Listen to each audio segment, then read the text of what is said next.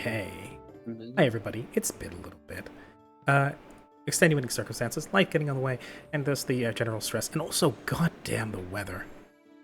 It is, I believe, something like 80% humidity saturation where I am currently, and 32 degrees in my room. For the Americans, that is right around 92 degrees Fahrenheit. Yeah, I can hear the that's people disgusting. in Arizona screaming, "Weak!" But, Well, they chose to live in a desert of hell Yeah. that melts people. So hey, But the moment that the temperature gets anywhere near 30, they start to freeze solid. Anyway, hi everybody. Today is not going to be nearly as shopping centric. I do kind of apologize for that last session. It did need to be handled, but it did drag a little bit, I think, and I left my players languishing on mistake on my part.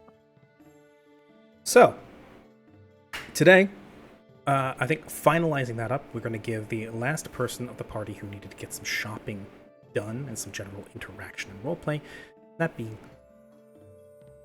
So, returning to the city of Mordawn, Yes. There was besides visiting that curio shop, which is still open for those who want to give it a poke before they jump on the ship, before you even charter the ship, because I don't think you guys have actually gotten that out of the way. You said you wanted to drop by Mapping Mordawn. Yes. Where you met, I did. You previously arranged something of a business arrangement with a Sergei, no relation to the ghoul, about mapping out the north a little bit and presenting that. So, Yes. after breaking away from Stanislav's manor and moving to jump around a little bit, peruse, getting a lead on someone of interest to you, item of interest, you then seek out the one other shop that you spent a good amount of time in before you left to go north last time you passed through this city. That being a fittingly named shop by the name of Mapping Mordawn. Inside, through the shop window, you can see the same semi-burly man. He seems to have shaved in the meantime. It's his previously slightly fluffy, scruffy beard now shaped into something of a pointed goatee, and his fuzzy mutton chops now curated into a carefully coordinated sideburns and point-tip mustache. Seems to be maybe he's redefining himself. Maybe he just changes how he looks at it. You only known the man from one encounter, but you can see at the very least nothing has dented his chipper demeanor. Stepping into the shop and the small jingle of a bell above your head, he raises his hand. Maybe a little knock on the door as well. His head, the now even Slightly unnecessary knock, but regardless. Still, it's courteous, and you see him with his now somewhat more shaven and more prominently visible heavy, strong chin comes up. His lower jaw sort of quirks a little bit as he claps eyes on you, and his eyebrows raise as he said, "I'd recognize that. No, I would recognize that Kurt further anywhere. Back? It's been a bit." It has been quite a bit, yes. Flick says, kind of a little bit weary after his learning of certain things before. Kind of peeks out the door a bit before closing behind him. Yeah, quite eventful. Quite eventful. You walk with the man must of the say, gate. mapping out much of the north has been no easy feat. Well, I believe that you walk with the gait of a man that has walked and rode quite a long ways and experienced quite a bit.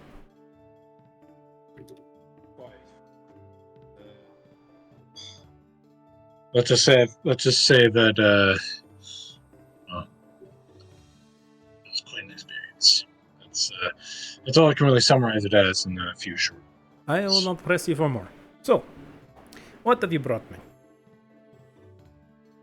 Well, he will bring the map tube over. He'll lay it down on the desk or table or counter in front of him, and he'll unfurl it, Okay. showing what areas he has mapped, including the village and wherever else he is part You pop the map canister open, and out comes dozens of sheafs of vellum and parchment, paper, all on which you have mapped and sketched various sections of the north of you as you've come across them. Each page, each piece of written. Hey Al, how you doing? Welcome in. Each piece of paper is one more activation of the Wanderer's map, the Wanderlust map, which you dutifully marked out before the 1 hour elapsed and faded away. Eventually leading to, as you carefully also made sure to make sure the borders and the proportions matched, you come to a semi-complete picture, at the very least, much more complete of the area around Portaline.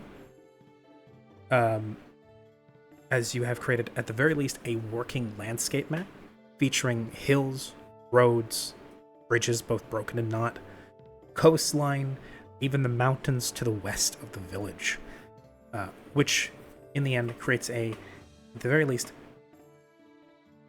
workable and most importantly legible, due to your experience with cartography, map. He takes one look at it, rolls them out to work together to sort of match up the edges to one another to create a complete portrait of Portaline and the road leading there. He nods his head, runs two fingers like along the edges of his goatee, hums appreciatively, says, you do good work. If I otherwise thought less of you, I might say that you somehow managed to use one of those fancy spells to copy it onto the paper. But no, I can see the pen strokes, the charcoal, the paper. I can see you did this by hand and paw. Aye. Yeah, I'm no man of magic. I'm a man of the sword. This rapier here of mine, it's quite a. Also helps have a steady wrist. So it does. You, my friend, have done good work, and that requires compensation. As I'm sure that sword of yours also got plenty of work out there on those dangerous northern wastes. So it is. He then ducks, like his shoulders are still poking out over the top of the desk, even as he hunches over. You hear rifling, boxes clattering, paper shuffling. Sounds like a quill hitting the floor, and then jingling. A box unlatching, clattering, and then coin, jingle, crush, crush. And then what sounds like first dull, familiar sound from your mercenary days, at least, of coin hitting empty burlap and then clinking on top of one another as he very quickly thumbs out and counts under his breath in what you recognize as being necrol. 2, 3, 10, 20, 30. Okay. And clink, clink, clink, clink, clink. Jingle. The sound of a drawstring. And then his hand, meaty as it is, along with the rest of his body, comes up, and the hand comes down. And there's the satisfying whump of a coin purse filled with money right in front of you. So, on the estimated amount of mileage that you have mapped out, I estimate approximately, I would say, 1,200 square miles, give or take a little bit. Filling in some of the gaps, the unnecessary bits, and the amount of terrain you've included. I'm very glad you did not miss that. Others would simply settle for borders and shoreline as being enough. This will, I think, find you very well, as he sits down and says, that purse, 1,200 gold for your eager use. 1 gold for every mile. I am most appreciative of this. I hope in the future we will continue to have this lucrative arrangement, because I know many people who will be very happy to have this map, especially those who were beforehand a little bit more anxious about making the trip up, and knowing the troubles that the people I've been hearing have up there. I think they'll be much happier to have a few more able and willing mercenaries and guardsmen and just others cruising up and down the roads, making the place a little bit safer. Especially ones who know the place well. Exactly. And the more people go up and down, the more familiar people go with the place. The more people go, the familiar people become, the more monsters along the road get killed. It becomes safer for everybody. A little bit of colonizational gentrification. Not bad all the time. So, you, my friend, have helped establish a first step towards something which I hope will be very good for all of us, business-wise, and for all of our health. So, I must thank you on behalf of myself, also Mortan, but mostly me, for opening up a wide array of business opportunities for myself, because there are people who are going to want to buy these. This is a hot commodity. Uncharted territory really does not sell in a map store. So, that money, well earned, go blow it on something. Whether what you do it on, I don't care. Probably, I would recommend something that would assure your later survival. Wherever you may be going, I hope you come back with interesting stories. I think when you are, he waves you up and down a little less haggard looking, you may come by. I'll pour both of us a dram of fire whiskey, and you can tell me what you've seen. Precisely. I'll have to do so. I've already got your shop written down on the piece of parchment in my pockets here. But even so, I'll be sure if one day or another I get to come back here, I'll have to stop by your shop in case if you have any more opportunities. You, my friend, will always be welcome here. Thanks. Now then, that sorted, business out of the way otherwise. Is there anything you would like while you are here? Is it simply to drop by and give me an update? Well, I mean, if you have any more, say, jobs that might need done, anything that might, or if you have anything else of interest, I'd be glad to take a peek at it. Well, that depends. Where are you headed next? Do you have a place in mind? We're heading to a place called the Udrani, I believe. The Quadranon. Ah, yes. Well, a friend of mine was invited there. Oh, indeed. Interesting place. Very philosophically different from here. Not bad though. No less capable in terms of mercantile exploits, though a little more, how should I say, divided sometimes. Happens when you have four countries just kind of budged up against each other, but it happens.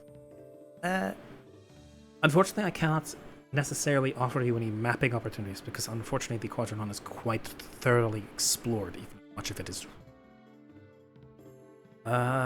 Jobs I could not possibly ask you of. Tell you what.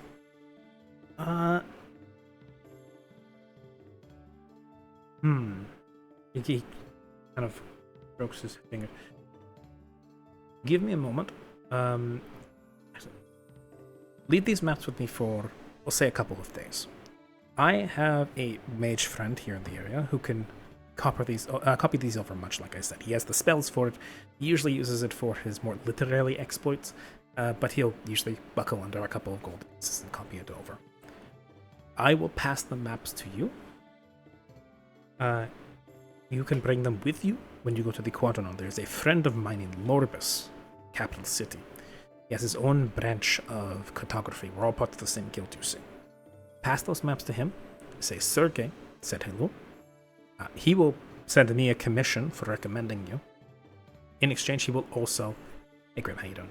In exchange, he will also pass you, I think, a far, perhaps less prominent payment, but I think he will still appreciate having freshly drawn maps of a place that is otherwise not explored, and in a city and country filled to the brim with mercenaries and explorers and adventurers. Especially given that the Society Quadratica is based there, I think those will sell very well. Certainly seems like it. So, I mean, knowing them and knowing how I suppose this is sort of a job. It's more of a delivery, but it's something. Either way, knowing their academic affinities, I'm sure they'd appreciate it. Oh, indubitably. There's more than likely quite a few of them who are quite a few of the society who are obsessed with mapping and such. So, yes, give me a couple days. I will get these copied out, and when possible, I will pass you them back, and you may. I think it might be best if we get it copied into a larger singular map. I'll pass you the copy. You can bring it to my friend in Lorbus, and we'll see how things go from there. You get a nice little payday. Sounds good. I'll get a commission sent my way. I think we'll all be much happier. Sounds good. Very good. Now then, I'm sure you're very busy, especially considering you look like you have not had a good sleep on a proper bed in a while.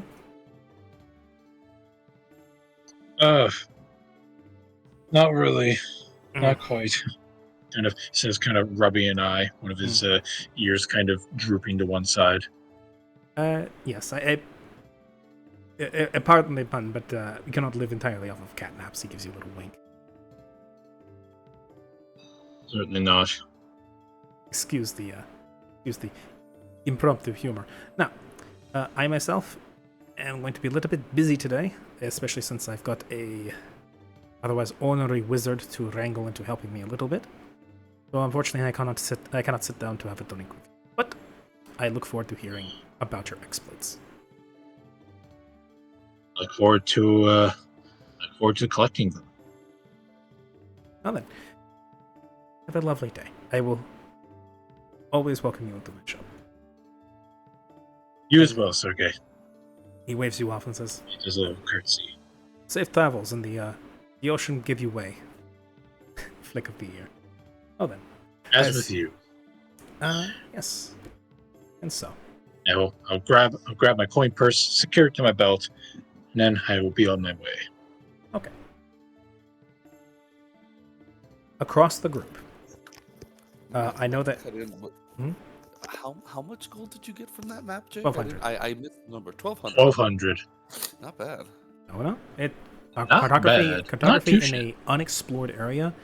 Considering he just earned 1,200 times the typical yearly wage of a normal peasant. Yeah.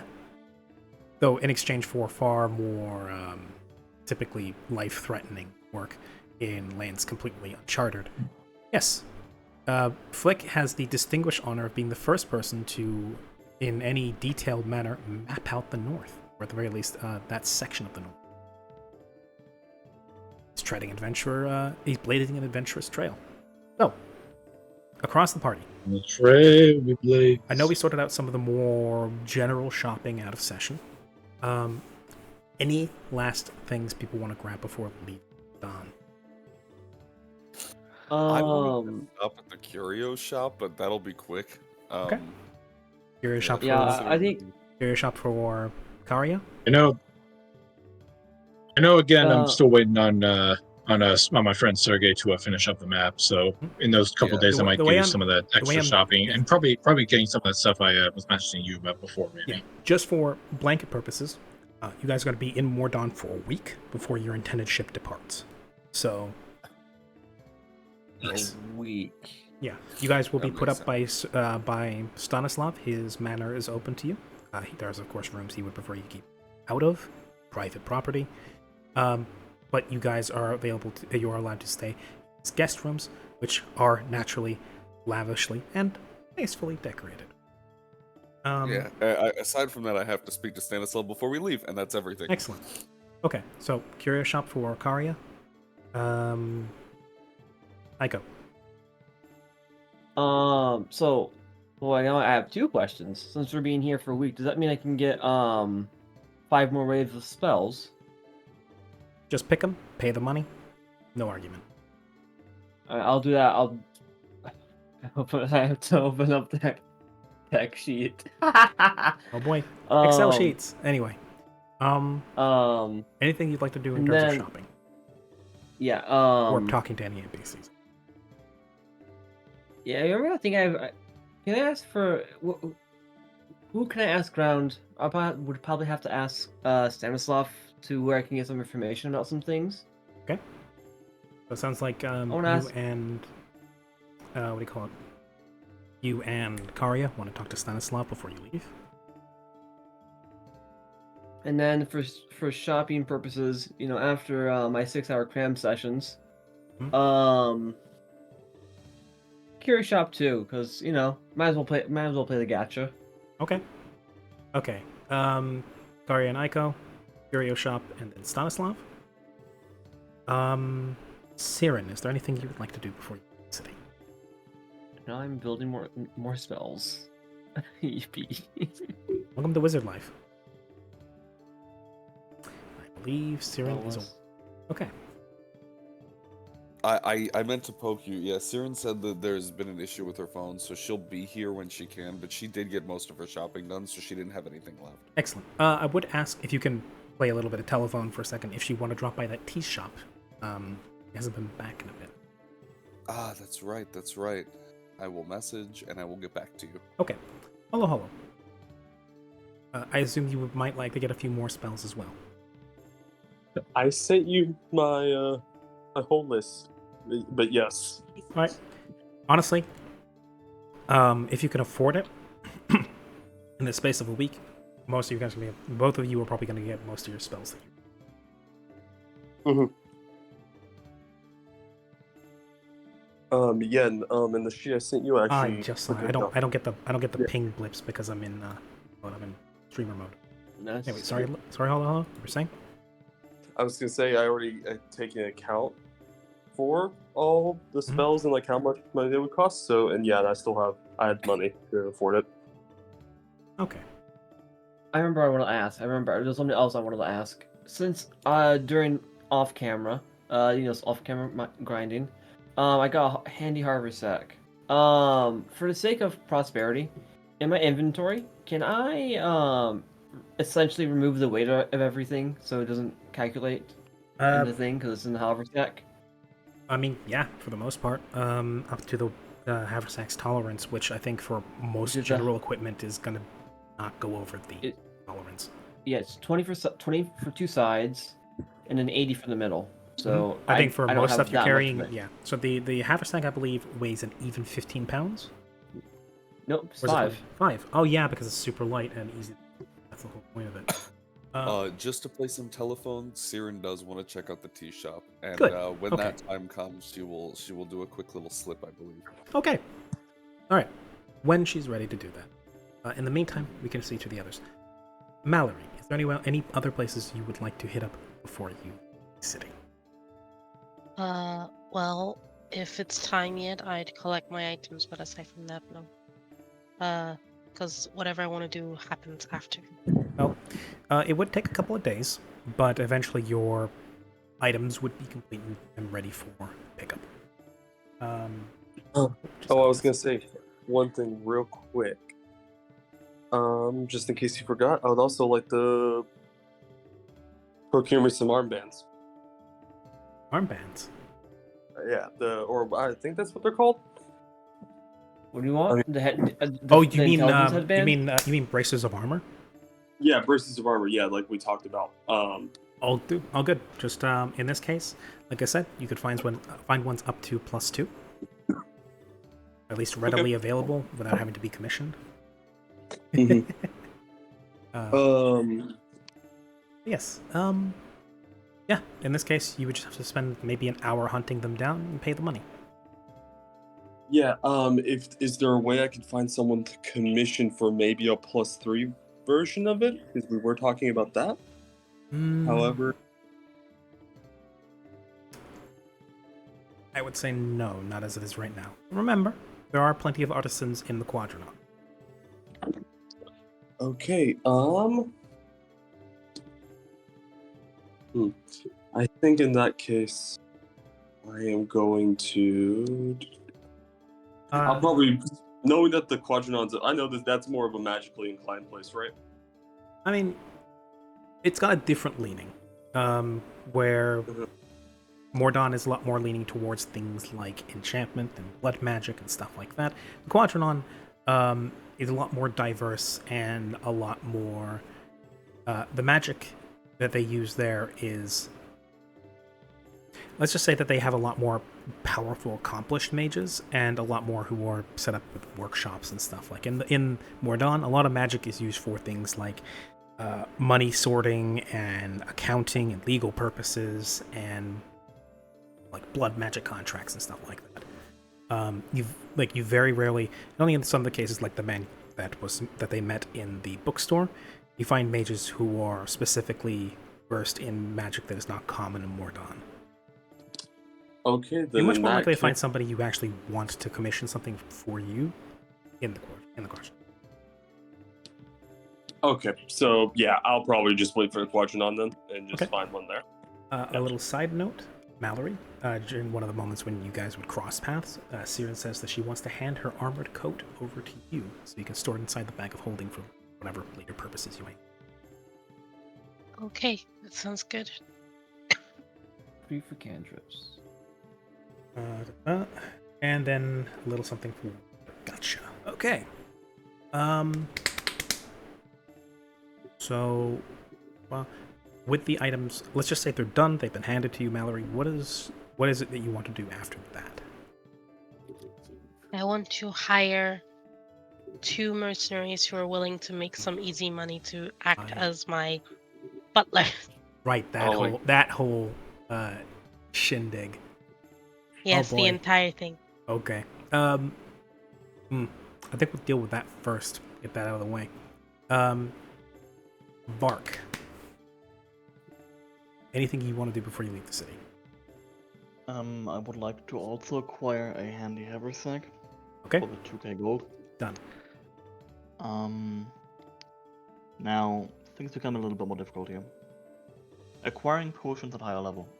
They would have to be manually crafted. So As I hopefully, understand it, potions cannot go above 3rd level. Oh no, I know that. Just the caster level. Ah, right. Basically, the cost of a potion is Is dependent on spell level and times caster level. caster level times 50. For example, what I would like to buy is a 12th level bark skin potion, which goes for, I wrote it down, let me give me a moment, 1,200 gold. Problem with that is you'd probably question get that is- off of a druid.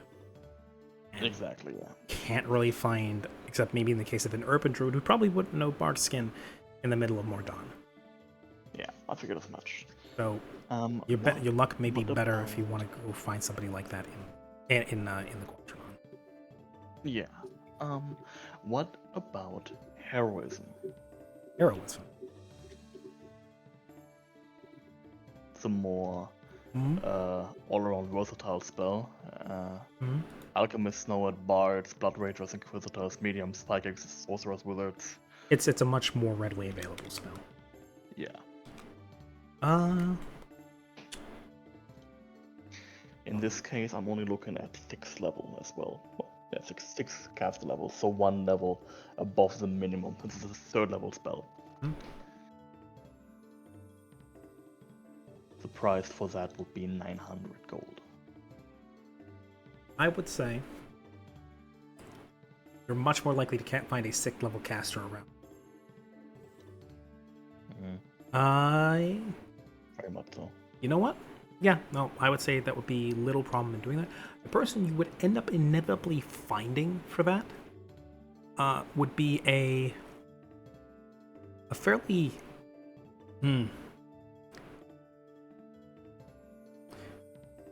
He is an older looking gentleman with dusky skin, a skin that seems to be perpetually coated in a layer of sort of semi-dried mud, heavy dreadlocks, and lots of metal rings in them. He's accompanied at all times, lying by his feet, just a very flat-looking crocodile. Seems very content to lay across the cobbles of the street as he tends to his stall.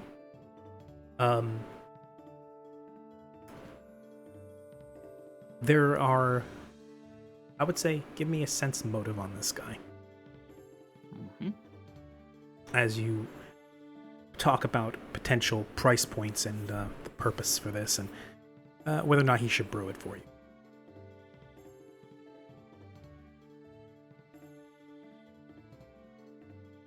And quick question I also wanted to ask. would it be possible to scrounge around? I say scrounge. Go purchase materials to make two headbands. What? Hold on. What was I on when I said headbands? I presume the headbands of intelligence. I presume. Hands of superior intellect, I think. Yep, headbands. Yep. Hold on. See that. My favorite part These. about that was that you said, "What was I on when I wrote this?" 'Cause I understand you're looking at something you wrote down ages ago, and you're like, "I see. What the fuck was I talking about?"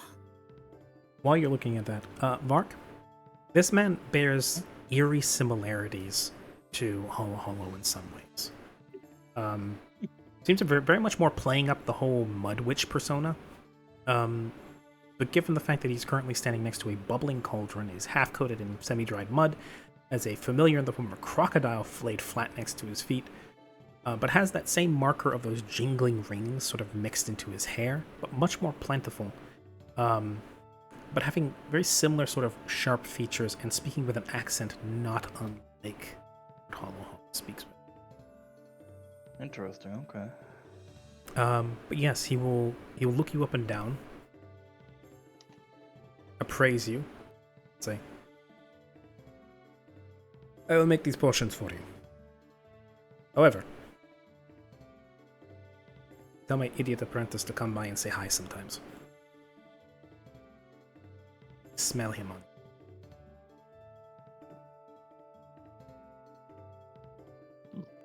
Like, almost awkwardly raises an arm and You don't smell anything. Well, besides the usual. You know. Maybe he means something in a little more mystical sense. Regardless, Very he well. would eventually, after about I would say, what is it? What was it? Brew a potion? Who cares? An hour later, you would come back and he would have a stoppered clay jug, which is wrapped in what looks to be a very in a very much a juxtaposition, wrapped in a fine sash of red silk wrapped around the clay and then bound in a knot above the what you would think would be the stopper or the cork, giving it a sort of simple but also very standout look in what is a very simple clay bottle, but then the fine silk red sash that sort of twists in a spiral pattern up the neck. As you have a 6th level potion of heroism. alright. If only he knew you were intending to baby bird this. Say mama bird, I suppose. Because you'll be the one doing the regurgitating. Very much so, very much so, very much so. Alright then. I actually have one more potion in mind, and I believe he can help me with that as well. Is that?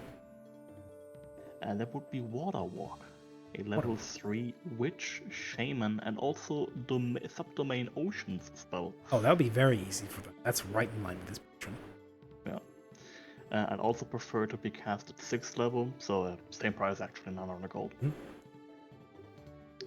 You are a man with very expensive taste for someone who walks around with no shirt. I'd like to be prepared. Well, it seems. He then, again, produces another model. This one, much longer and thinner, without the fat bottom that the first one has. But this time, is similarly wrapped in a sash of blue silk that spirals up the neck and binds into a knot at the top. Personally, I prefer it to be beneath the waves, but not everybody enjoys the ocean's unadulterated caress. I understand this. I don't possess the capability to breathe underwater as your apprentice does. Shame, and a shortcoming. One that can be fixed. It requires a little bit. Something I'm sure you have no time for. Not presently, no, but I appreciate the work you did. but he does. And, Well then, I will deliver your message.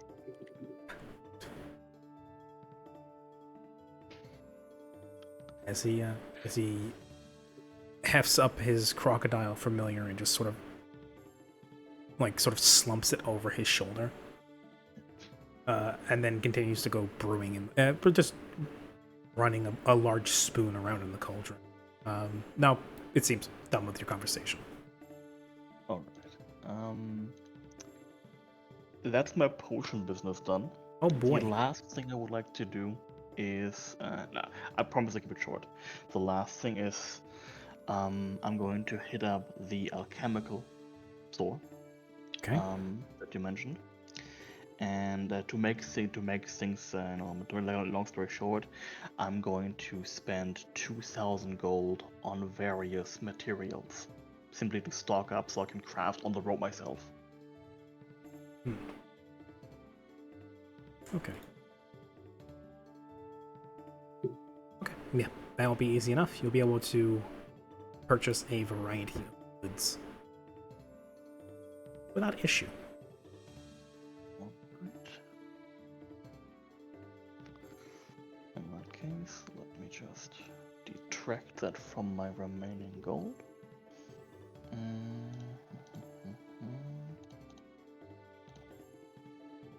That's minus 1,800 for the potions.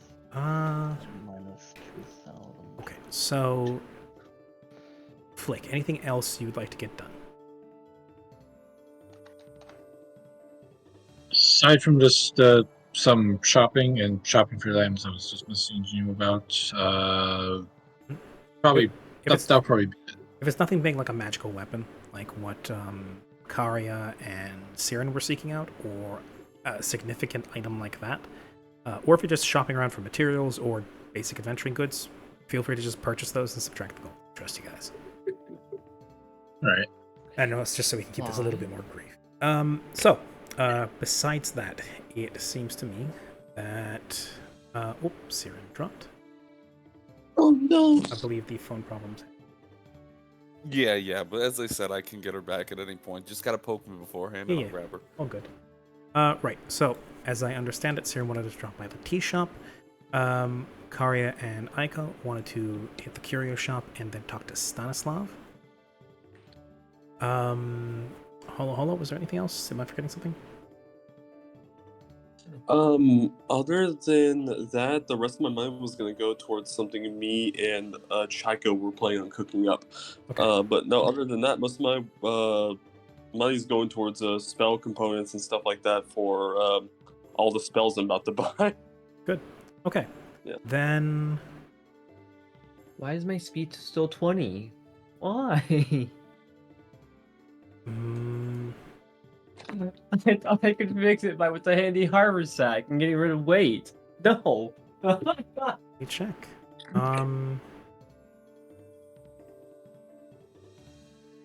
Additional. It's the amount of gold you have in your inventory. Nope, it's not listed as weight. Not actually as weight. Total weight is Doesn't 17. affect. Okay, so total weight is 1743. So it's not your encumbrance that's got your speed to 20. Troubleshooting this part.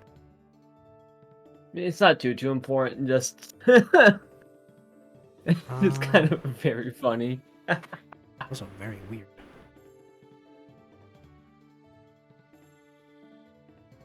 Speed is 30 feet, so that's set correct.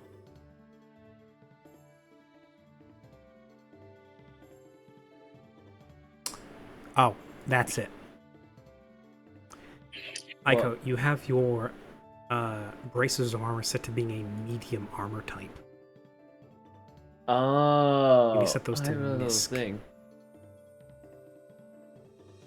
Did not realize that was a thing on me. All right. Yeah, so that's what, So- because it's counting as medium armor, that reduces your speed. Technically, these are all miscs too, which is kind of funny. Uh, all right. Technically, mage armor counts as being like normal armor, but yeah, all of them count as just being miscellaneous types of AC increase. So yes, now your movement is back to 30, as it should be. Finally. Quick I thought I Fox could fix that jumps with the over. Harvest Act behind the scenes. Yes. Suddenly Aiko's braces of armor stop weighing her arms down. Where she was previously had her arms down to the ground, her knuckles were dragging across the cobblestones. Okay, that's sorted. Okay, so it seems like we've got Mallory's escapade, and then a stop by the shops for Karya and Aiko. Or sorry, a stop by the curio shop, and then Stanislav. And then Siren, to finish off when eventually the baby goes to sleep. So, Mallory, last few days you spent preparing quite a lot. You've got carriage, you've got manservants, you've got fine apparel, you've got what was it? What else was there involved? Check.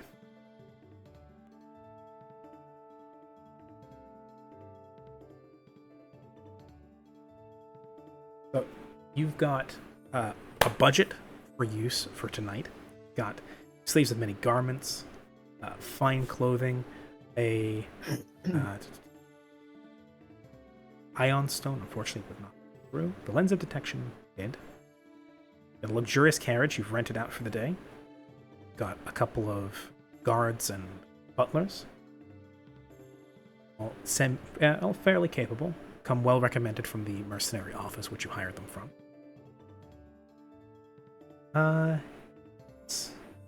So, late one night, a carriage rolls up outside of Stanislav's building, ready to pick you up for the evening.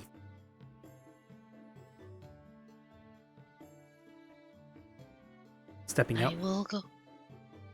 coming down to the front door. The door inside the carriage opens. Several individuals file out. You see a couple women dressed in maid service outfits. Not frilly French maids, more like aprons, long dresses, that kind of thing. And a couple of middle-aged looking men. One with salt and pepper hair and a goatee, and one with clean-shaven and hair slicked back, both dressed in fine suits a la as you requested. They give you a small bow as a gesture for you to enter the carriage, and the driver readies the horses to move. I will head in. Okay. Stepping up the steps, which folded down when the door opened. The steps are then folded up by one of your manservants. Your servants themselves sit on the outside seats of the carriage as the door is then shut. And the shaded windows let in very little light, painting the outside in a very dim, blackened. It is already pretty dark outside, considering the shade that hangs over Mordaan perpetually, now with it being evening, close to nighttime. And for a good 10-20 minutes, the carriage slowly, lazily bumps along the cobblestones of Mordaani streets. Till eventually it does roll to a stop. The door is opened. The stairs fold downwards to pop down, allowing you to step out and in front of the doors of the carriage, standing tall and I want to say brightly lit, but that's only in relativistic terms for Mordaan. Is a capital M manor with a side a suffix of Gothic to it. The fences are wrought iron and topped with spikes. The pillars that bind the fence together are stark white marble. Positioned atop those are skull lanterns and torches, which glow with an eerie blue flame. And the manor itself is covered in gargoyles and arches and buttresses, very much the Gothic style, with large raised pillars. And the front is two massive dark wood doors, large gargoyle-headed knockers. So at the time, it is wide open, as passing in and out of the building are people just like you, people who have come tonight to gamble away everything they own. As in front of you, as you now step down the steps and are assisted by one of your maidservants, one of Mordaunt's not quite reputable gambling halls.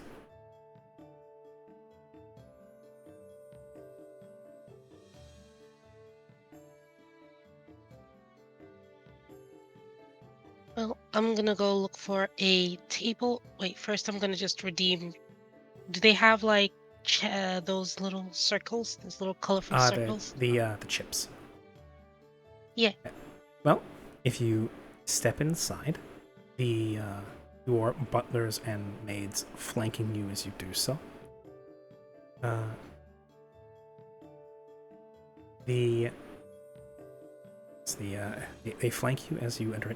Your presence does draw a few eyes. You see more than a couple of ghouls and vampires and others looking your way as you step in.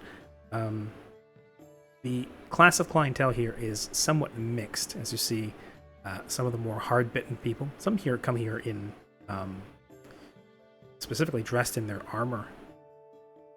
It would seem in a bid to specifically paint themselves as either being tough or experienced explorers, or adventurers, or even just soldiers.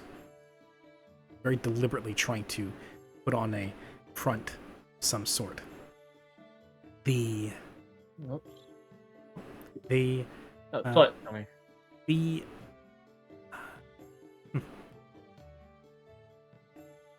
right. So the front doormen, the bouncers, look you up and down.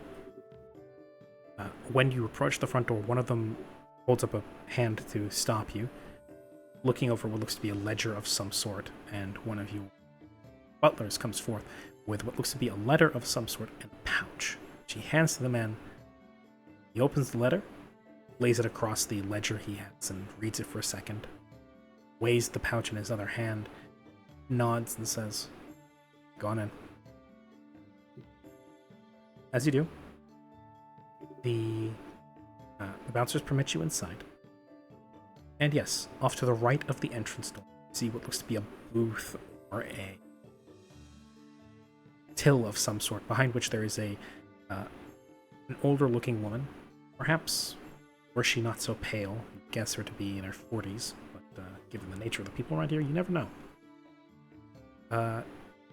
Hair streaked with white, tied back in a tight bun, and dressed in a very spacious, very conservative black puffy dress.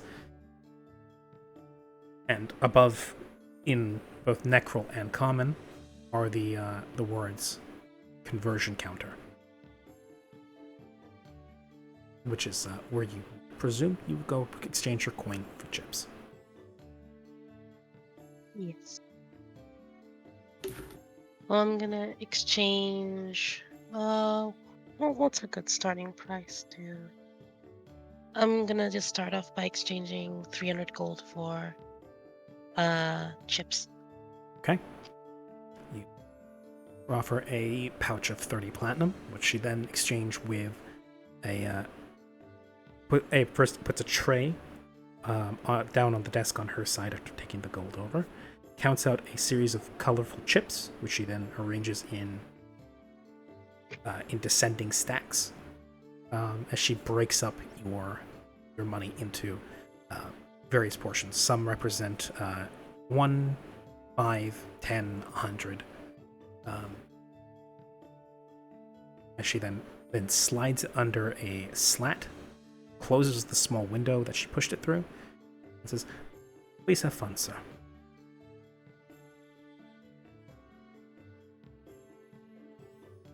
Yes, you now have 300 gold worth of chips ready for play. He'd give the lady a slight nod and then go look for a table with some well-to-do individuals. No, wait. Yeah, yes. Some more well-to-do individuals. So you're looking for what looks to be at least more wealthy seat yourself next to. Yes. Okay. Roll me a perception. Yes, I prepared for this. Perception. There we go. A 26. Very nice. Okay. I am echoing a little bit for your side of things. Really? A little bit. Very faint. Oh, I didn't realize that. Let me see if I can fix it. Very gold. Alright. Basic background. Yeah, no, I'm building. I'm learning. Let's see, 6 times 36 new spells. I think is what it is. Yeah, something like that. No, 30, something like that. Hmm. And then also doing math too. So, whoops. Okay. I think this should work. Yes. So, peering above the heads of the many seated and standing individuals, some are availing themselves of food, others of cups of blood or wine. Sometimes it's a bit hard to tell between the two. But overall, lots of goblets floating around on trays. Some literally so, as they are floating around, perhaps held up by invisible servitors. And you spot a couple of tables, one of which stands out to you as being a blackjack table, on which there are four other people seated, all of which seem to be dressed in finery rather than adventuring garb, robes, armor, or even just streetwear. So, picking that out, you wait a second as one of the guys offering to the group a deep sigh and well, I am finished. Let's see, then delicately places his fingers atop the table, pushes himself, pushing the chair back behind him a little bit, pushes himself to his feet, and then, forlornly, with no chips in sight, steps away from the table, leaving a seat for you to occupy.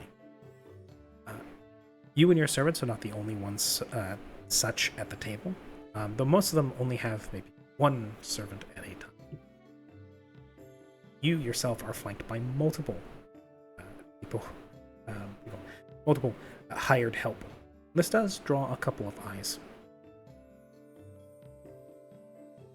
But you seat yourself.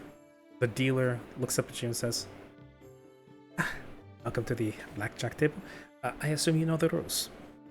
The dealer himself is the picture of your stereotypical vampire. He's got a widow's peak of black hair, slicked back, clean-shaven face, handsome, perhaps even a little bit boyish, dressed in a dealer's vest, long-sleeve shirt, and slacks, and with a very sharp, sly, toothy smile as he beckons you to sit. Mallory will just look the dealer up and down at the table and smile at the dealer and say, "Enlighten me." Well, it's very simple. Here I have a pack of decks. Every night a fresh one is open. Your goal is to reach as close to 21. The person at the table with the closest is the winner of each individual draw. If the house hits 21, no matter if you hit 21, the house wins. If you go above 21, you are bust and immediately forfeit for the round.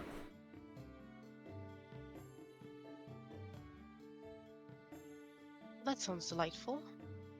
I'll sit and play a few rounds. Okay.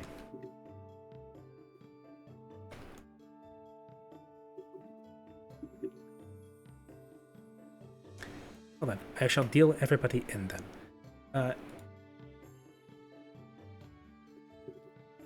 Then I need technicals.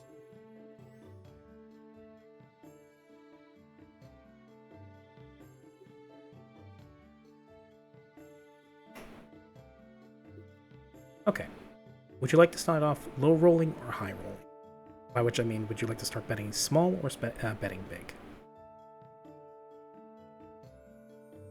I'll start betting in increments of 50. Okay.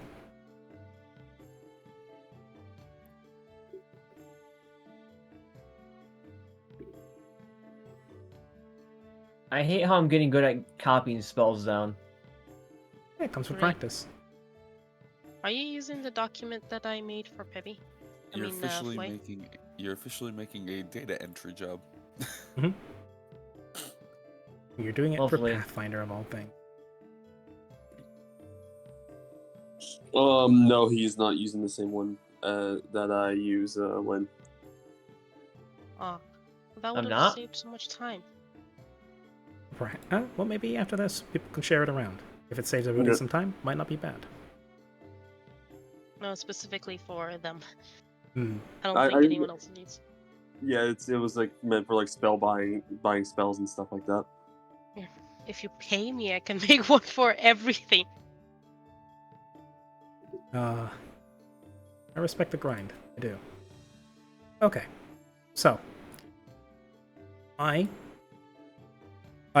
Mallory, Al specifically, he was seeking out specifically to go and try and grift a gambling hall. We'll see how well that turns out.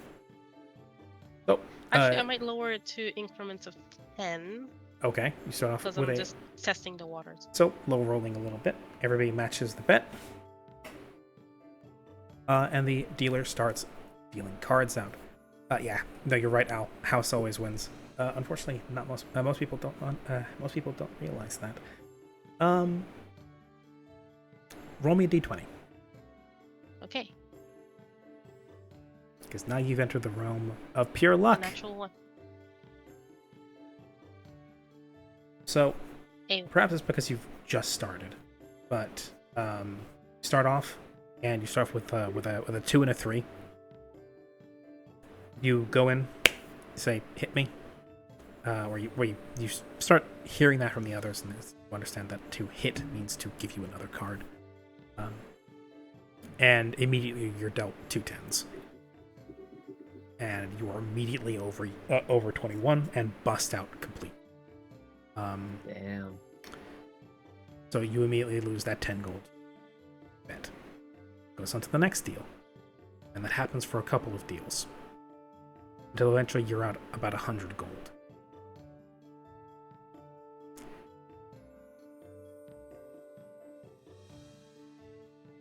It's just one string of bad luck. In one case, you get a 9 and a 10. You stay at that. You think, well, good chances nobody else gets that close. And almost like clockwork, somebody at the table tends to get 20 or 21. Or in one case, the house getting dead on 21. In whatever case, you go multiple rounds with 0 luck.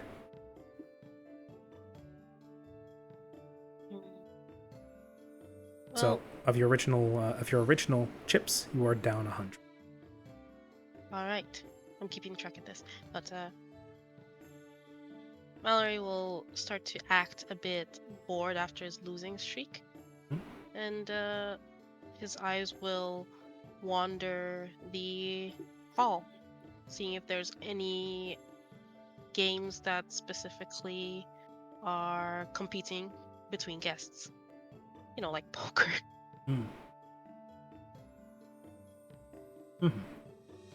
Okay. Casting your eye around, previous perception, considering what you saw before, not all of them, and you're coming to swiftly understand that this table is kind of the game for board nobles, because blackjack in itself is a fairly low-stake game. And one that is often, depending on the gambling hall you're in, or maybe not, entirely up to the whims of the house. This tends to be. So yes, you're kind of sitting at the bored rich kid table. Some might consider that karmic, others just boring. Yeah. But casting your eyes around, you see a few poker tables. What others in D&D might call 3-dragon ante, but we're not in Faerun, so.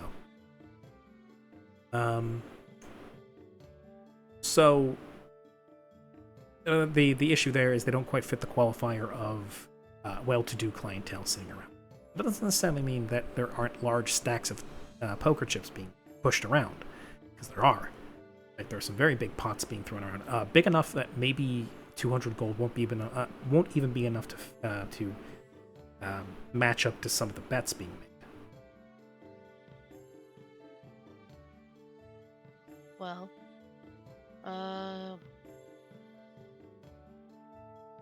Mallory will kind of see the higher stakes tables. You know, bored rich kid table, losing streak. It's not exactly fun. No. So he's going to Hmm? act as if he has his expressions more on his sleeve than he typically does, Mhm. and stand up. His eyes very clearly drawn toward the poker table. Any Okay. particular ones with a free space or two? Okay. Yeah, no. Standing up, picking up your chips. Your servants follow you as the blackjack dealer, barely even paying attention, continues to cut cards and deal them to the players still seated. You cut your way through the crowd, eventually finding yourself at a poker table with a free seat. All across the table are all kinds of personalities. You've got a couple who seem to be a couple of vampires, a man and a woman, who seem to be... You're not sure if vampires can get drunk, but they're certainly acting like it.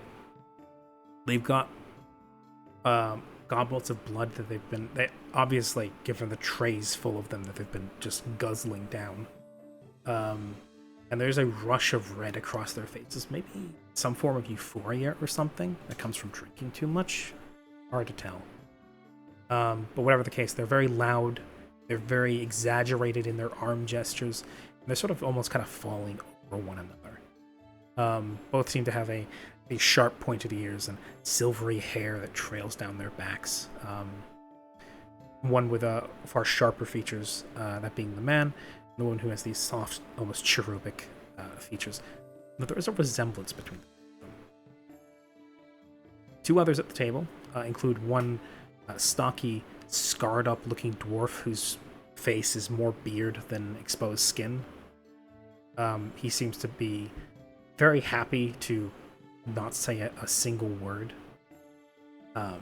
Much more content to have one hand gripping his hand of cards and the other a large tankard filled with something.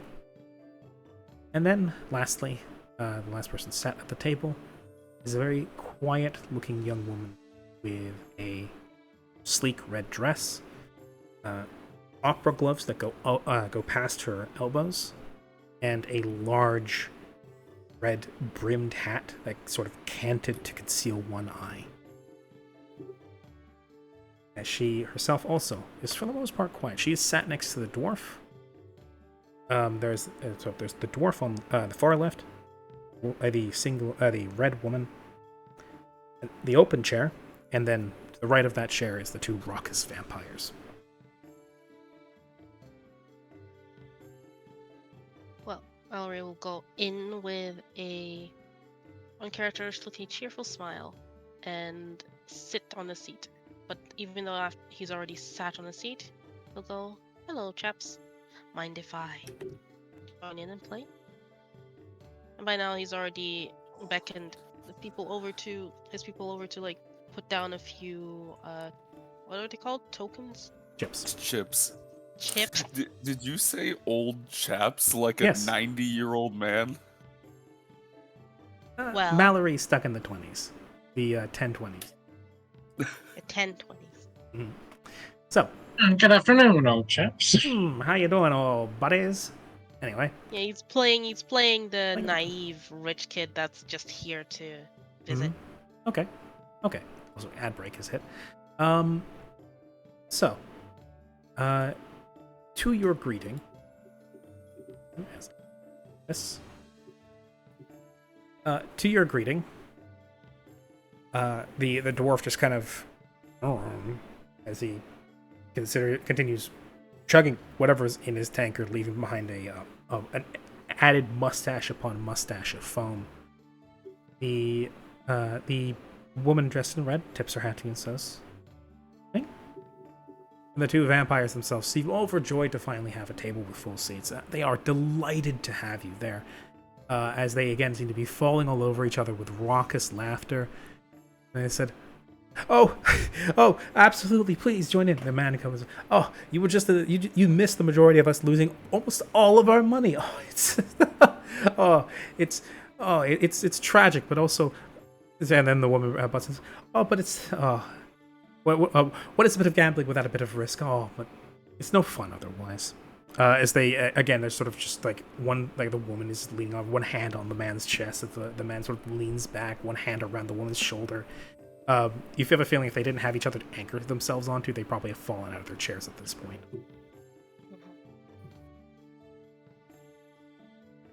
Yes, the dealer, an older-looking gentleman, this time with a salt and pepper beard and rounder ears this time, nods to you,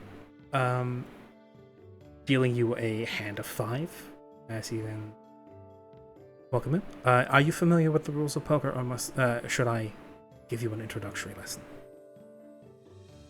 Well, I've played a few rounds with my father, but maybe the rules are a bit different here? Why don't we use typical rules, those accepted in most tournaments or most reputable gambling halls. If you're familiar with normal play, assuming no house rules, then you should be fine. On the table here, printed on the felt, you will find all the available hands that can be found in this game. Indicates to a series of patterns and arrays of cards on the felt. True to form, this is all the hands that are, what do you call it? There's 2 of a kind, 3 of a kind, 4 of a kind, flush, straight, all those. Illustrated out in very easy to see, stark, colorful patterns. As he then says, at the beginning of the round, I will place 2 cards on the table, and as we continue to go and we pass around, I will continue dealing until there are 5 cards on the table. You continue to bet more or withdraw, but you must meet the blind. Blind is the minimum payment that one player must establish, and then all bets are based off of. As he continues dealing full hands to everybody at the table. In the interest of not making this too long, I'm not actually going to play poker against you. Good, I don't know how to play it. That's good. That makes me feel much less worse about this. We will make this a...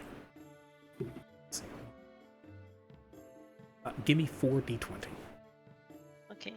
He is going to mark cards ever so slightly. Okay, give me a sleight of hand.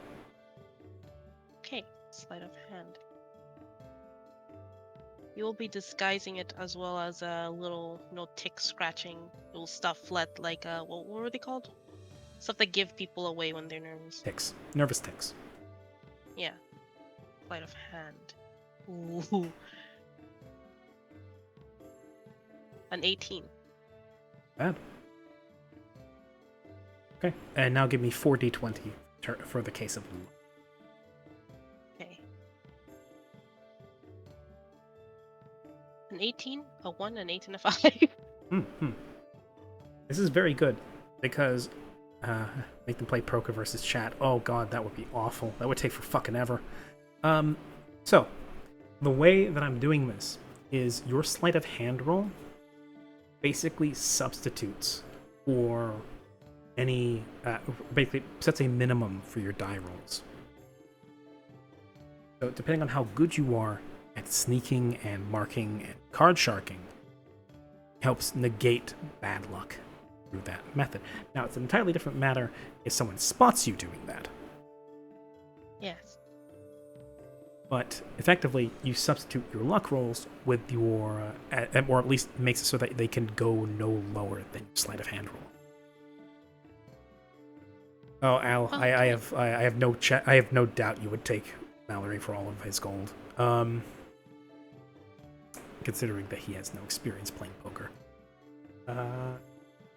Wouldn't exactly be fair, I think.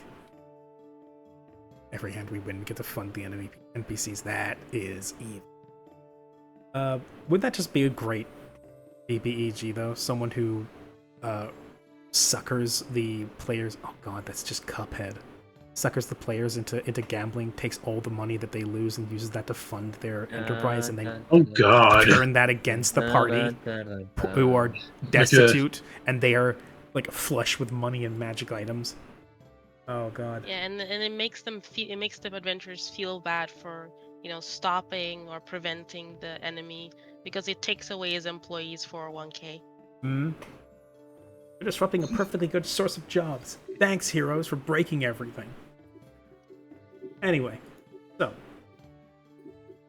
you deal your hand. You are dealt your hand, and you watch as the center of the table slowly spills with cards. The ante is upped. It's called up every now and again. Until eventually you find yourself, of course, the two drunk-ass vampires, or if they're drunk at all, almost immediately drop out. They drop out of the hand. They flop their cards onto the table.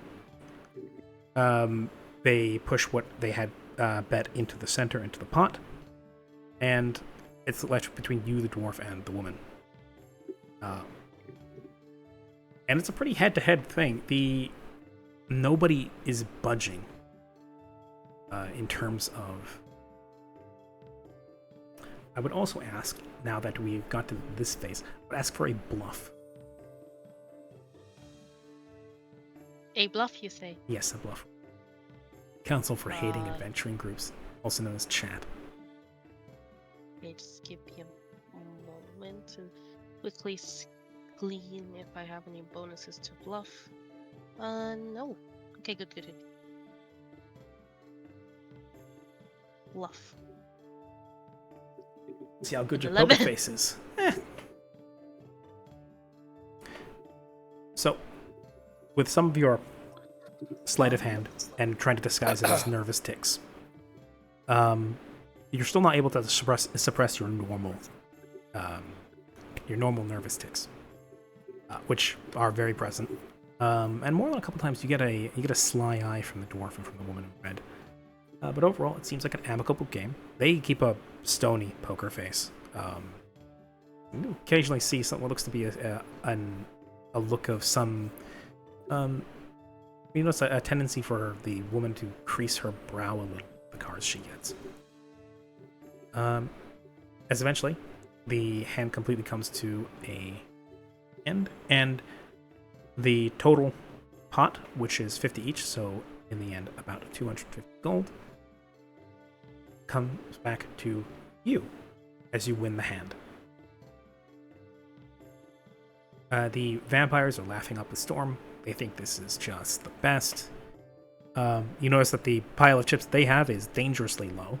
The dwarf isn't doing much better, but the woman in red, it seems to have, before you came along, is just raking it in, and she's got a hefty pile.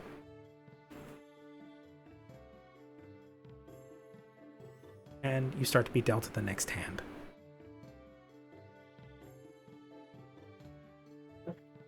And we'll go for a repeat.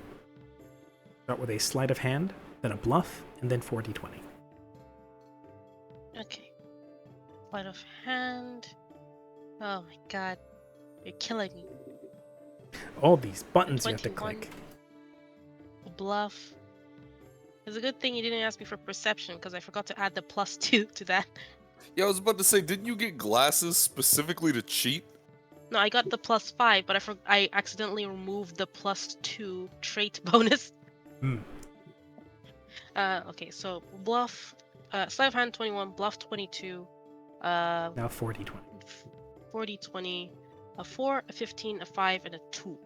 So, your luck with cards tonight has been rotten. With the occasional good card coming out, but mostly your luck has been terrible. Just random assortments of cards that just don't match the patterns on the table, which is all just as good, because on the occasionally You'll bring a hand kind of behind you, and one of your butlers will slip you a card, which you then trade out of your hand, pass back to him. Sometimes leaving it to drop down your sleeve, maybe for later use, or to use to then occasionally bring back or put back into the deck, so that being careful to count the cards, you don't end up with a deck with mismatched cards that people might notice. This time, you do a much better job at hiding your ticks and placing ones which are misleading. The woman as well. By the end of this hand, the two vampires, they're out. They're both in terms of mentally, but also in terms of money, as they pull each other very unsteadily to their feet and sort of, still laughing and guffawing, totter out the front doors of the casino. The dwarf, for his part, just kind of takes another big swig from his tankard. Or something. The woman in red, for her part, readjusts the brim of her hat, bringing what looks to be a long, what are they called again? Cigarette holders, I guess.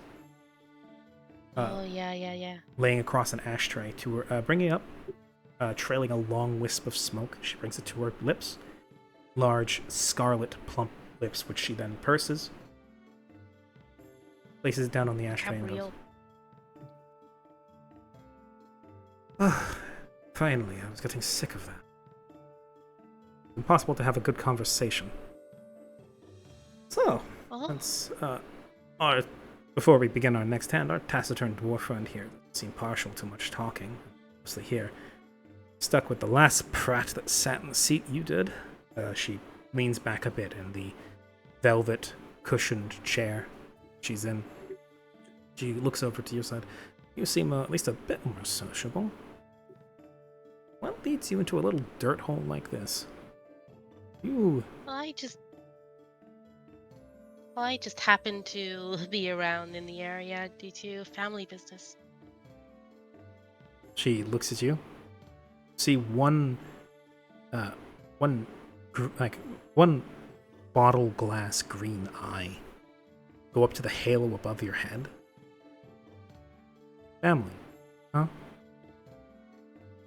Yeah. Sure. She then focuses back on the hand in the cards in her hand,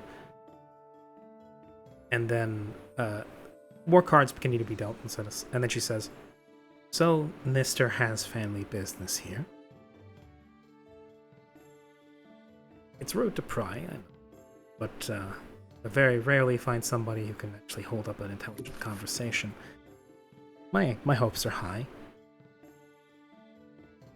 Do you mind me asking what that business is, or at the very least, why it brought you in here? Are you like every other noble seeker in the city?" Well, I don't really live with my parents. My uncle actually takes care of me, and he has a pretty booming ivory business that he happens to be here with a couple of... Well, I'm not supposed to say. But he does take me along, just so that I can have a change of view every once in a while. Considering the fact that you're lying through your teeth, I would like another block.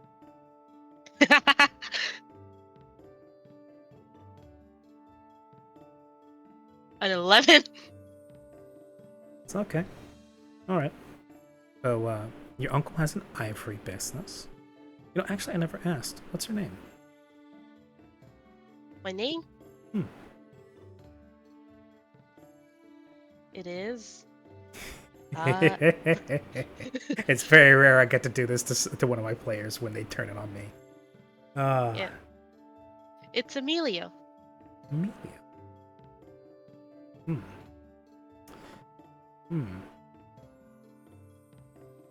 It's not a common name. Despite the shining halo, I'm not actually a full-on Asmar. You know, if you can look at my horn. I'm actually from Rosaino. Indeed, you certainly have the name. It hit. She sort of turns the name over in her mouth. You see almost like, behind her scarlet lips, running her tongue across her top row of teeth as if almost kind of savoring the name. I don't think I've ever heard anybody like that. What family did you say you were from? My uncle told me not to say. Ah, your family values discretion. You probably should have probably reconsidered that before coming into a sleaze hall on gambling precious money. But you know what? Better late than never. She then throws down her hand of cards as the last hand is dealt onto the table. As she has a straight flush, and you are out 50. You're pretty good at this. Let's say it's not my first time here, which I suppose can't be said for yourself. And the dwarf himself just kind of throwing his hand of cards on the table, obviously out for the night. He grabs what's left of his chips and stands away from the table, leaving just you and the woman in front. And I would like one last go of sleight of hand, bluff, and then your 20. All right. As the dealer continues, deals out your 2 hands, and then puts 2 cards on the table. Am I able to replace bluff with intimidate? Are you attempting to scare her? No. Because the question is, how would you substitute intimidate for bluff? One is lying, one is trying to scare the other person into submission. I thought that, actually, yeah, no, bluff fits more with everything of that. Yeah, no, never mind, I'll keep bluff. Okay, so bluff, once again, a 23. What was it? Sleight of hand, which is an 11. And 40-20, which is a 46. 7-3, Nice. 20-16. As she then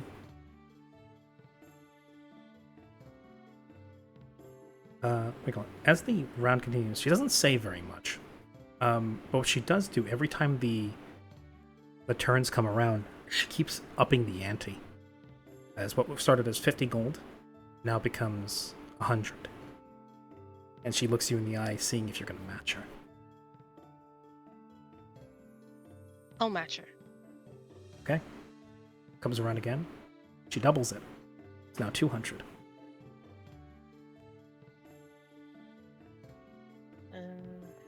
I will see. Do I actually have enough? 200? I'll match her. Well, I have to ask one of my people to redeem some more tokens. Wait, no, chips. There are chips. Yeah. You send one of your butlers back to the counter to get more chips. As she looks you in the eyes, never breaking eye contact as she slides more chips over. As if daring you.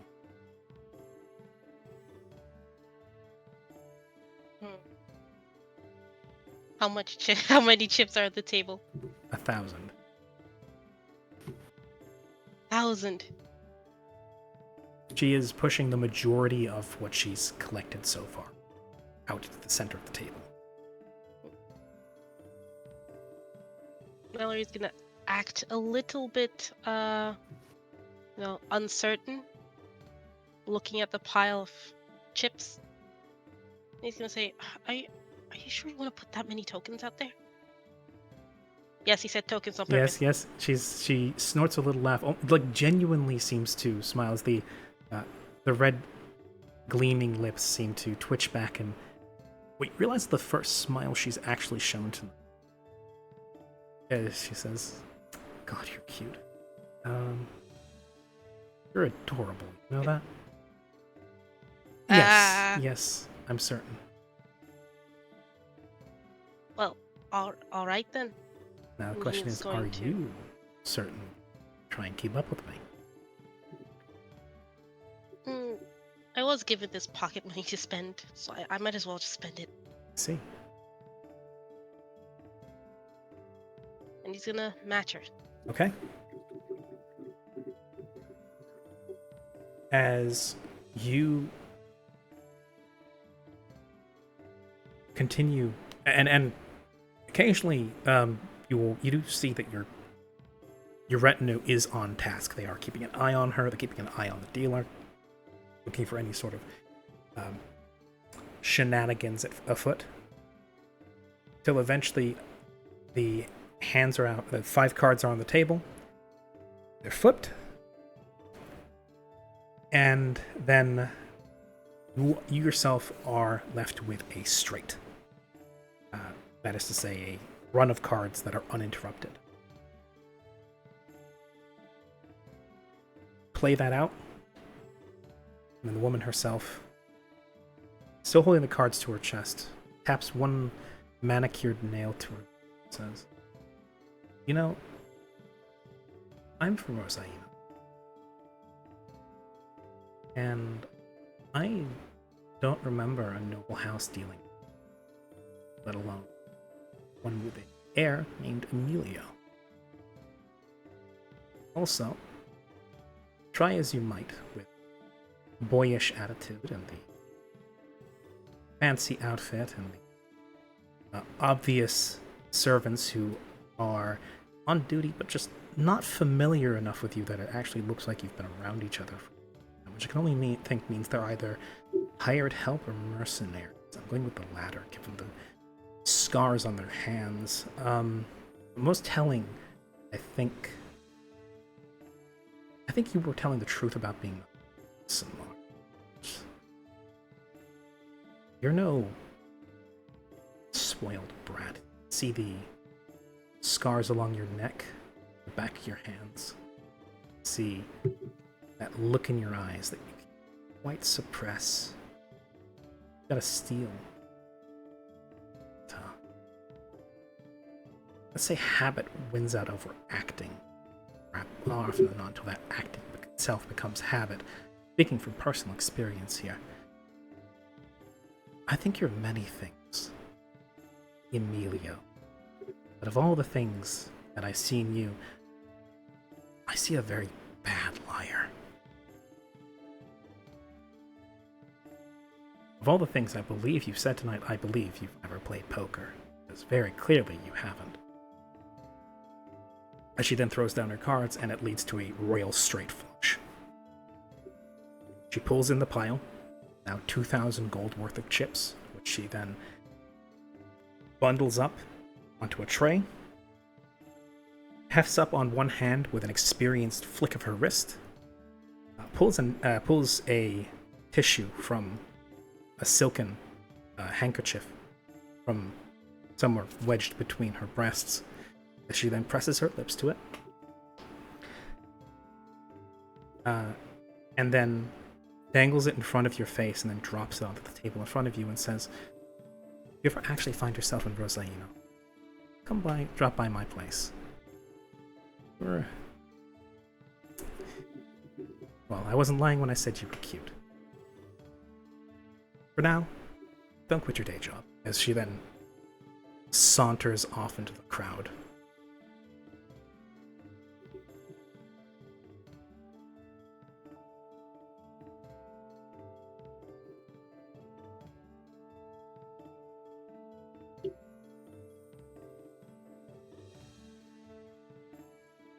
Emily always told me to watch out for femme fatales. Yes. Unfortunately, you ran across probably the worst person you could be matched against. And you're out. So what's the card? What was left to you was a silken handkerchief, slightly pink and rosy in color, with the obvious red press of lips. Just next to what you see is an embroidered, stitched-in name, which is what's it?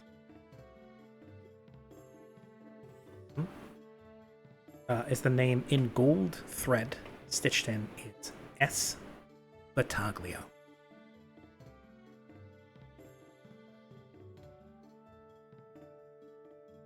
Espataglio. I can write that out. I would like that.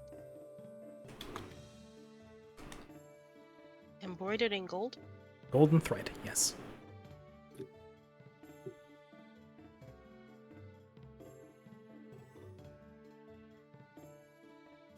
I see you working feverishly in the background. Specifically, Aiko. I see you working feverishly. Yes. Don't mention it, please. So, Mallory had an interesting night at the casino. Is he going to continue trying his luck at the tables? Nah. Losing 900 gold is fine enough. Okay. What chips you have left over are converted back into gold, and you are seen out the door with a friendly wave and come back soon from one of the bouncers. Will do. And he is out. I want to say that he would have already converted all the credits before going to the place into gold. So he wouldn't have to do that again. Fair. Yes, so you yourself now have your Mordani bucks in for actual hard coin that's left of spend and what you didn't lose at the gambling hall. So yes, eventually the cart is returned back to Kharkov's. The mercenaries return to their various homes for the night, and you are back at Stanislav's place, a little bit poorer. Poor? I'm not poor. You're poor. Yeah, that's true. So, that out of the way, that little fun encounter done. I believe Aiko and Karia wanted to hit at the curio shop. I suppose you heard about it through Flick. Yes, sir. And I have some spells for that. Funnily enough. Karia, you there? Yeah, I imagine Fleck probably would have shared some information about the curio shop and probably even the Mapping Mordani shop to anyone who might have been curious. I wonder if Frey has died. For the sake of spell things, can I just kind of use spells like so please for this? Like, I don't have to have them prepped, whatever. Can I just say that they're prepped? Does that make sense? Sure.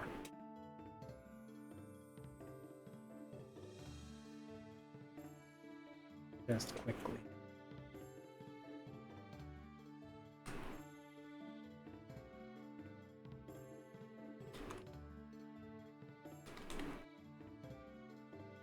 Oak June, see if Frey's still alive. Also, don't mind me just still in the background. Mic problems. Let's see. Okay. Okay then. Right. What can we do in the meantime?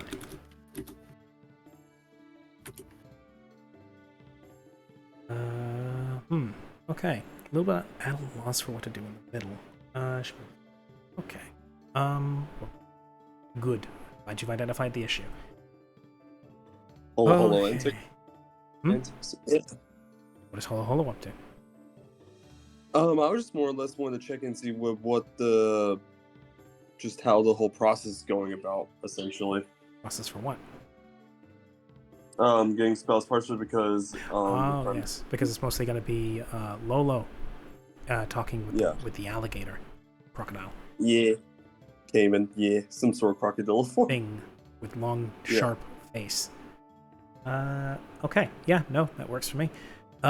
Checking in, you see that Lolo has been spending the majority of her time hanging around your mentor's familiar. Mm-hmm. According to Lolo, he's a bit of a lazy git, especially here in Mordaun, where the temperature tends to be quite low. He himself is generally quite sleepy. But when all that's required of him is just to lay there and talk at Lolo, Lolo is just supposed to sit there and slowly memorize various aspects of different spells. You've led to a very bored, but smarter Lolo, and one very content Cayman. For the most part, it's just been flowing smoothly. It'll go for a few hours. The Cayman will insist that it needs to rest. Lolo will return to you, and then crack of dawn the next morning, Lolo will usually be up and gone already. Yeah. Okay. And what about my the person teaching me, the shaman? Well, he says Or that. or the kahuna, I guess, in this case, but yeah. I mean, for his part, he himself doesn't have much to do for you. Most of your learning is going to be internalizing what Lolo then brings to you from his familiar. But for the sake of things like making those scrolls that you might have wanted, he's been hard at work with that. He also says he saw one of your friends. And he's glad you come around to visit for once, rather than just your familiar. Sorry to butt in, but I fixed my mic. Sorry about that. Excellent. You're good. Yes. Work is smoothly underway. So, Aiko and Karya, you wanted to swing by the curio shop. Indeed. Okay. Yes, sir.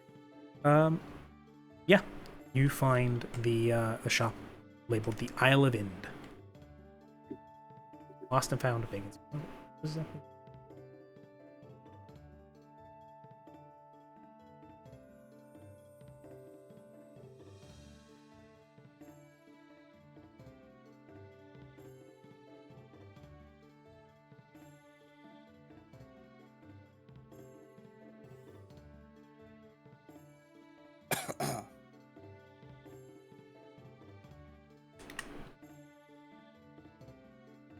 Yeah, there we go. House of Ind. Your curiosities, big and small. So, the both of you, setting out, go and find yourself in front of the curious-looking curio shop. The Isle is Pause that now. the... Oh, I'm putting it up. Sorry, I'm pausing my frantic research. Okay. The sign, like before, is kind of sloppily painted. The outside of the shop is otherwise unassuming, but when you step in and the bell jingles above your head, you are inside a cluttered hoarder's dream. There is the shelves and the walls are lined with all sorts of items. There's barrels, there's crates, there's even a chest at one point.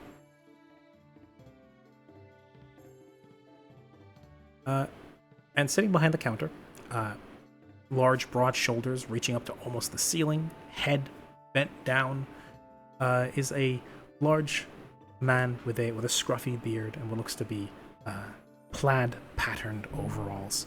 As he sees you all enter, gestures with his massive hand and says, "Oh, hello there. Welcome in.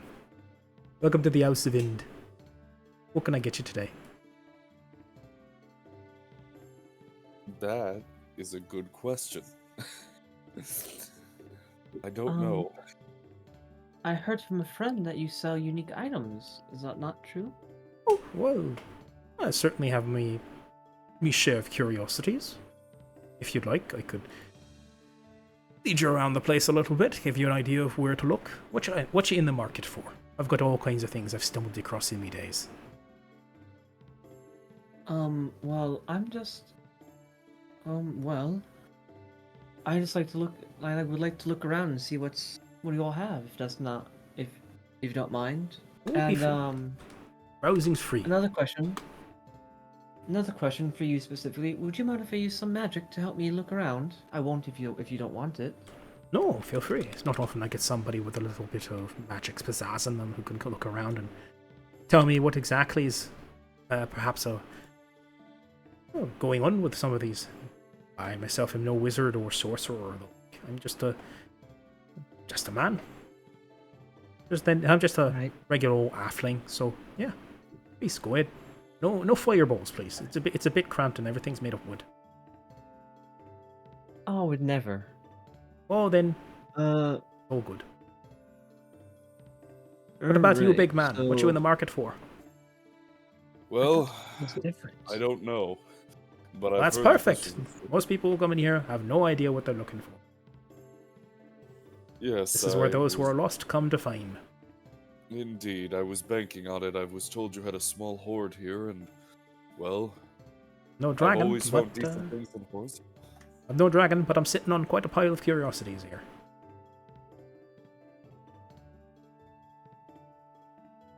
Yeah, no. Truth be told, I literally just wanted to come here and try to find something quest. So I don't Mhm. know what I'm looking. Well, allow me. I cast this spell. Identify. Okay. Although looking at it, it kind of is wonky. Identify usually requires you focus on a specific item. Yeah. Well, fuck it. We've all have 4 spell slots. Tee. Another thing that is it only what's all here specifically? Is it are there just jewelry? Are there Oh, it's everything. books? There's chairs, there's paintings, there's jewelry of all types, there's swords, there's shields, there's what looks to be a fishing pole, there looks to be a hat rack with all kinds of hats on it, there's cloaks, hoods, there's everything. I mean everything. Save this, like, there's no actual, like, armory or anything. There's no Pawn suits. shop, There's no essentially. basically, yes. Though it's more of like a let's say it's a pawn shop. There's no like big suits of armor. There's no great swords. It's just really just rubbish of all kinds. Well, okay. The main reason I chose identify of all spells is because somewhere in that block of text is like it gives a +10 to spellcraft checks to. You have a 10 plus enhancement bonus on spellcraft checks made to identify the properties and command words of specific items in your possession. Oops, does not allow you to identify artifacts. Artifacts are specifically items of a really high level. Oh, so I could use it here. It's just in this case magic items that aren't of artifact level. Artifact level is I doubt- like sort of like ancient, super powerful things like made by gods and such like that. Okay. Okay, yeah. Yeah. So, unlike unlike in D&D 3.5, identify acts as a cone, which allows you to identify magic items. Okay. Except in this case, it's in your possession. So anything you're holding in your hand, basically. Yeah, for this example, all I'm really using is this to help me identify what I'm looking at, essentially, for that +10. That's what I'm looking at for. Mhm. Okay. So essentially, during this time, can I just kind of, spellcraft check everything I touch? Or just give me Okay, so one how many rolls- spellcraft check, and then is there any particular type of item you'll be gravitating towards, or you just want to leave it entirely to chance? I want to, for the sake of prosperity, something that I can hold, something that I can carry with me. So presumably, it's because if that case, it's probably going to be some sort of accessory, maybe magic item. I don't see how a magical chair of extra comfort is going to help me on my quests or whatnot. So,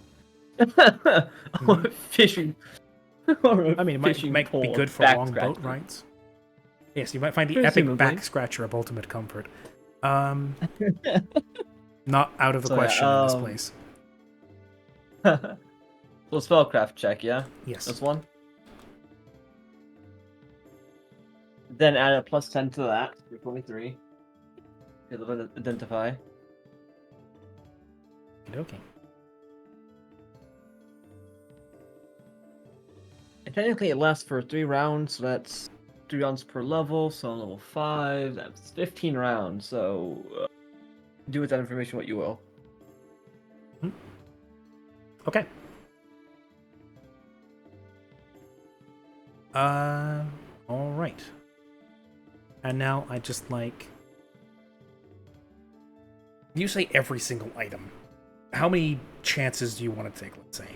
So, in this case, How long would you say would it take me to get a decent grasp of what an item looks like? not No, long. I was thinking like maybe I would say maybe about 5 seconds per. Or sorry, I would say like 5 to 10 seconds for a single item. Just getting the basic idea. So I guess I'll do like I could probably fit. That's each round's like 6 seconds. Yada yada. 15. Mhm. That's over a minute, give or take, minute and some change. So I'll do about five items. Okay. Give me 5d20. 5d20. Yes. Oh boy. Yeah, this just randomly determines which item this is. Oh boy. Okay. Oh. Okay.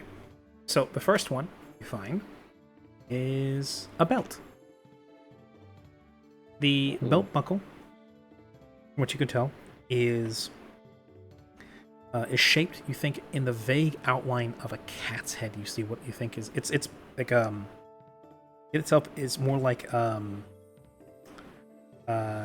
sort of finely hammered steel that's shaped in the outline of a cat's head, even with little pointed cat's ears on top of it. And the belt itself, you're not quite sure what it does. You have to assume it'd be something feline related. But what you can tell is what it's meant to do is you want to lay it on the ground at some point and form it into a complete circle. Okay, so off of what you said, I would assume it's maybe like a featherfall belt. That would make the most sense. No, because But that would make weird- no sense. Well, no, not featherfall exactly, but put belt down, jump onto thing. That's what my assumption would be. Which Possibly. is not how belts work. But, you know. You're fairly sure that I this is think it it's felt you, bad. you feel like this has more of a conjuration effect. Oh. So you assume because you can tell it's a conjuration school. Okay. So you're meant to lay this on the ground, complete it into a circle, and then something is supposed to appear in the middle of it. Okay. So belt. The other is a ring, which, from what you can tell, isn't actually meant to be like worn on the finger or anything, or even like pierced. It's meant to be worn in the hair. And it's something water related. And at that point, actually, the indie behind the counter actually says, "Ooh, I remember that one. A Naiad gave me that one." What gave it? Naiad. Oh, a knot. Oh, that's a water spirit or something, if I recall correctly. Yes. Player. Oh, she were real. She were real sweet to me. She think I gave me may a have kiss not and so all. Ooh, real nice. Said if I was ever looking to join her in the water, Then to put that on, to put that in the hair. Then wouldn't, if the Naiad kissed you and gave this to you, isn't it rather rude to sell this? Oh, but that was a bit back, and well, I can't exactly see myself swimming like this. So I'd love to hold on to it, but I've got so much here, I just can't make use of it all. I see. Understandable. I get. I'd rather somebody out Alright, there that's fine. be able to make good, proper use of it.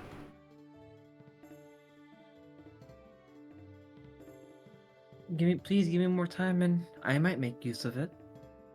She sets it back down and moves on to the next item. Well, tell If me how it anybody goes. needs it, it's your drowning ass. Yes, I know. Shut up.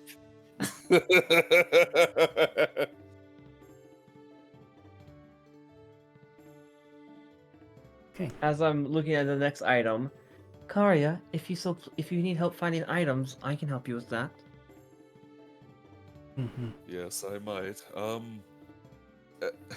This is gonna be ridiculous, and I highly doubt that it would work. But out of sheer curiosity, for Karya's penchants for horns, could he point something out? Basically, just a perception. I mean, from what it sounds like, you point at anything. You're pointing in any direction. You're gonna find something. Yep. Exactly, but something that'll help me. Mm-hmm. What would that be? Would that be a perception? Would that be? Just D20 roll, depending on how many items you'd like to pick off the shelves.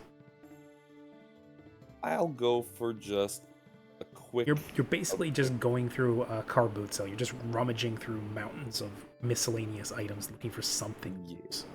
I'll go through 5 like Chico. I'll just click that one right quick. 5d20. Oh hey. We'll continue working through. Chico's items. Belt ring. You find what looks to be a luminescent blue block of, as you put your hand onto it, ice. Just contained in a small wooden box. And pulling it out, he says, "Oh, that's what does she call it? Everice. Oh. It never melts." It's rather interesting. I might be able to use this for a thing or two. Oh, it's good for I'm keeping liking that Everice. It's good for keeping your food fresh. I'm liking that Everice. Truly, I am. Mhm. I'm liking that Everice. The next one you find, Chico, is a bag.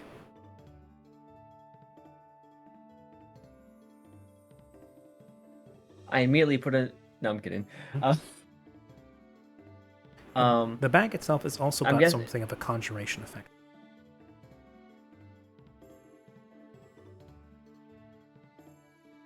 Okay. So yeah, bag, belt of conjuration, ring of breathing, essentially, and never melt ice so water far. breathing, Okay, yes, okay. the ring of breathing. Indian says, "Oh, be careful with that bag." What is this bag? She sets it down gently. You set it down Gently. gently, I put it back where it was. where it was. Okay. Problem with that. You set it down. The drawstring around the mouth opens, and out flying comes a fox, which then immediately starts scrambling, jumping, and just scampering all over the shop, yipping as it goes. As he then says, that's it. That's the fox in a bag. Could you catch that? It's not going to settle down till you do. Oh, yes. Do I put it back in the bag? Yes. If you want it to calm down, you need to put it back in the bag. Yes. I grab the bag. Grab the bag. You can try to go for the fox. Yep. Okay. Roll me a dexterity check. Oh, I hate this. So I remember you had that idea for a bag full of foxes at one point. Nope, a deck of foxes. Yeah. Well, at first it started as a bag, I think, but then it became a deck. So yes. Eventually, after much chasing and knocking through a few items over, Kari at one point, the fox is kicking up the side of a shelf you're looking at, and a couple of trinkets come raining down, bopping you on the head. Until eventually Chico manages to yoink the thing. And as soon as you lay hands on it, Chico, it immediately goes limp and starts snoozing. You're able to easily cram it back into the bag. I hate it here. Hey, that could have been your cousin, Chico. Don't worry. A bit rude to say. I might be a Volpine, but we're not all related. Oh, it's a bit narrow-minded, isn't it? Very. Yeah, Honestly, some people. it is. Honestly, I some- agree. I hate this tone. I'm kidding. I remote cast brand. I'll remote cast fist into Mallory. Little Don't fox worry, in I'll the pick bag. up sadomasochism later. Hmm. That's a real spell, by the way, that I can Mhm. pick. Yeah. I hate that. Okay. Can we move on to the last item? Was that the last item? No, one more. Yeah, I thought so. Mm-hmm.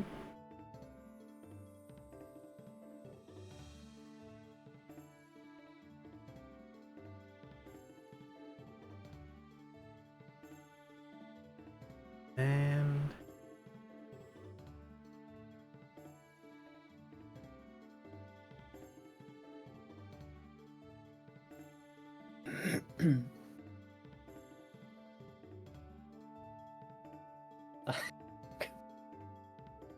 That goddamn fox in the bag.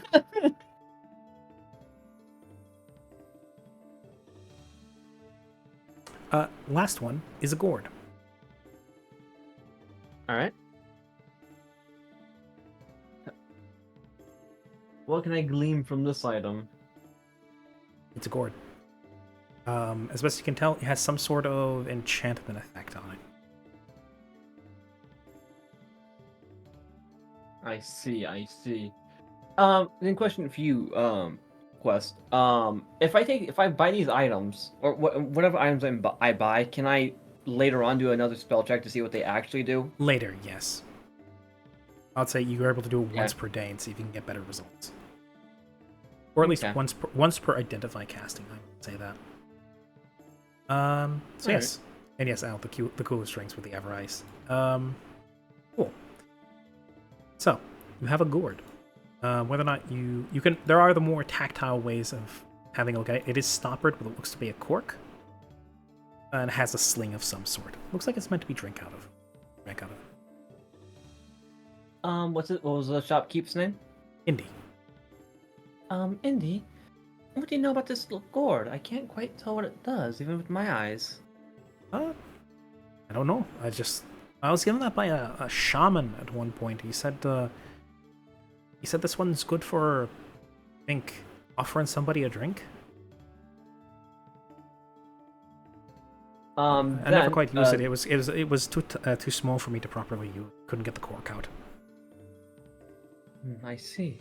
And to you, Rami, can I put the stopper, or sorry, the gourd?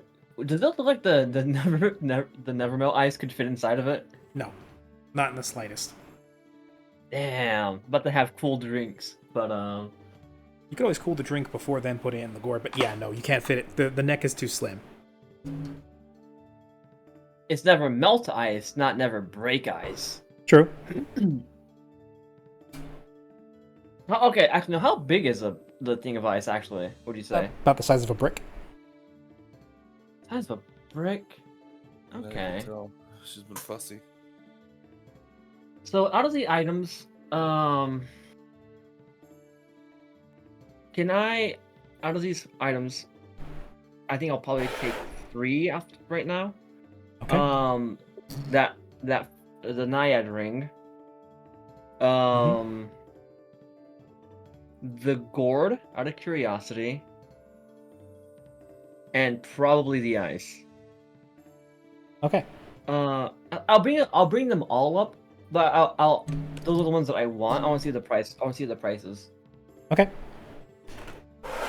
Well, okay. Well, the ring is a bit sentimental, but I'm willing to Hello. let it go. Hey, welcome back. Howdy. The ring I'm willing Hi. to let go, but it's a bit sentimental. The so only- I'm gonna ask The for. only reason. Hold on. The only reason why I'm asking for this ring is because, in the near future, I'm going to be on a boat ride, and I unfortunately have rather terrible experiences with water. I'd rather not take this ring, but due to history, I think I might need it. I'm very Okay. sorry. Okay then. Well, it got some sentimental attachment, but I'm willing to let it go. Let's say 10 gold. I think that's a fair Easily price. done. Easily done. Now then, okay. Well, the block of ice, it's very useful, very cold. Never melts. Never tried chipping off of it, but I don't know. I'll let that go for 5 gold. All right.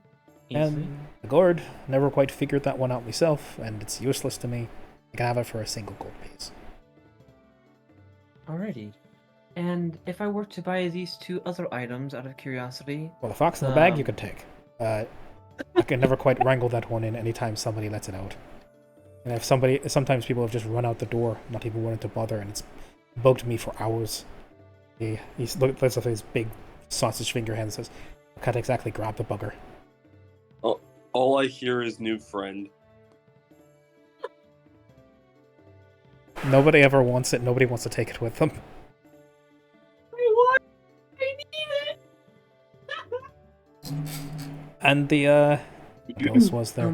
If you need, if I won't, if it's too much of a hassle, I shall take it. I might find something for it. I might find a use for it yet. Excellent. And the belt? The belt? Yeah, it looks stylish. I'll let it go for a couple of gold pieces. All right. I was only planning to buy 3, but I'll buy the. I guess I'll take the entire. I guess I'll take all 5 of these. Oh, wonderful. So You see, he starts very carefully with a tiny quill, noting down on the ledger the transaction. Oh, maybe one day I'll finally cut down on the amount of things in this place. If I come back, and I still have some money on me, I wouldn't mind coming back here. These items are. Well, that's wonderful. Thank you. As long as they're interesting, I'll be more than willing to take them off your hands. We've got plenty of interesting things here. I must say, you've been one of the most charming customers I've had in a long while. Oh, you're adorable. I thank you. Yeah, the last one I had was that cat fella, and he's been out for a bit. Cat fella, Flick of Ear, yes? Ah, yeah, you know him. He's what, points towards Karya. We all just came back from an adventure a trip together. Well, that's wonderful. It's good to see that the like-minded friends have all bound together. Now, for yourself, my friend, as Karya, go through your items. Yeah, I'll be picking random bits and bobs that fell on high out off of me and my hair. Yes, Would you like me to identify those for you?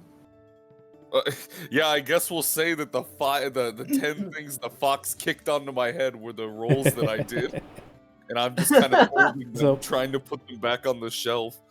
So one is a little locket box, inside of which there's a coin. That says a coin. There's a set of goggles that landed in your hand.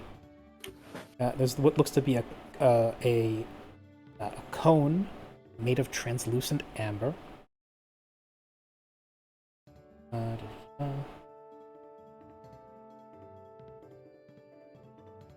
What looks to be a top of some sort, or a dreidel, something like that.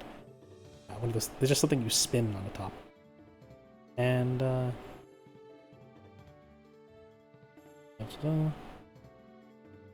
a bag of. You kind of rustle a little bit, and it sounds kind of crunchy.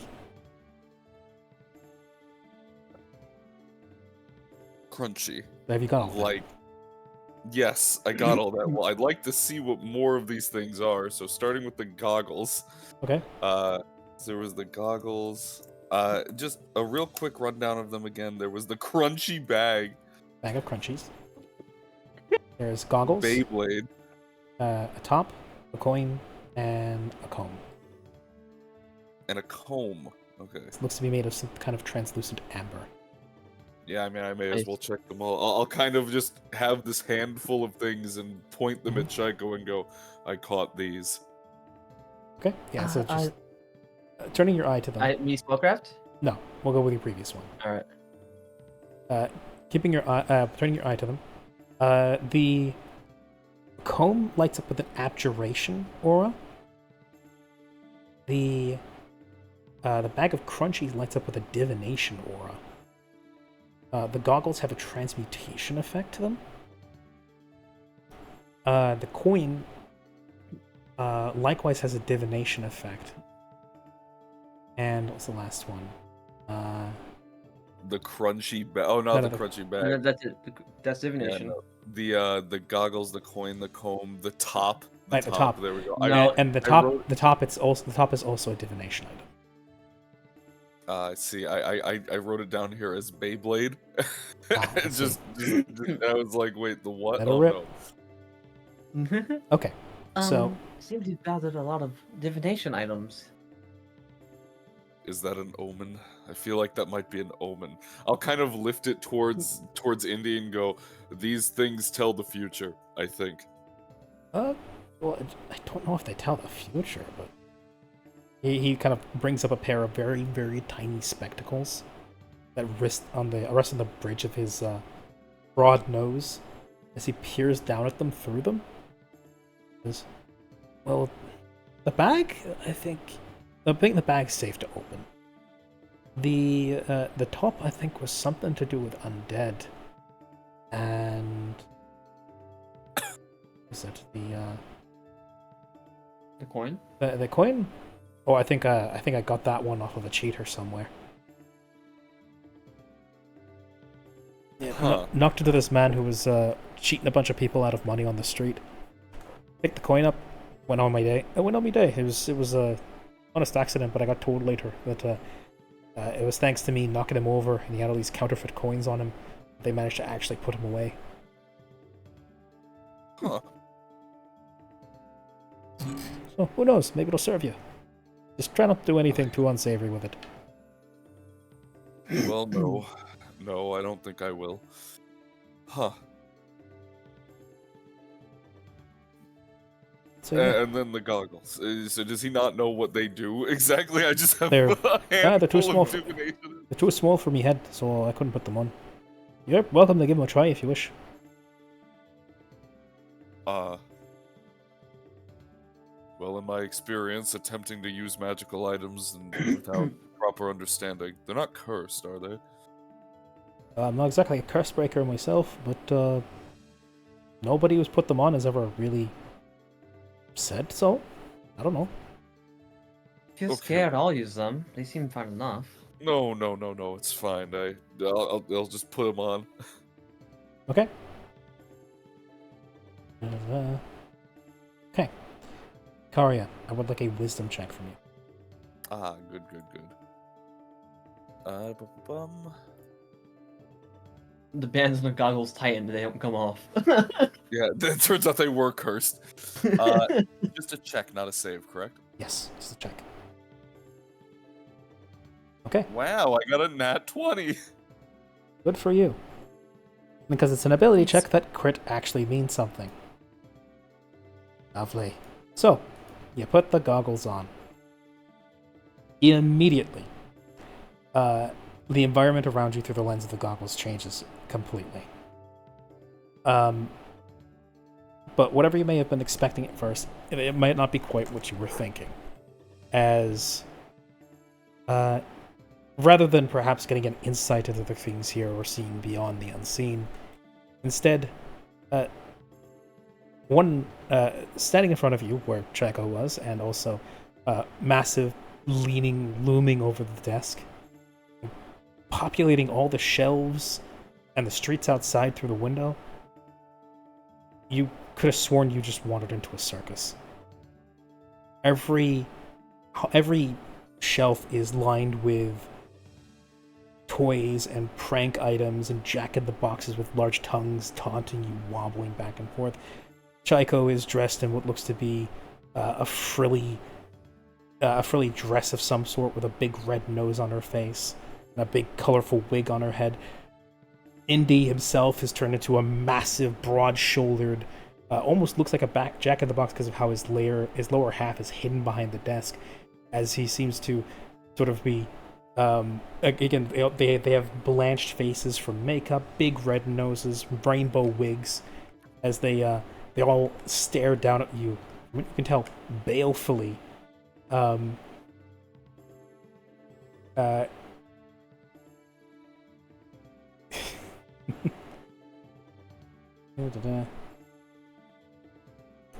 So yes, as everything you see now has been clownified. I see. How... I'll look at Chaiko and go, I will always remember this, and I will never forget this sight. I see. What are you talking about? What are you talking about? Oh my god, her voice. These Please would tell be me it sounds like excellent. Goofy. These would be excellent torture methods if we ever needed them. Well, you see, I got this off of a monster hunter who said it was really good for counteracting nymphs and cataplepises.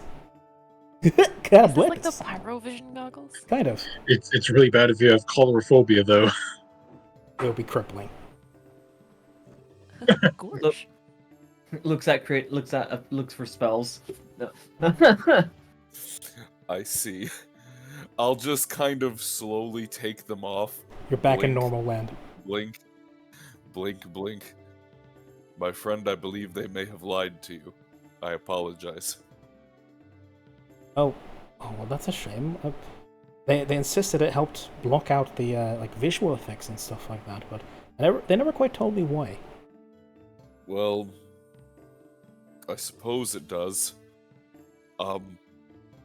He's gonna slowly take them off his head and set them back down and go, thank you for that. Somewhere off in the distance, you can still swear you hear da da da da da da da da da.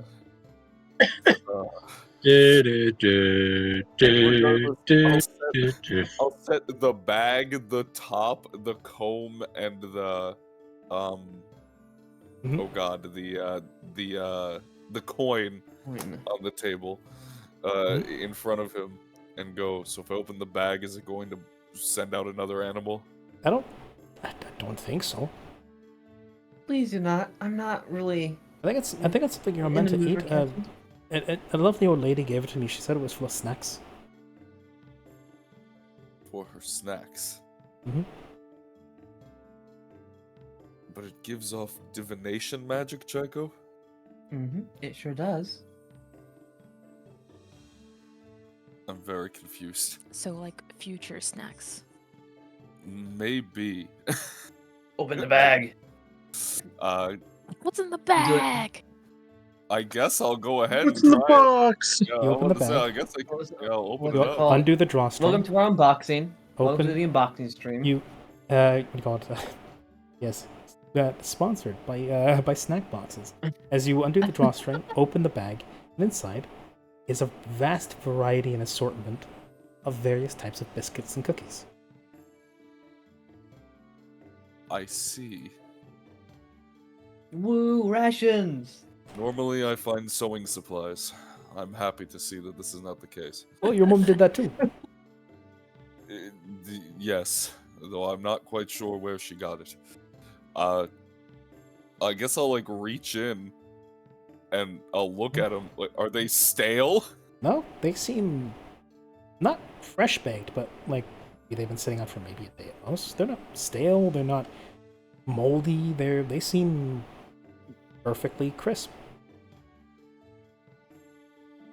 The one you pulled out is a snickerdoodle. I don't think Kari has ever had a cookie before. Snickerdoodle. He'll kind of look down and go, "What is this?" You know those little like That's a honey bear graham crackers? Yeah. Imagine Yeah. like dragon-shaped graham crackers. Yes. Yeah, that would be cool. Yes. That'd be so cool. Indy says, "You've never seen a cookie before?" I believe I've heard of them. Oh, go and have a bite. They're sweet. Crunch. It's a taste of a spice you've never had before. Something almost a little bit fiery, but at the same time sweet and savory. The cookie itself crumbles to dust in your mouth, and then coats the inside. Goes down your mouth. It goes down your throat. It's well, you've not really had a lot of sweet treats. They weren't exactly afforded to you in the mountain. And ever since you left, you've been mostly living off of rations, savory meals, stuff you've hunted in the wild, stuff that was provided by the village or by Stanislav. Never a cookie. And this is the sweetest thing you've ever eaten. And there's a little dragon part of your brain that goes like this. I like this a lot. I want more. Yes, I will take this immediately. I don't know And what it does. as you but swallow I'll the take last it bits of the immediately. cookie, there is a sense of impending something that dawns over your mind, and then words settle into your brain saying, what was it? Yes. Beware the deep, for it shadows your future. Ah! I see. What? Well, I understand why these things are so spoken highly of. They speak to you. I'm pretty sure that's not normal for a cookie. Cookies don't do that. Cookies don't talk, boy. Oh, I think that might be the divination part. so it just warns me. I guess that's not normal. Oh, I see. Take care, Al. Thank you for dropping by. Bye, Al. I like to exchange a glance with Indy and kind of shrug. He's just like his massive shoulders just go. Now, I am curious. Now that I've pulled a cookie out of the bag, did it replace that cookie, or is it As far just as you can gone? tell, the amount of cookies in the bag has not diminished. I see. Oh my god. They're Infinite cookie literal glitch. fortune- They're no, fortune they're cookies. literal fortune cookies. They're fortune Oh, Yeah. Although They're in this fortune case, cookies. they're known as omen cookies. Grammy. I love that. What did you Yes, expect? this delectable sweet told me to beware my inner workings, that it will eventually consume me. So, I'll take them. I'll well- just set that on the He looks puzzled for a Slowly. second. I guess we are our own worst enemies or something like that. Never Yes. watched was one for philosophy. I'm just gonna slowly stare at Karya and go, huh? The delectable sweet told me, my friend, I couldn't tell you. I hate it here. As for the comb, Jackal, for some reason you feel a particular draw to it. And as you find yourself unconsciously reaching a hand out, the spark I found jumps and then seems to almost be sucked into the comb.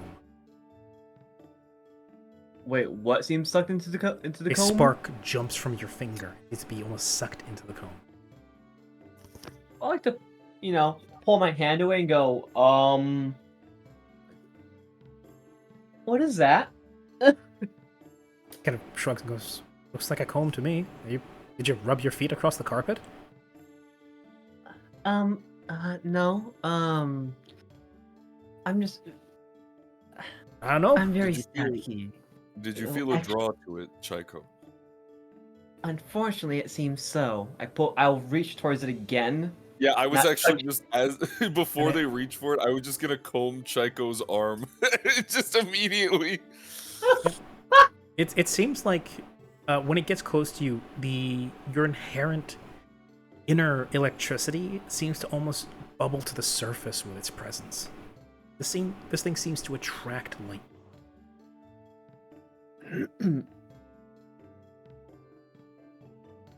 I see. And Dakara, did you actually comb my arm? Yes, I literally combed your arm, Chaiko. Cool. I cast a jolt. And then what do? Do you cast it at Karya? Yes. Cool. It jumps. It gets about half the distance, and then immediately 90-degree turns and then sucks into the comb. Aha! Huh. So you stay very far away from this, Chaiko. Your lightning magic will just be eaten. I don't think that has enough power to get rid of my electricity entirely. But you better keep it because you comb me again like that? I have more than electricity. I see. We'll have to test this at a later date. Okay, this comb is useful. I will set it next to the fortune cookies. Now this coin that helps me cheat people. Give it a flip. Wait, I missed it. What did the comb do? It attracts absorbs lightning. electricity. It's a lightning rod. Oh, that's cool. Like I said, he shrugs and goes, well, the best thing so far has just been testing them out, so give it a flip. Flip. Okay. What do you envision something in particular, or do you just let it flip? I'll imagine tails. Yep. I wonder why. Comes into your hand, shows tails. Oh, Okay, flip heads. Heads. Flip heads. Heads. oh, that's This why is he was using amazing. it to cheat. When you say that, you flip it again. Yes. This time, it's a more amazed-looking head. Like he has a look of shock on his face. I see. You know, I wonder. I'm going to envision a dragon and flip. Dragon head. Huh. Well, that's interesting. Very. You know, this could be useful. Just a simple... That's what I bet that's what the cheater thought it was. Indeed, I'm not much one for swindling, but I can almost guarantee that someone of my friends will eventually be. Gazes towards some. Gazes Sometimes it's off good to camera. have people in low places. Yes, to that we can agree. Well then, I'll set that aside. what else was there? Oh, This The top. the top. Yeah. oh, there at the top. I remember a friend of mine said had something to do with undead, but he never quite figured out what it was for. Undead. Yeah, he said he got it off of an exorcist or something. Said it was good for ghosts. Good for ghosts. I see. Did they use it to fight ghosts? Oh no, Perhaps. nothing like that. He was an exorcist, not a.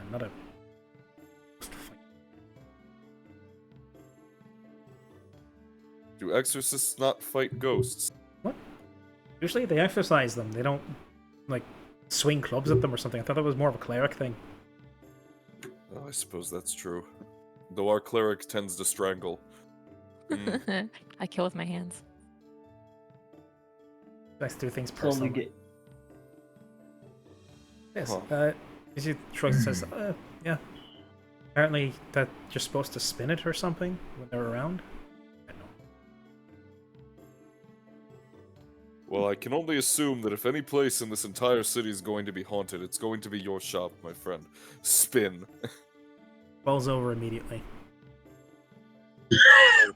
Oh. Perhaps I don't know how to use this. Oh, my god, my fingers are too big. You want to give it a go, Fox Lady? Sure. Since I'm here, might as well. Take Give it it a delicately spin. between two fingers, spin it, and it just falls over immediately.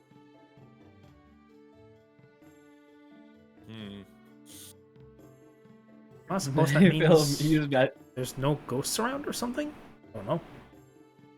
Did it fall in a certain direction, or just kind of just? Nope, just Just kind of over. fell over. Didn't even. Ah. It spun for about half a second, then just fell over.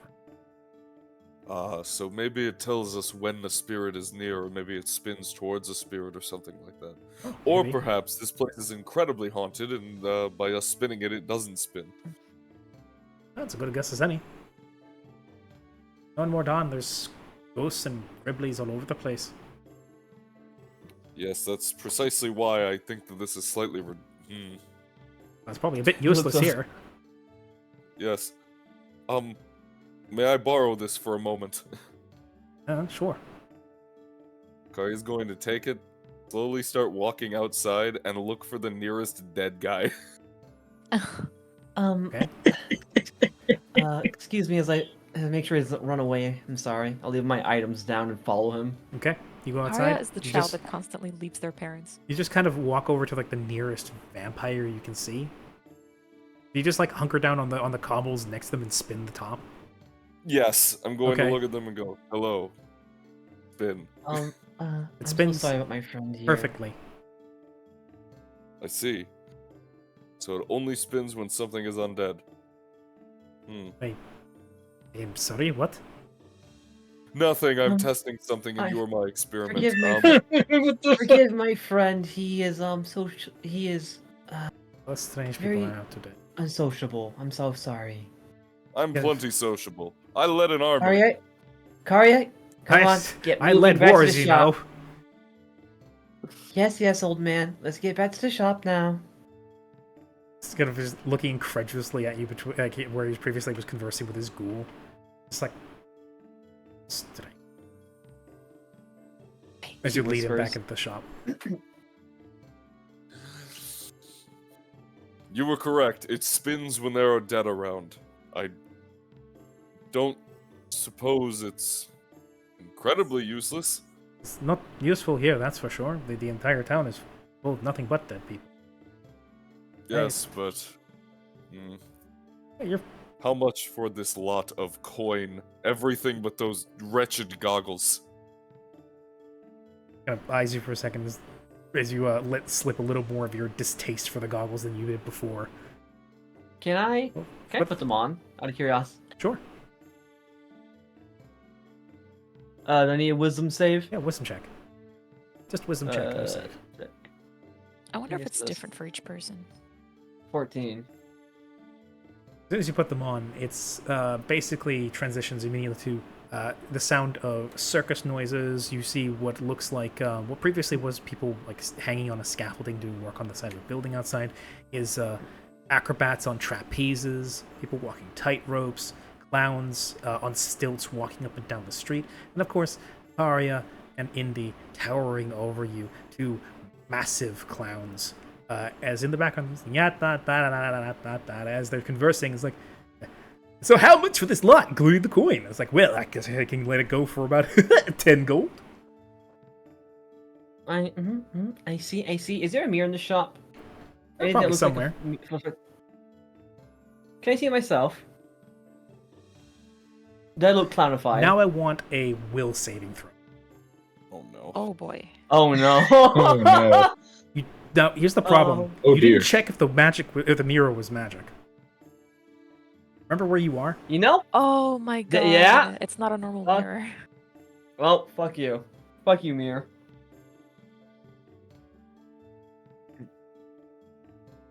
That's not a bad will saving throw. No, it's As- not. Be gone, mirror. There's an immediate, okay, especially with the fact that you currently have identify going. There's an immediate magical backlash you can feel building up in the back of your eyes as there's a contention between the goggles and the mirror. It's building up in your head and in your brain. It's mounting into a massive migraine. You rip the goggles off as staring back at you through the mirror, which shows a transmutation effect, is going to describe as being the most perfect, beautiful version of yourself. No blemishes, no scars, and weirdly enough, showing you right before the competition. It's something about that mirrored against the clown world was threatened to just blow the eyeballs out of your head had you quicker. Uh-oh. So, magical Uh-oh. cursed feedback.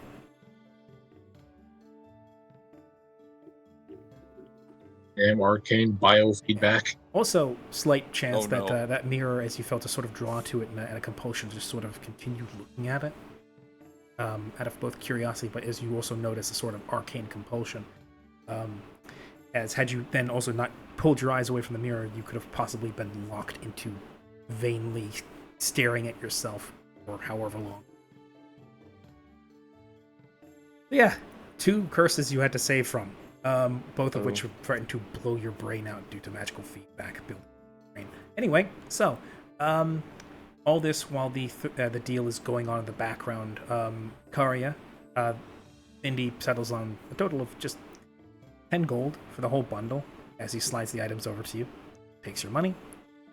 And then you see his eyes go over your shoulder, and then a cry of just panic as you turn around and see Chaiko ripping the goggles off of her.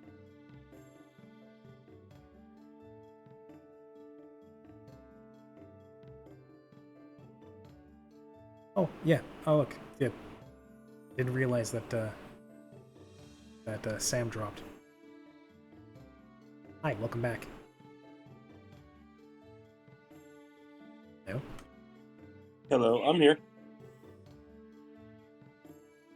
It seems to be died. I didn't. Yeah, I think Discord's dying right now. Yeah, Discord being funky. Oh, gee. Seems like some of us are able to talk. The magical feedback of the goggle that the mirror has destroyed. It's Discord, I can't believe it. Hold on. I heard Okay. like none of that. I heard none of Just that wanna- either, but I think we're back. Okay. Yeah. We're back. Great. So, how much of that did you get, Sam? What was sent was I looked at the mirror. The mirror was didn't like that. There was a pressure of behind my eyes. And then you ripped the I saw goggles. me I saw me before the competition, ripped the goggles off, and you said something about how the clown image was overlaid with the mirrors one? with a mirror, which you then then realize that's that where had it you cut not out. pulled your eyes off of it, you may have been drawn into staring at the mirror for however long. So 2 curses you had to contend with there, which had a feedback which nearly blew your eyes out of your head. It may or may not have imploded your brain. Who knows? Magic is weird. I see. Karya, you see who after haggling out about 10 gold for the total item. You turn around as you hear a involuntary exclamation of shock from Chaiko as she's ripping those same goggles off. Yes, as I was saying, I believe it was an absolute mess. Well, I'd have to lock those in the curse trunk. I agree. Is that bad? I might have to Actually- lock them away. Anyways, 10 Hey, gold. then- Yes, lock. I suggest simple enough. Lock those away. Here's the gold, and I need to go get my friend away from here. Hold on. As I hold the goggles, I walk back towards with one hand on my head and with the goggle extending towards the merchant. I go, now's on me. These goggles aren't too bad. They just make everything look like it's a clown festival. It's annoying. It's loud. I looked at the mirror without realizing it was magic, and that was on me. These goggles are fine. Just don't let anyone look in the mirror with them on. I'm probably going to look these up anyway if they have that bad of a reaction. I don't want any of my customers actually feel getting hurt. I feel like my mind was about to implode. My eyes hurt Indeed. too. That's not good. Okay then. From what I recall, that may be called magical feedback. Or something like that. Anyway, he picks them up between 2 fingers, tosses them behind him, and says, "Right then. I think it's about high time you all went out and got some sunlight." Ah, yes. I think so too. Thank you. You have a nice day. Thanks for coming by. Indeed. You guys Thank are my items. I'm eating cookies the entire time. No. Okay. I one have second. my hand. Yumi. 1 second. Oh boy. Oh.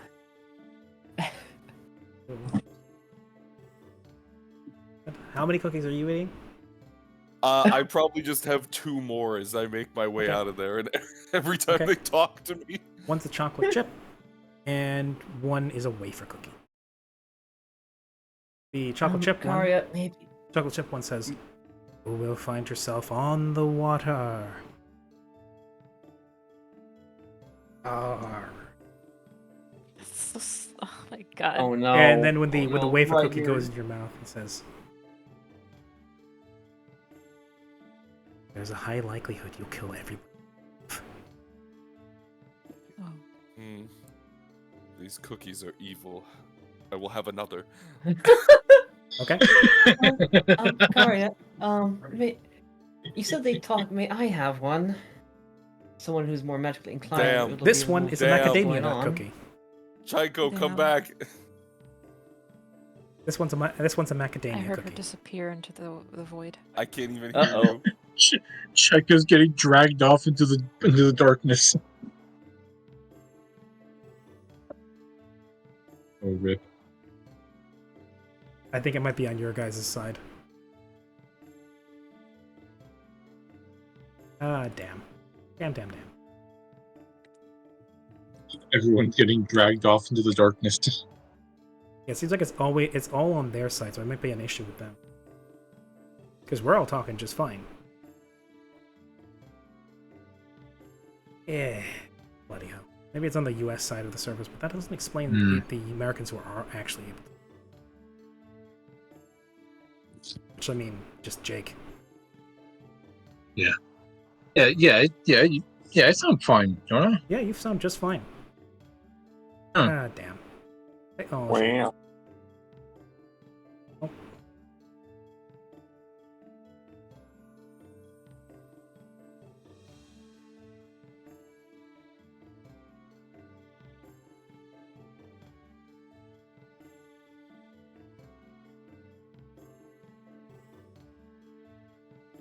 Oh, are you Hello? back?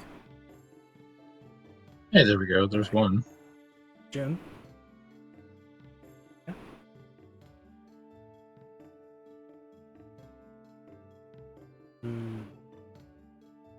Yeah, Discord is being unhelpful at the moment.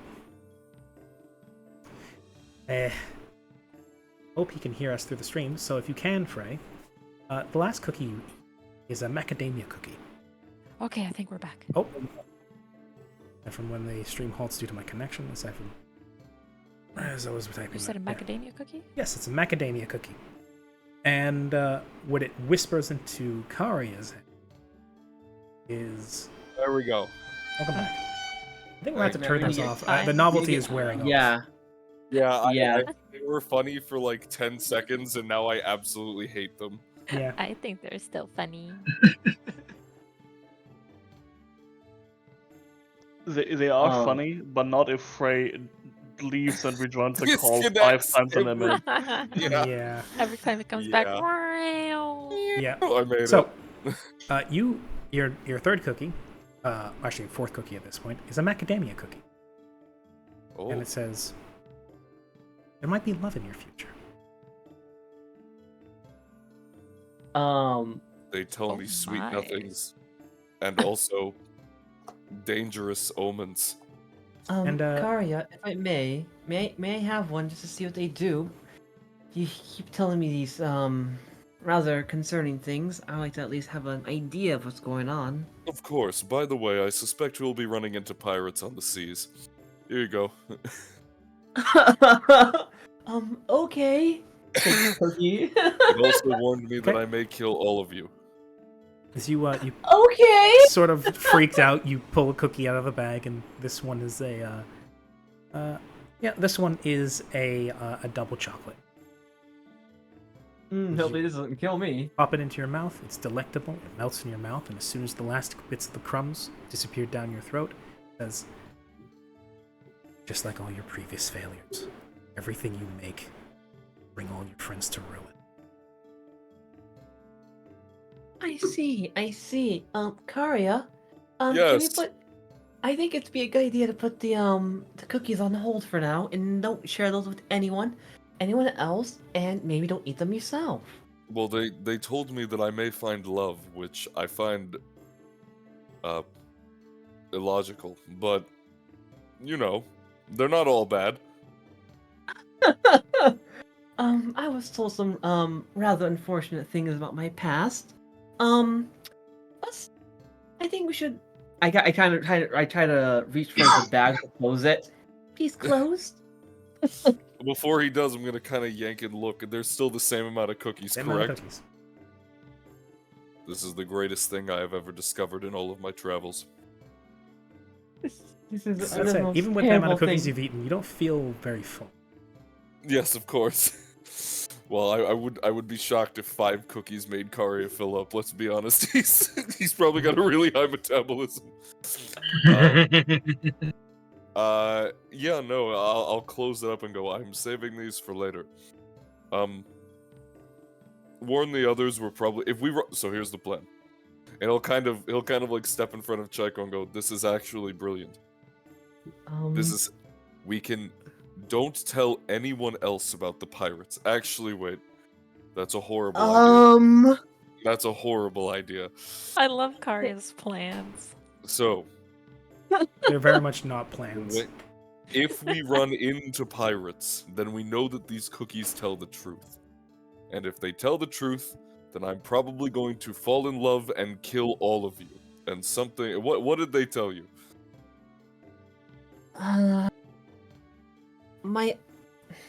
She kind of taps her foot for a second and goes, he won't tell anyone else.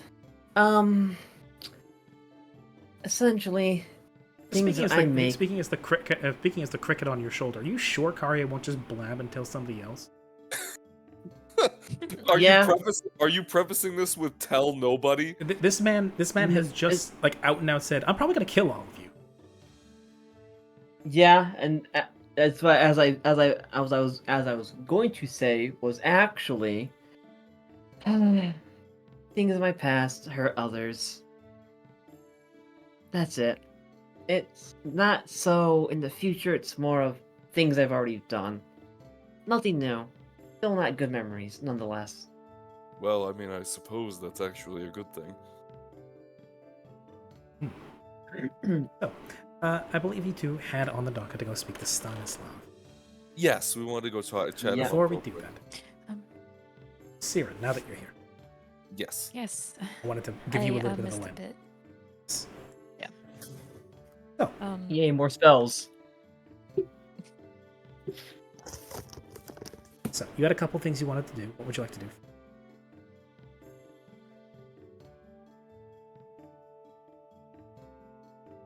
All right, sorry about that. So first, can I get it doesn't have to be like super detailed or anything, obviously, but can I get a summary of what happened after the beginning of the session in which Flick talked to that shop owner, but before Karya and Chaiko Okay. put on so the goggles and ate the cookies? Mallory went card sharking, went to a sleazy casino, lost about 1,000 or about 900 gold to a woman in a scarlet dress who bid him show his cute face around the place in Rosaino if he ever actually finds it on there. Let's see. Holo Holo and Chaiko went about getting some more spells. People did some shopping. Flick got some money in exchange for the maps he made, and now has a delivery job to deliver some maps to a place in Orpus. Chaiko and Karya went shopping around the curio shop. Got it. Okay. Nice. So, I think by now Siren would have already handed over her previous armor that she was wearing, the armored coat, to Mallory, so that we could just keep it in the bag of holding in case we needed to sell it or if someone else wanted it. So I believe one more thing was with Holo Holo, and then Oh, actually, yeah, the Holo Holo thing, but then after that, 2 more things, and they're both pretty small. Even the Holo Holo thing is pretty small. So, I think after Siren handed off her old armor into the bag of holding, she would have gone to look for Holo Holo. it would be difficult to find him. You guys would be in and out of the mansion, in and out of Stanislav's place throughout the day. You probably would have come across each other at some point. I'd like to imagine that Sierra was shouting Holo Holo's name at like the docks or whatever, and Holo Holo just came out of the sewer like, "Oh hi." Oh, hi. Quick To question. which Siren Oh, hi, responds, Mark. hello. What's Oh, up, hi, Echo? Mark. Oh, hi, Holo Holo. How much would all my items cost, by the way? I don't think you actually told my number, or that might have been cut off. Let's just make it 20. That's it. 20 gold? Right, Yep. cool. Okay, so seeing Holo Holo at the docks, Siren would approach him and say, excuse me, hello. Are you busy, perchance? No, I was just taking a break from spell learning. You need something? I see. It's not really something I need from you, but rather something I wanted to give to you. You see, I want to go look for a new weapon at a shop, since my previous one was dissolved. And I came across this shop owner who suggested that since I had already been using a sickle, that I buy a pair of magical sickles named Dawn and Dusk that were used by previous priestesses of Meluna, and they're linked together. Well, if you perform the linking ritual, they link together, and you can share spells between them. And then she will pull out the velvety case and open them, and she'll say, I noticed you yourself also used a hooked weapon, and I was wondering if you wanted to be my partner with these sickles. I would be wielding Dusk and you'd be wielding Dawn. What do you think? Can Holo Holo take one out or take Dawn out? Sure. The blade itself seems to have a almost sunflower yellow and orange blade. The handle being wrapped in a dark blue leather.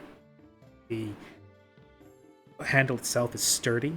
It's intricately designed. The silver blade of the sickle itself is inscribed with imagery, a language you don't recognize. What is the language? Is it Elven, you said? I don't think so. I believe the language itself is Celestial. I think I can So- read that. So Kupoin, what is a dialect of Celestial when we were making it? Is there a way I could read it? Actually, in that case, yeah, it would be familiar but different. Guys. Well, Yes. Siren also speaks Celestial, so I assume it just says the name of the blade. In the on dawn it says at brightest dawn, and on dusk it says in darkest dusk. I'll explain this to Hollow Hollow. And I'll also say, or Siren will also say, I wanted to offer you the opportunity to wield one of these blades with me as a token of our friendship. I've already said my piece and apologized about the whole choking you to death thing, as she nervously smiles and laughs. It's very clear to Holo So- Holo that she still kind of hasn't forgiven herself or something about it, or is she still like? A little bit. There's a little bit of she's getting over it, but there's a little bit of remnants of guilt. So she just presents Dawn to Hollow Hollow and says, so will you wield this with me?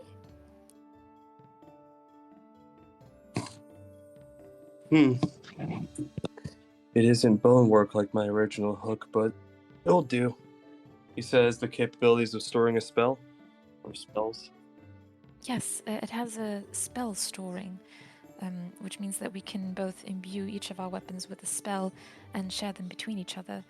But I believe that beforehand we have to perform the pairing ritual under moonlight, was it, GM? I believe it was under a full moon specifically. Under a full moon. So next full moon we can do that. What is the moon phase currently, Dia? Waxing crescent. Okay, so we got. Wait, sorry, no, waxing gibbous, I should say. So it's nearly a full moon. Give it a day or two, and we actually might be able to find the right time to do it. I'd be interested. All right. Well, wonderful. Good. I'm learning some new spells, anyways. That could probably store something interesting in this. Yes. We can use them to share damaging or healing spells. Very good, very good. Well, Then to say like damaging and stuff like that, Holo Holo's gonna have a little toothy smile on his face as he just smiles back and he goes back into he walks down to where the sewer was. Just disappearing back down the sewer grate. Yeah. all right. Teenage Mutant Ninja Holo. And then after that, Siren will say her goodbyes and then go look for the guy who was advertising his carts. I would say, I was going to say, when you get back to, back to Stanislav's, there is a small package waiting on a table beside the door, labeled for Madame Siren in big looping right. Ooh. She'll pick it up, look at it, turn it around, shake Like it up slight- to her ear. Slight rattle of something. Distinctive clinking of wood. And she'll open it. Inside is a tiny, tiny box. Inside of that box, tiny, tiny wagon with very clearly resembling the one you guys drive. 2 horses in front, emblazoned along the side, and what looks to be in a tiny little strip of paper is a mock of the advertisement for Karkov's carts. And sitting inside the wagon is a collection of small, diminutive replications, down to the finest details, such as your clothing, your armor, your weapons, your hair. Each of the members of the group all sat in their respective places inside the cart. Oh my god, that's so cute. It's a mini. a mini party. Siren will look over and eye every single detail, and she'll just smile to herself and clap as she is overjoyed by this little thing. You do notice that with the way they've shaken around a bit, they're not quite in the where they were before. You notice that the figurines they're kind of, because they're made of wood and they seem to be carved like that. They're like what do you call it? Karya has his hands constantly out in front of him as if grasping reins. Everybody's sort of arranged in their various positions, but you can move the figurines, like fastened in place. Oh, good. That's good. Yes, and this is an adorable, tiny little card that's a replica of you. And the entire thing fits into the palm of your hand. Very good. After admiring the artwork of this, she will place it back into the package that it came in, like kind of trying to like protect it and preserve it so it doesn't like break or anything. And place it in her pouch. I wonder if it would be safer in the bag of holding, but that's a question for later. The box itself is lined with crushed velvet. It seems to keep things at least moderately in place, that they won't rattle around and break. Oh, good. There's even a sort of sunken section where you can place the figurines if you wish. Very good. And the last thing, actually, let me just make sure that this is the last thing. Yes.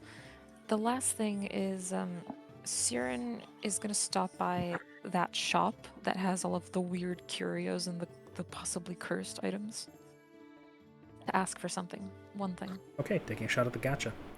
All right. Following what Flick told you before, you find yourself in front of the House of Inn. Curios, big and small. Inside, like before, is the crammed full and brightly lit order space. Behind the counter is a large man, shoulders nearly reaching up to the ceiling. As he turns around from where he seems to be sorting through a pile of something. He says, "Oh, we've had a lot of company today. Welcome into my shop. Hello. What can I do for you?" Oh. My, this is an interesting shop you've got here. I've heard so much about it. Have you? Yes, from my friends, from Flick, as well as Karya and Chaika. I think they were here before as well. More good company. Very good. Well then, Yes. assume you're here to have a little rummage around. Possibly, but first I wanted to ask for something in particular. Yes, well, perhaps. We don't really do custom stuff, but if you have something in mind you're looking for, yeah. Mm-hmm. I was actually wondering if you had an item that, it's funny you mentioned, that could help me find things. So for instance, let's say I'm traveling with my friends and one of them gets lost in the woods. Is there something you have that would help me to locate them? Locate them? Yes. Maybe if they were very far away. Kind of scratches his head and says, most of the stuff I could think of would help you find your way, but fine. This thing that you mentioned that would help me find my way, is it like if I wanted to go to a place in particular, it would just tell me where to go? Well, I'm more meaning think of something like a compass or something. Map. Oh, I see. Oh, yes, the classics. Help you navigate, not get lost in the first place.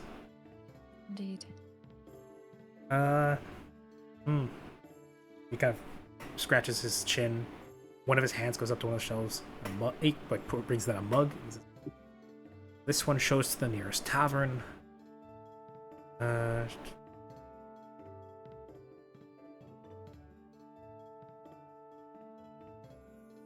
This is a rock. It's lucky. A lucky rock? Yeah, it's real lucky.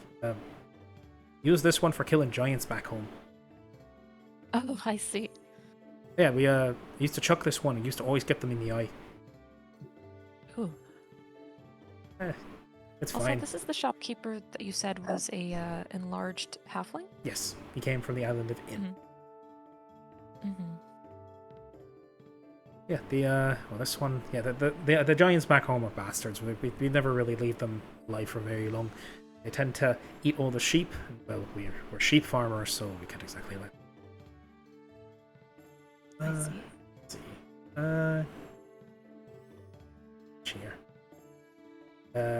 Well, There's something if here it's that too can help much you find your trouble- way in a more metaphorical sense. He holds up a belt. Yeah, what if do you you've mean? Well, I mean, if you're a bit confused about, the bits down there, this one's supposed to help you with that a little bit. But I don't quite suppose that's your problem. She cocks her head to the side, clearly not understanding, and says, "Well, regardless, if it's too much trouble to find something so specific, do you have any recommendations for someone that just looks like me?" Looks like you. Oh, that's a loaded question.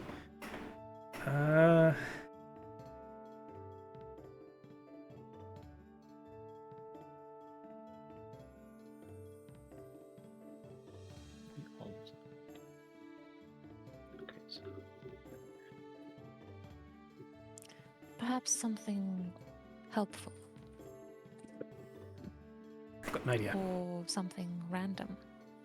He says, "Got an idea," and then he reaches under the desk and pulls out what looks to be an eye mask of some sort, made of shining steel. Give this one a go, if it fits your liking. You said you were worried about your friends getting lost. This might help. What does it do? Nicole? I promise it's not cursed. This one I've actually worn myself before I got big like this. Oh, all right. Saren will look at the shop owner and look at the eye mask, and she'll pick it up and put it on. Okay. Pull the band behind your head. The cold metal of the eye mask touch your eyelids. And then a moment later, you're subjected to a very out-of-body experience. And suddenly, you're looking down at the city of Mordan from a bird's eye view, Oh, wow. and you're able to see out a good distance in every direction. Wow. So, like, as if I was a bird in the sky. As if you were a bird in the sky. One thing you do notice is you can't see through your normal eyes while this is happening. Yeah, I figured. This might come in handy in case we're separated. I was hoping you'd say that. Hmm. From up How this much high, is you're it? able to see all the high buildings, the scaffolding, Gothic manors from above, the spires and the spikes and the fences. Well, that one wasn't easy to come by. I'm gonna say 200 gold.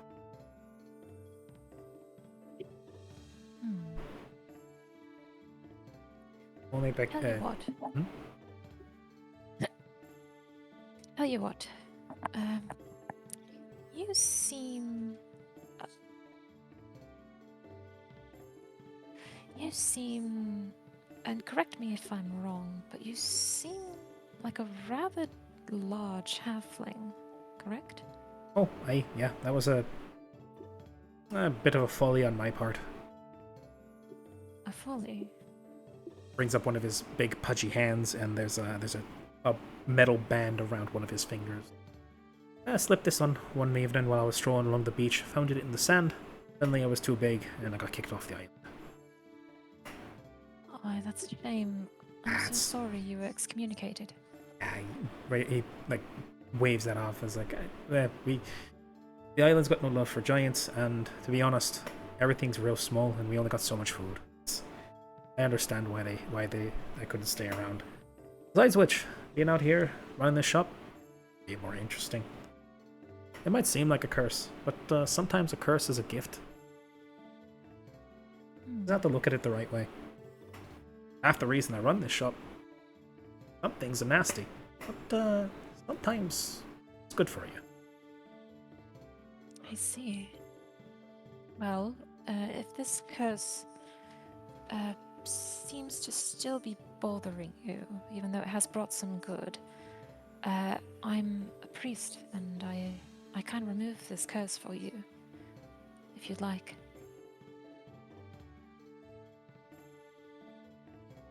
He seems to mull that over for a second. It's very nice of you to offer, but I think I'm gonna turn you down for now. I think I like the way I am now. Nothing else, he kind of gestures to himself. It's a bit of an icebreaker. Even if it's hard to fit through some doors sometimes, I don't see why I should. Like a gift horse in the mouth. Besides, I can reach the top shelves. I'd have to get a bunch of ladders if I change myself now. That's true. You have a good attitude about this. Sometimes you just need to look at things with a bit of optimism.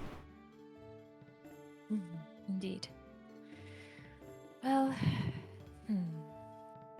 Tell you what, you've been real sweet to me, and all your friends have been good. Been very honest customers. Some of the items they've checked out weren't very good to them. I'll settle down to 100.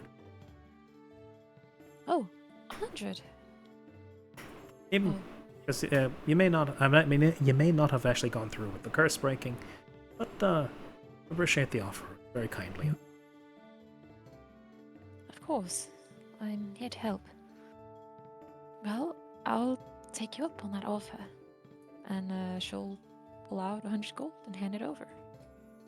Wonderful. As you then slide, well, actually you still have the headband on your face. You'll slide the coin towards himself and deposit it. I was talking to him with it on. Maybe. Who knows? But yes, no. At the very least, you would still have it in your hand. But it'd be funny if we were just doing that with the blindfold on. But yeah, he says, you've been a pleasant customer. I'm sure you've got things to get to. If you're ever back in Mordan, come swing by. We've always got all sorts of curiosities. Maybe we'll be able to help you find something helpful. Thank you for the offer, and if you still need that curse removed when we come back around, let me know. I always know I'll be able to depend on you if I... You take care. You as well. And I'll go find the rest of the party. Okay. Did you want to check out the tea shop? Oh, right! That's another thing! Oh boy. It shouldn't take long, though. I'm literally just gonna go in and be like, what's new? You got anything behind the counter? Some secret stash? That's basically what Siren's gonna do. But in Siren's voice. Give me the secret blend. Give me the good stuff. Yes, you stopping by Samuel Sustenance, tea shop owned by Esmeralda. Pushing your way into the small shop. As ever, there was a cheerful jingle from the bell above you. As from the door in the back, you hear, "One moment!" And then the pitter-patter of what sounds like pump heels on the wooden floor.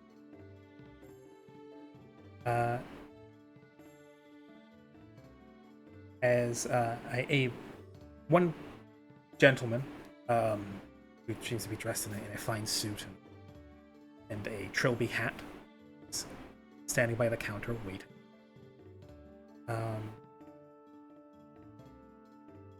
And then about a minute later, Esmeralda, as you remember her, hair now fashioned to what looks like 2 big buns on the back of her head, and a beautiful frilly goofy dress that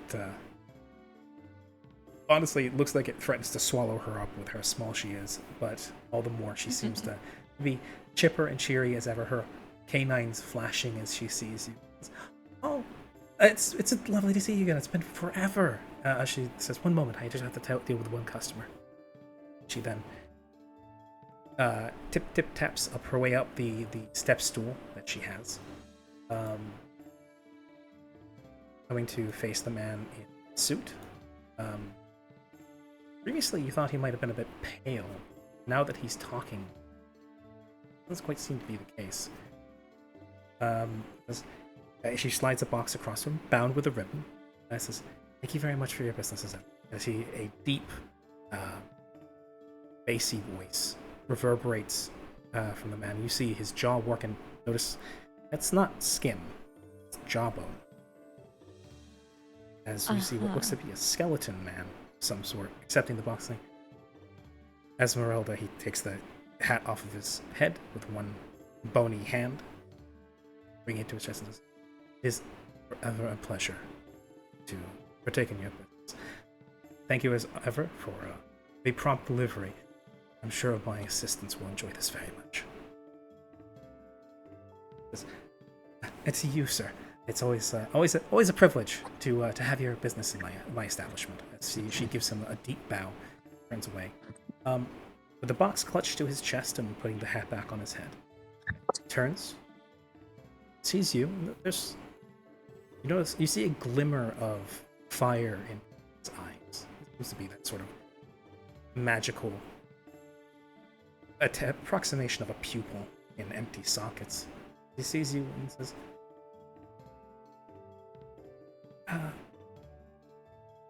"I hope you don't mind much. Could I make your acquaintance?" Sure. My name is Siren. What's yours? Siren. That's a lovely name. Thank you. He then, again, taking his hat off, doffing his hat off his head and bringing it to his chest, he gives you, like, bringing one foot back and in a graceful sweep, gives you a bow and then rises back up to full posture and says, "It's a pleasure to meet you, Siren. You may refer to me as Harold or simply Harry if you wish." As he then puts his hat back on his head. "Excuse me, but it does not seem like you're from around." You would be correct to assume, Harry. I'm not from Mordan. That is, I'm quite frank to say, already. There's good company here in the city, but it's very rare. I get to meet any interesting characters from outside. I can't tarry too much, but you seem like an interesting person that spends running into interesting circumstances. And you also seem like, pardon me if I'm correct, you seem like you're very apt at conversation. Well, I do my best to offer a shoulder to those who need it. That, my dear, makes you leagues and leagues above so many. And he deftly, with his free hand, pulls out a card from one of his breast pockets. Between two fingers, offers it to you, and says, "I would offer my services. I am known as something of a magical consultant to some of the people here. I don't live here myself, though I do have a holiday home. My actual place of residence is quite far removed from this city. But if ever you should need a consultation, or if you would simply like to have a nice civil discussion, I would be overjoyed if you could join me for sometime." That sounds very interesting, actually. And she will accept the card and just kind of bow her head in agreement. And he will, again, still holding the box close, will then, when you take the card, will very gently slip his bony fingers into one of your hands. And with a drumhold, is assuming you don't pull away, will bring it up to his teeth, and then sort of unusual but not cold sensation will press them against your knuckles in approximation of a kiss on your hand, and will say, "I'm charmed. Now I must be off," as he will step away, releasing your hand, and say, "It's been lovely, Esmeralda, and to you, Siren. It's been lovely to meet you. I must be off, though. It's quite busy." And he will, like a ghost in the night, practically float out the door. Siren will just wave goodbye and in her head go, "What in tarnation? Can I tell what... Was he, like, undead? Oh, he was, like, all bone. He was fiendish? definitely undead. So like more ghoulish. Not ghoulish. Ghouls still have flesh on them. He was all. Really? Walking skeleton man. I see. Esmeralda, standing Interesting. behind the counter, says, "Well, I see you've met one of my oldest clients. Don't mind Harold. He is he tries his best to be something of a charmer, and he's well respected as an arcane expert here in the city. But he is prone to his eccentricities. It's not often we have a lich coming through town." A lich, you say? I just realized who this I think this is. I just. I know who. No, never mind. I know who this fucker is. Yes. Also, I will be back. Okie dokie. I have to bounce for just a second. Okay. And so she says, "Yes, it's not often we have a lich blowing through town, but when he does come, he is a force of nature. If you don't feel comfortable taking his offer, don't feel like you have to. You won't feel affronted by it, but he usually means it imperfectly."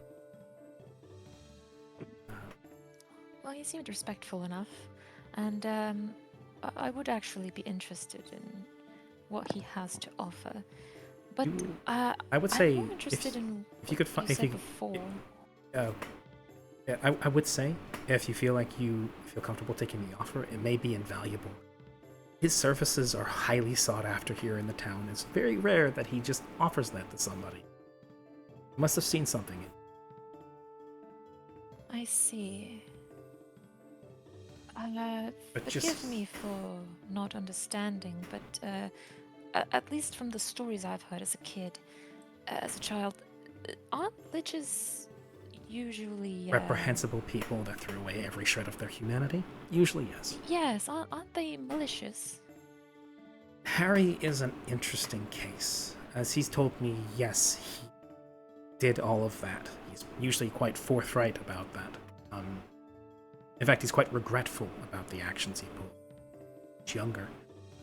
When I say he was one of my oldest customers, Harry, according to himself, has been around for at least a couple of... He's My. very old. And he's also, according to himself, alright, I wouldn't begrudge anybody taking it with a heaping pound of salt. But he seems genuinely regretful for the actions he took when he was younger, and now he just turns himself to more academic services so that he does not risk harming any more people in a quest, as he put it, to, how did he say, fruitlessly and vainly attempt to right the wrongs he committed. As according to him, most liches, whenever they try to do nice things, tend to fail spectacularly in doing so. Lack of ability to relate to mortals. Well, it's good that he's trying to redeem himself. In his own was- strange ways. Yes, you were saying something about what I said earlier? Yeah, I was gonna ask during the interaction with him. Did I get the sense that he seemed like kind of like shady or like That's motive. snaky? Yeah. And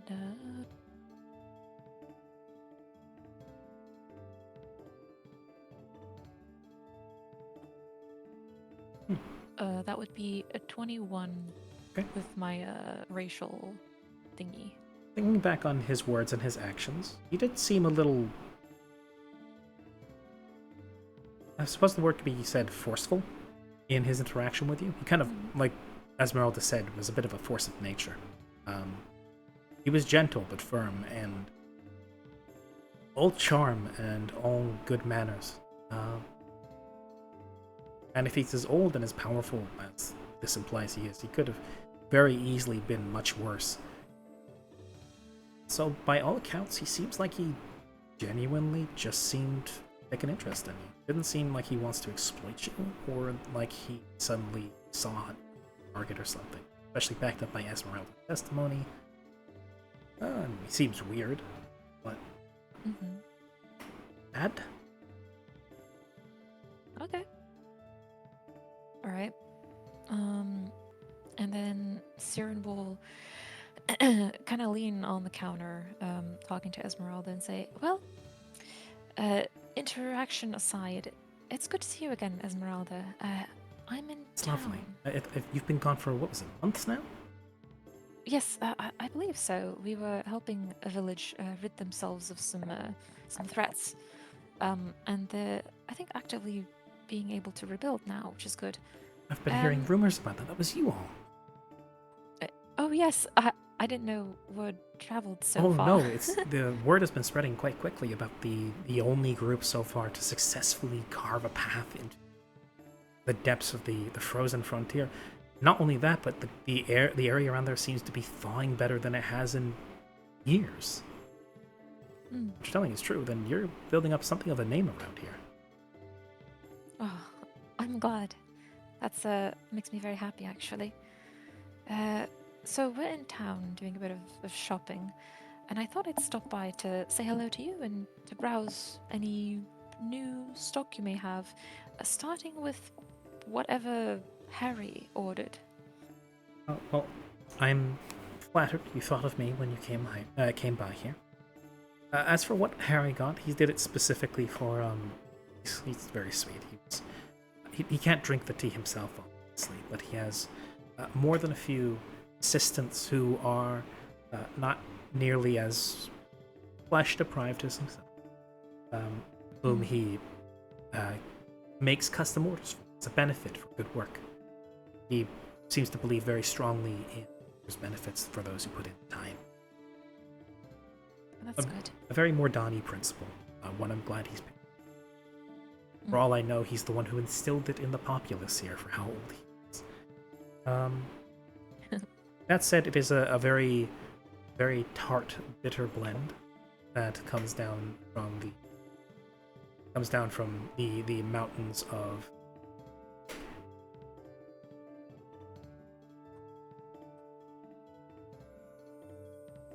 that comes down from one of the monasteries in Holwick, which is a good bit removed. It takes a while to ship.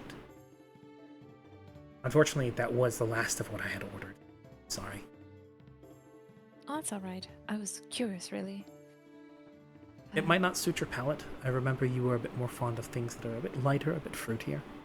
What he ordered was very much what some tea snobs might consider mature. Really is more just palate scaldingly bitter. Indeed. Very much an acquired taste. I understand. Well, aside from that, do you have any more interesting teas similar in the vein of the Dreamtime tea and the Seer's tea that I ordered last time? So you're looking for something of a bit of magical infusion to. Yes. Okay. Any suggestions or anything new? Well, I did get a bit more Dreamtime tea in, seeing as you enjoy it so much. It is, same warning as before holds. You wouldn't want to overdo it with that. But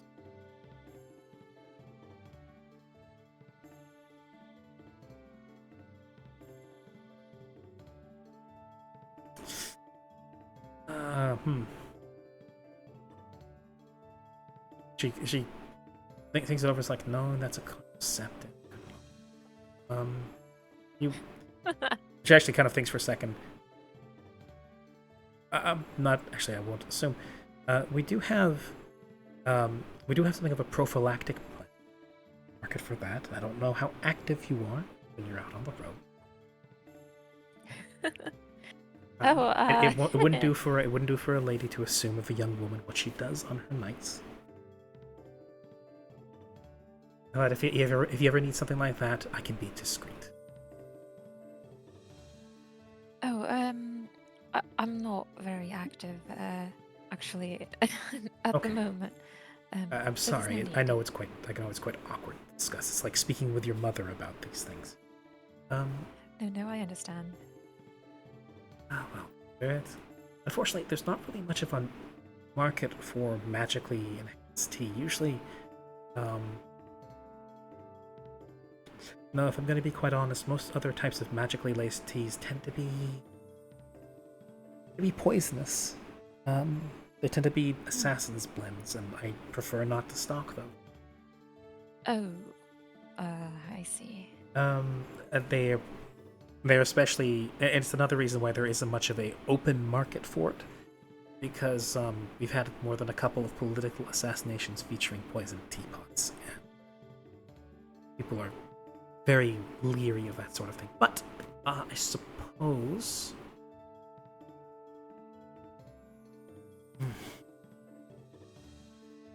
There is a hypnotic blend just getting recently.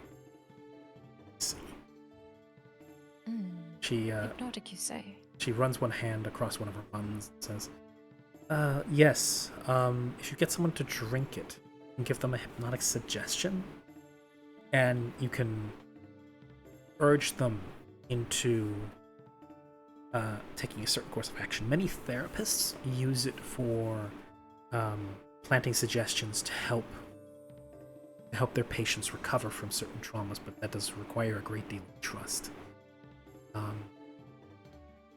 I've also heard of some more unsavory uses for it, such as slipping it into somebody, or brewing it, slipping it into somebody's cup, and then suggesting they do something that is mildly to horrendously humiliating. Indeed, I would imagine. Fortunately, every medicine can be. That is true. But you said it was pricey. How much is it exactly? That's the question. How many doses are you hoping to get?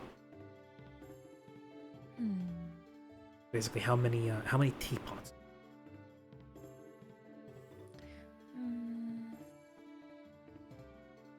Teapots. Let's say. How many doses would one teapot be? Like 3 or 4? Yeah. 4 cups. 4 cups. Let's say.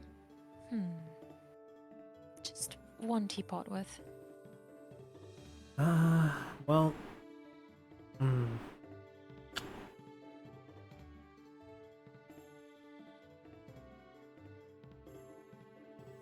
I could let it go for about 750. I see. If I were to give you the actual full package, it would be somewhere more around 15. And that could do you about 2 to 3. That's depending on how well you stretch it. You stretch it out too thin and it has no. I won't ask you why you might be interested in having this. Therefore, ill. I just trust you with discretion. I will. I'm more of a healer myself, but I don't know if you've noticed, and she'll step back, like kind of gesturing to herself. I don't exactly look very strong or capable, even though I believe I am. So I believe this would be helpful in a situation where I find myself in a socially dangerous situation, and I could possibly use this to escape said danger. It does it does well for a young woman. Indeed, which is why I really only want 1 teapot worth. I don't think I'll need very much. I don't intend on finding myself in danger. If 1 teapot won't get you out of the situation, it's quite possible you will. Don't worry. Yes. Very good. Okay. Well, I can let it go for 750. You know what? You're a very good shop owner. I like you, and I do believe this is indeed worth as much as you say it is. So, I will purchase this for 750. And? So I'll give her 750, but I'll give her a 10 gold tip in addition to it, and she'll say, "Keep the change."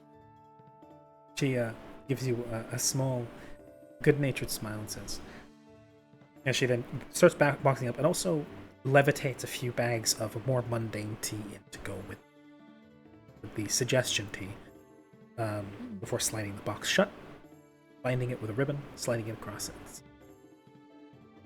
You have, as ever, proven to be a wonderful conversation partner and a very loyal customer. I shall miss you while you're gone, wherever you may go. But always think of me. Please. That's it. I will. Thank you very much, Esmeralda. You're very kind, and I will always remember you anytime I drink tea. I shall always offer a thought to you. I will hopefully see you again. Hopefully sooner than last time, but regardless, company will always be pleasant and appreciated. Now then, do be careful out there. It is, as she looks you up and down, quite clearly a bit of a rough world. Speaking of being careful, I literally turned that off and I didn't save my bet. Thankfully, I turned down the soundboard, so it didn't necessarily come through. Thank you. Yes. I turn it off again. Yeah, I don't know how to turn it off. I don't want to spend forever figuring out in the middle of the session, so I just turned it down. Anyway, so There we go. I just That imagine, little- be careful out there. Karya walks into the shop. yes. Anyway, so Yeah. that little thing done with. I think the last thing on the agenda, at the top, Stanislav, Aiko, Arya. Mm-hmm. I did end up making it back before we got to that part, so that was all good. That was perfect timing for me. So Yes, if just the sake of time, we can go together. that's about right. So yeah, the two of you at one point find yourself in Stanislav's office. What do you want to discuss with him? Mine is more of matters up in the north. So I'll probably let Chico go first. Okay. Well, oh, and I did have a question, Quest. Something glitched on my sheet, and it gave me all my money back. How much did I spend on getting the materials, quote unquote? Basically, a down payment for that weapon.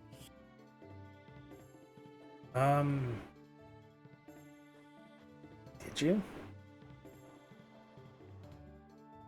I don't know if there was actually any money put to it. Oh, maybe not. Actually, yeah, you know what? No, perhaps not. Never mind. I apologize. Perhaps I remember it incorrectly. Mm. The fact of the matter is, there's just not a lot of adamantine in Dawn. It's just, Yeah, that's true. that was true. that It's was gonna part of take the a while. problem. Was there's just not enough to make a big weapon out of. Even not even the big one you want, like proper greatsword or something like that. It's just not. He did say that he would put his fingers and his feelers out. If anything happened, he would let you know. That was it. Yeah. He was gonna keep me posted. I wasn't sure if there was like a money down thing. Yeah, all good. Well, that makes sense. All Okay. perfect. Echo, what did you want to talk to Stanislav about?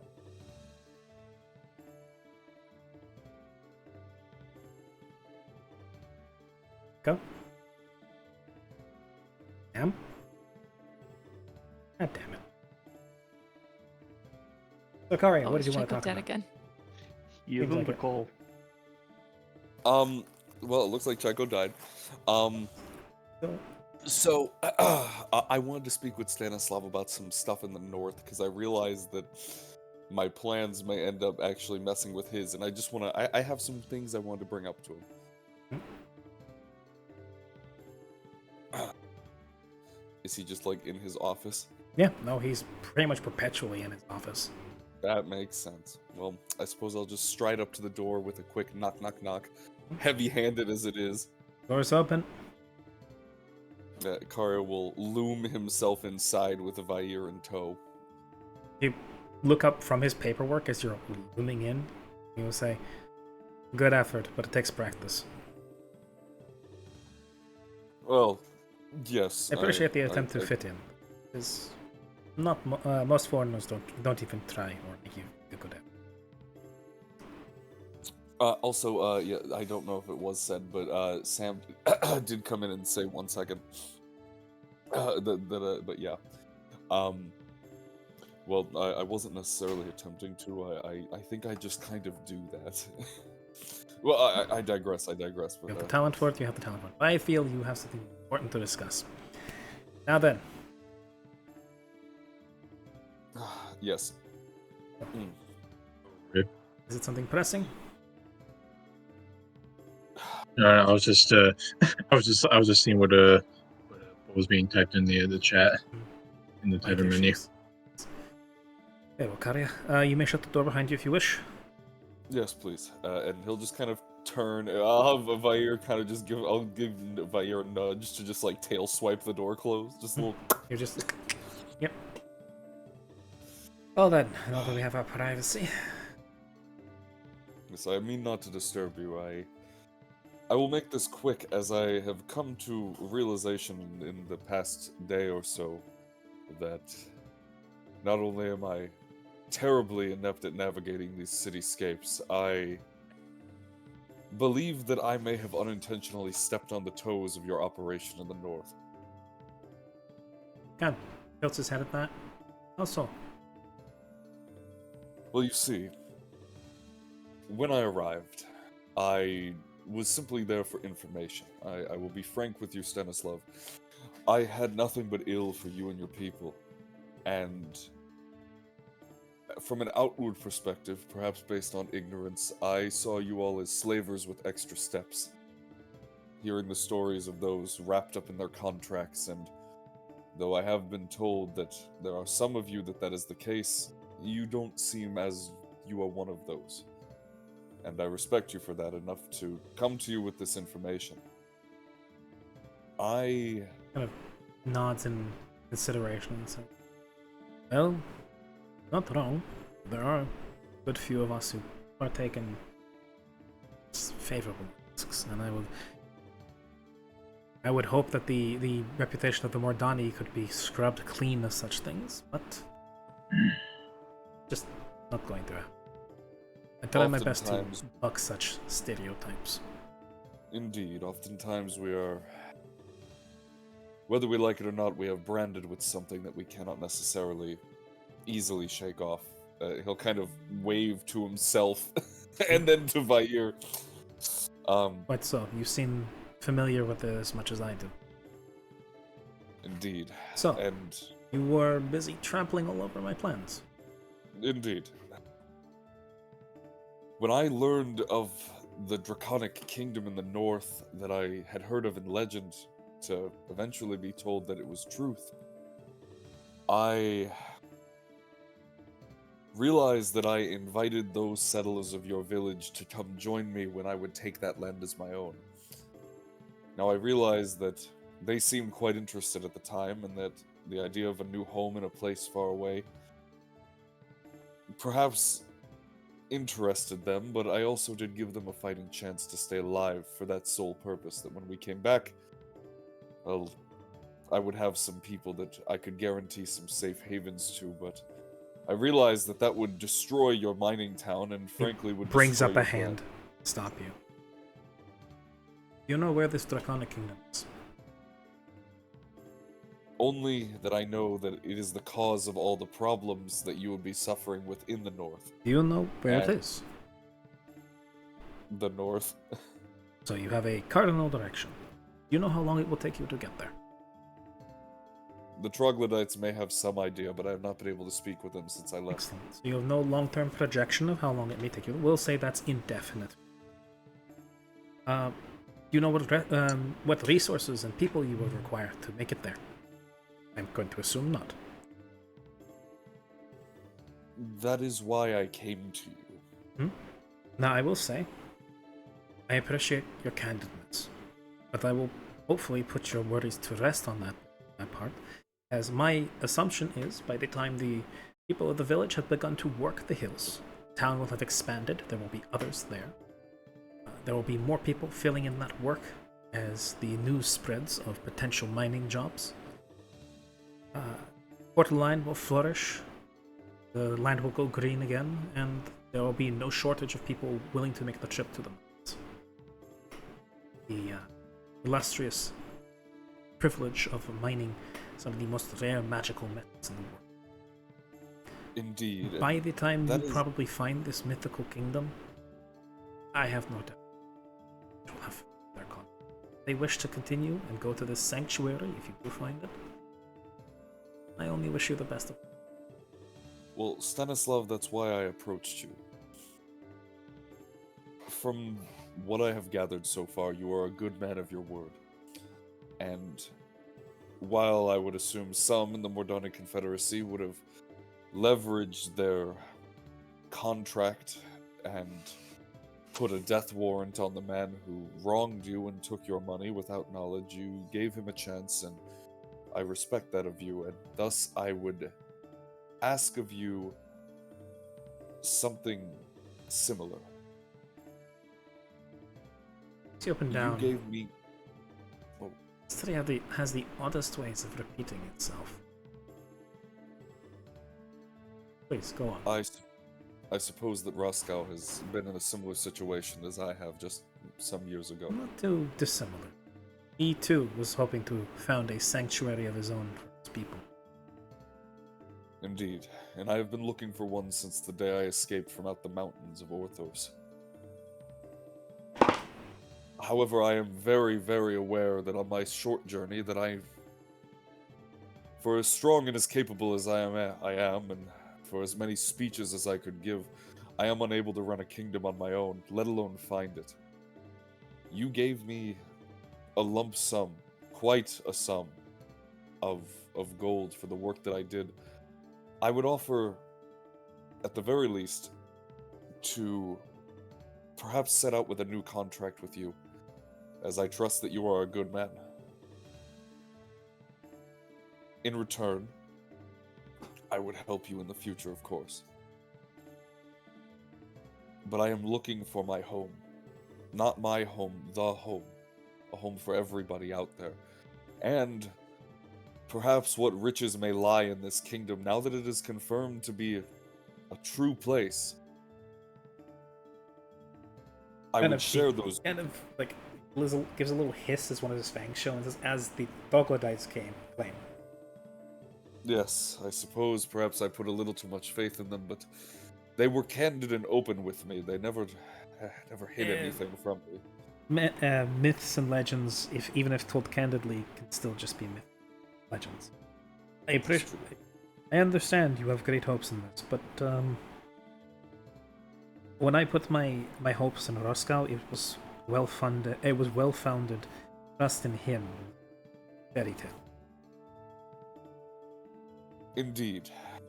And perhaps we've not known each other long enough to have your faith put in me as you put it in Roscoe, but I would ask that at the very least, during your mining operations, if I could give you some gold, to perhaps send men into the north as well to potentially seek out and find any leads that they could. I know that we spoke of this prior, but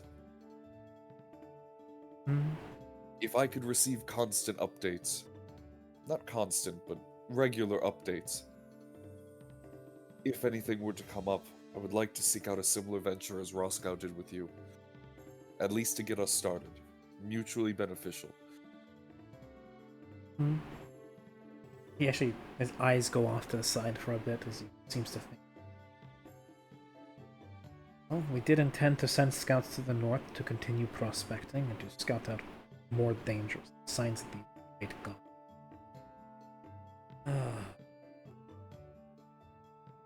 I suppose a letter every once in a while.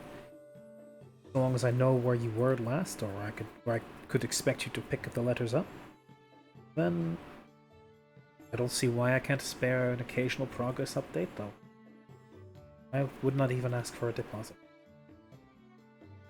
Well, I appreciate that, Stanislav, and perhaps there are sending stones of some kind that the It would seem cubic it would seem people- most sending stones cannot cover such distance, unfortunately. Indeed. Well, But I can send the occasional letter if something interesting happens, and if we should ever need your help, well, I shall keep you as one of my first people. for that I appreciate, Stanislav. Our next moves are to the magic people in the north. Not the north. There's a boat ride. Thank you. I'm well aware you are headed towards the Kajima. Good trading state. A little iffy on the politics, but I suppose we are not ones to criticize. I do hope you have fun down there. It's a lot more lively. Much more fitting to those with pumping blood. I suppose so, but well, I've never been one for big crowds and people. At least I didn't think I would be until I found myself standing in front of an army of them. Oh, it is. Well, if you don't like crowds, then simply go into the more rural sections. There's plenty of landscape and villages, farmland. But not everything is urban there. In fact, quite a bit of it is especially Lorbus is famous for its large farming fields and great harvest. I think of all the 4 states, I think you and your companions will more than likely like Lorbus. Heard good things about their.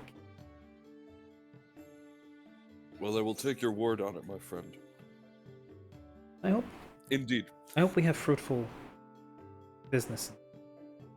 Even if this dragon home of you, I do hope you find a place you belong. We all deserve as much, I think. I agree, and though I know that you have your, Test. well, testing, it worked.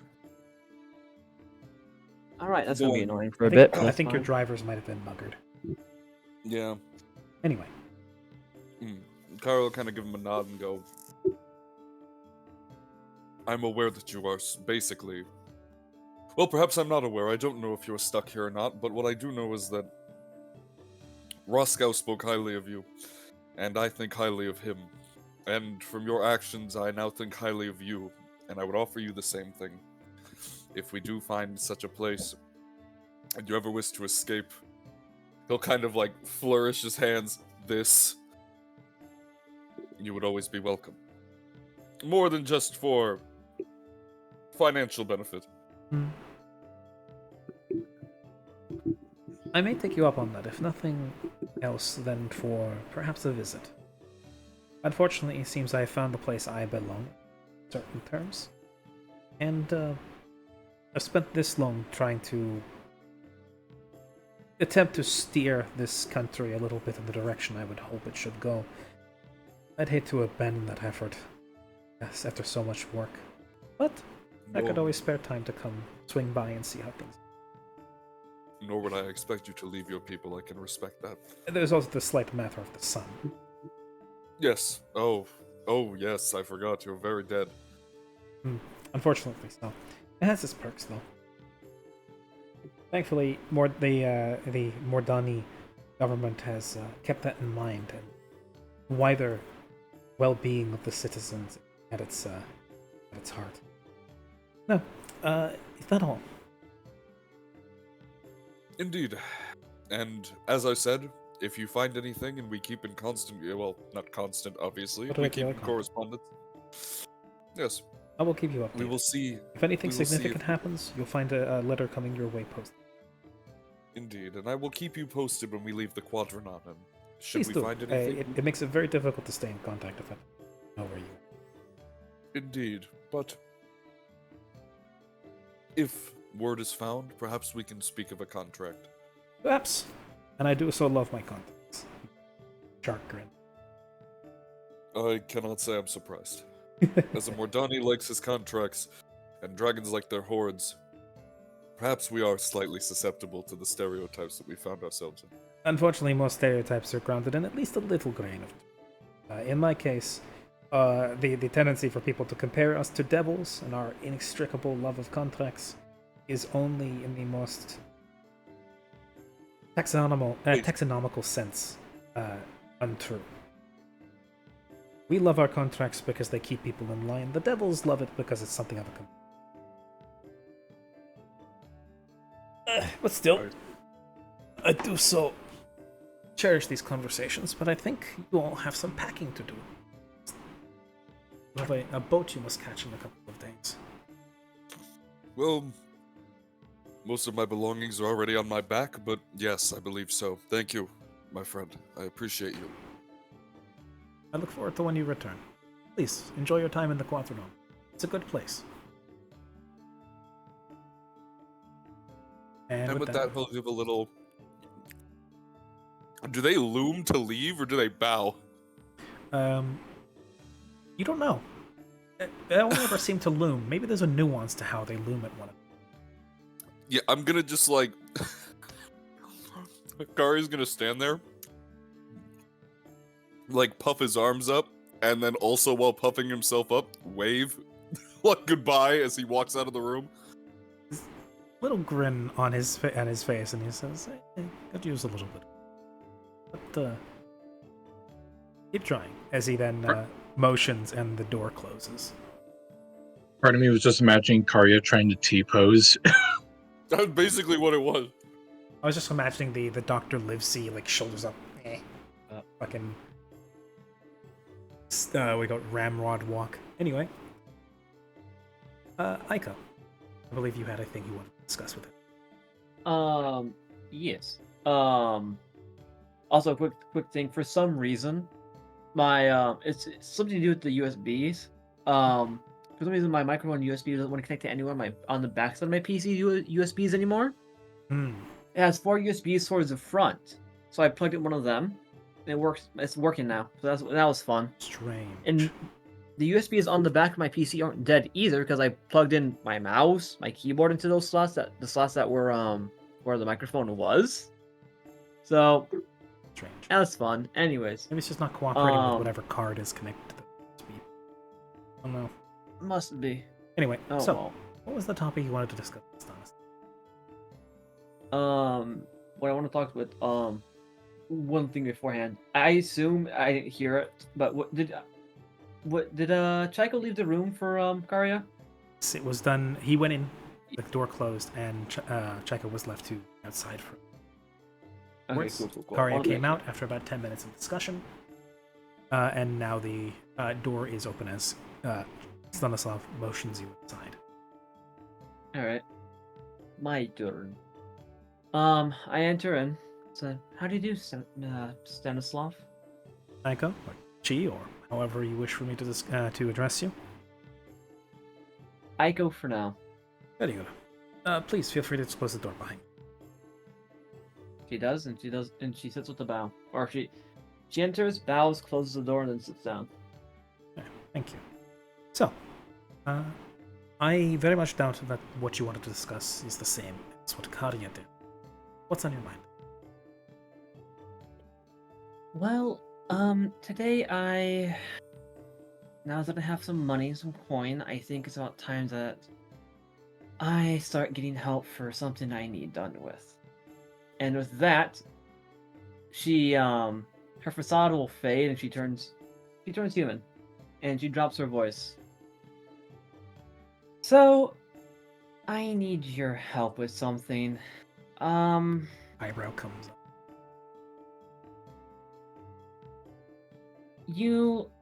If you have any questions for me, if you have any questions for me, you can say them for afterwards. I will answer them. Answer any questions. I think any questions I would wish to ask would be to. Please, you seem like you have something urgent to discuss. Just let us be forthright. Yes. How to say? I need help with I need help looking up, getting information about an event that has happened. But how long ago do you say this happened? I want to say about a year or two. A couple years at this point. Been a few months. Yeah. Happened about a couple years in the past. Do you know of? Oh God, I can't remember the name of my home country. Oh, that would be a feat. A feet smart? Feet smart. That would What be. color is that on the map? Over here. Yep. Country known for its Alright. crafting. Do you know of the great crafting festival in Sweetsmarn? Kind of thinks for a second. I've heard things about it. We don't get a lot of information coming over from the Titan's arm. It sounds like it's from there. I do remember something about a crafting festival where journeymen from all over the arm come to show their work. Yes, that is about right. Yes. The first year that I attended, an unfortunate incident happened. And unfortunately, the event left me rattled enough to the point where I don't remember what exactly happened. I just am aware that, unfortunately, I am wanted in that area. I do not know why. Yeah, a small look of surprise come over it. I don't know what happened. Just that to those that know me, because I'm from there, they agree that it's not right. And as such, I was helped to escape. And as such, that is why that I normally parade around as the Like- Volpine lady you've seen beforehand, the one who signed all your documents as Aiko. That is a persona that I have used to hide myself. So what I'm asking you is, do you know anyone? Do you know anyone, or do you have people who can dredge up information about what happened there? Because I don't remember. Just I'm doing all this stuff. I'm taking odds and end jobs because I just want to go home. And this adventure that I just had recently, where there's a job that I've had for you, put a lot of things in perspective that I just want to go home. I'm getting tired already. Let's see.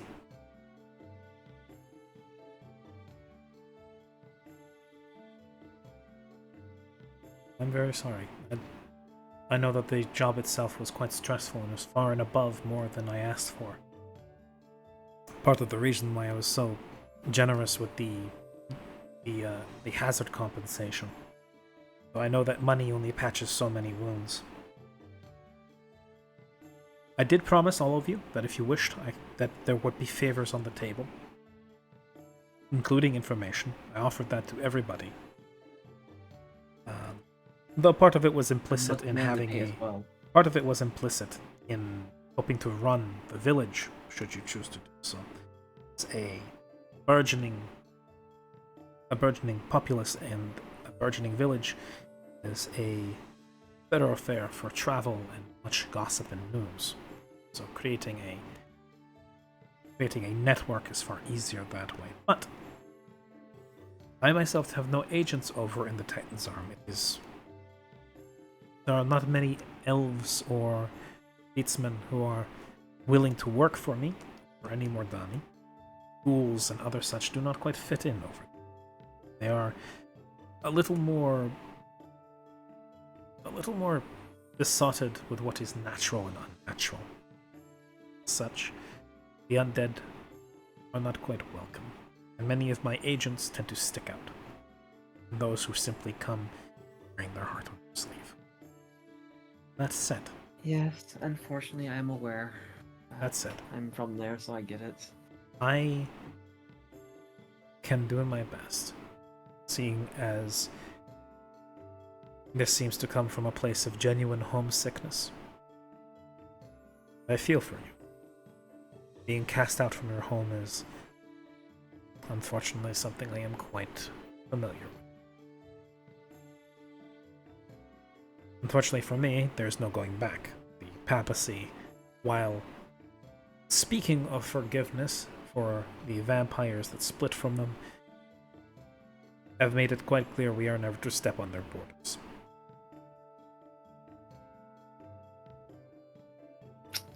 So, I think if there's a chance of potentially finding out what really happened, and seeing if it's a chance to exonerate your name so that you could maybe return home, well, I could at least send somebody over there to ask.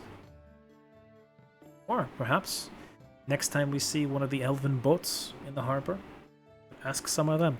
Though I do find the need to be a little bit paranoid and say, if we ask about this, it's a distinct possibility. If you are a wanted criminal, this could stir up interest and potentially attract attention. I am very much aware. People may be suspicious if people start asking about you. Well, maybe not. Well, maybe instead of asking about me directly, asking about the competition, because from what I remember, the last last competition didn't end well. So there's a general interest in that. So you have a discerning customer. I will have an agent look into it. Tadia already bid me share regular updates on the progress into the north. Anytime updates should come my way, I will include it with the letters towards Car. I appreciate that. I appreciate this very much. You all have one done last me a thing great before I service. go. I would be remiss not to. One last thing before you go. There might be another option in this if you can't get information. Can you find information about my father? I haven't spoken to him since the event, and Maybe a bit difficult. I have no last name to go by. well, fuck. Well, if I've got If you wish to My withhold, name is last Chi. name? My first name Chi, last name Aiko. All right.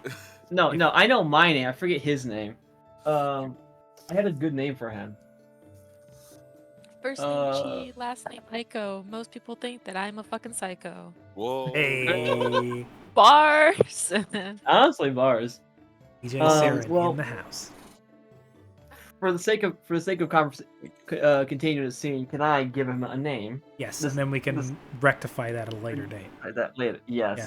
So you can pass along the name, which you will If say. it helps, this is his name. Insert name here, and much like me, he's a craftsman. He was very well known, too. I don't know. Speaking past Imagine tense. having his daughter. Well, I speak in past tense because I don't imagine your reputation still goes when your adopted daughter is a wanted criminal. True. I have no idea how the criminal justice system, the Titanzon, functions. They are, as I understand it, a little more loose with how they do things. They are not quite as rigorous in their justice as we are. While I appreciate that gets things done more often than not, it also ends up with innocent people beheaded more often. I understand your apprehension about dealing with such things. I promise you, if I hear anything about your father, I will tell you as soon as I can. Thank you very much. Thank you from me, who is being true to you, whose name is Chaiko. She stands up, and as she does, she'll put on the transform back to her Vulpine form and go. With that all said and done, I shall take my leave now, unless needs else of me. And lovely to truly meet. Take care. Don't tell others. He will bring two pinched together fingers to one side of his mouth and then run it across his lips. My lips. She'll bow. She'll bow, and she'll take her leave. Closing the door behind her. And with that, that's that bit of role done. With no other involvements required, people ready, I think, to set out from the city. We fast forward about a week, even with Sully missing. I think I want to at least initiate the departure. I meant to get this started earlier, but I had no idea exactly how much people said. At the very least, it wasn't all just shopping. So, Look at that spellbook. bags packed, haversacks filled. The group of you are assembled and ready to leave. Your chartered ship, well, not chartered so much as booked, that you have seats on, set to depart in a couple of hours. Stanislav and Sergei both insist that you all head off soon so that you can find a good place to sit on the boat itself and await the departure rather than cut it last minute. If we're all together, packing and getting our things settled to to go on this boat, I want to ask if Siren would have noticed the bag of cookies that Ikaria and Chaiko bought. He's got a new pouch hanging from his belt. That Cool. It's Looks like funny it's you made of mention wax that paper- because I wax was paper. also going to bring them up. ah, So Siren sees this and goes, "Oh, Ikaria, is that? Have you always had that? Is that new?" Oh yes. Grab some. I see. They're delicious. They also tell me sweet nothings. Oh, your brother loves you very um, much, and that will be his downfall. Oh my god. Yes. That actually reminds me. So, I bought these bag of infinite cookies from that shopkeeper, which Flick directed us to, and Yes, the one I also apparently went to. they allow you to get glimpses into possible futures. I see. Like fortune cookies. Well, they whisper in my ears, and they told us that pirates. Well, they didn't tell me, but they yarred at me, and I've had my fair share of pirates. That we were on the waters, and then I heard a yar. I see. I've never encountered pirates. But these cookies, so they talk to you and they tell you things about possible futures? Well, yes, Hmm.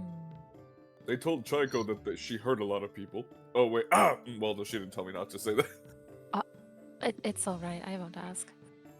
And then, May I Glares try one? from off screen. Glares, side eye. she didn't tell him not to say that. You're not wrong, but Side man, eye. social nuance out the window. Korea has a Bag of goal and infinite- he's infinite straightforward in cigars, it. that's to not a the bad point of idea. hard-headedness.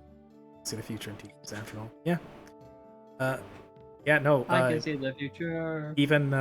Even Siren has Sears tea in her bag. Yes, I can see the future. Yes. Jesus, But Yeah, for- yes, my headphones try had a one? weird Doppler effect for a second. oh damn. Yeah. So Siren, you wanted to try cookie? Hands in the bag. This is I'll reach in and look for a butter cookie. despite your effort to find a butter cookie, what you come away with is a biscotti. Oh. Hmm.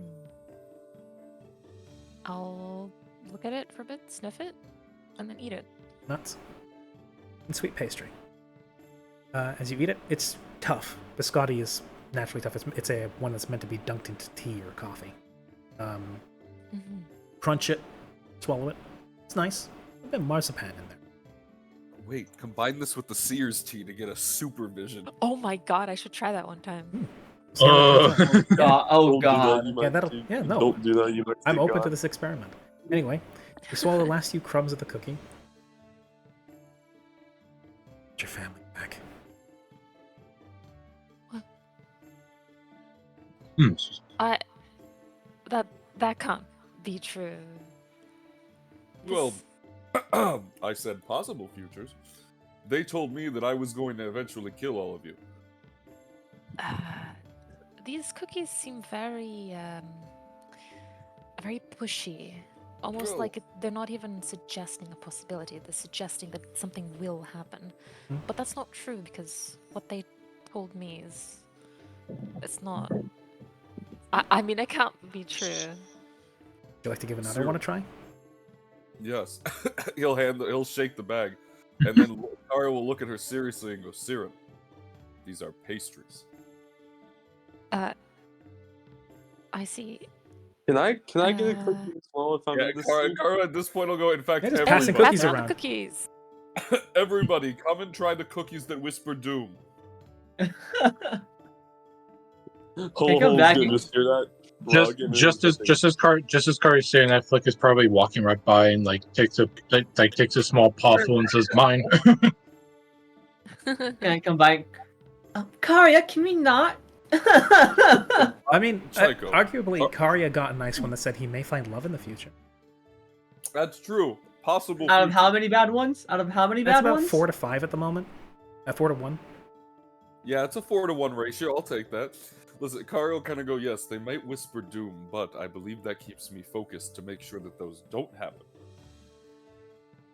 Okay, so Sierra, are you going for another one? Yeah, I'll try to get a smaller one. My God. This one is a miniature button cookie. Aw. You toss it in your mouth. Yes.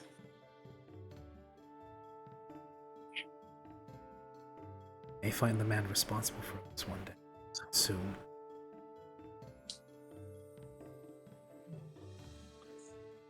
I have 2 questions, Yes. or more like one question. Mhm. During this week, was I able to get Paka back? Yes, you're by the sea. You would have no issue with it. Okay. Then in that case, I'm gonna take out 3 cookies. Oh no. One Oh for my me God. and 2 for the cabbies. Is this animal abuse? Only so You much. know? Is it abuse to yourself to eat these? Yes, it is. Oh, well then yes, that it's animal Karia? abuse. Yes, then by your definition, it is absolutely animal abuse. Kari sees this In so much like as he the said, he capybaras are doesn't- actually animals. Yeah, Kari doesn't see this as abusive. He's like, yeah, they remind me to keep focused so that these things don't happen. Kari is the Eats sort of another person. one. Kari is the sort of person that goes, "Pain keeps me focused," and then lashes him across the back, across the back like Opus Dei. So, But yeah, I will feed the 2 of them if they want the cookies. I'll give them both the cookies, and I'll down them myself. Paka and Lolo both eat the cookies, sort of chewing through them. Nothing happens. Then they continue chewing, and then the moment both of them finish their cookies, their faces, as much as capybaras can, screw up. They'll both look at you. They say, "Fuck you." Wait, what did I do? Wait, what? No, hold actually asked that. What did he do? He's actually confused. Well, then Eat a eat your cookie, one, you find out. dumbass. Find out. I will then down the cookie. What did I do?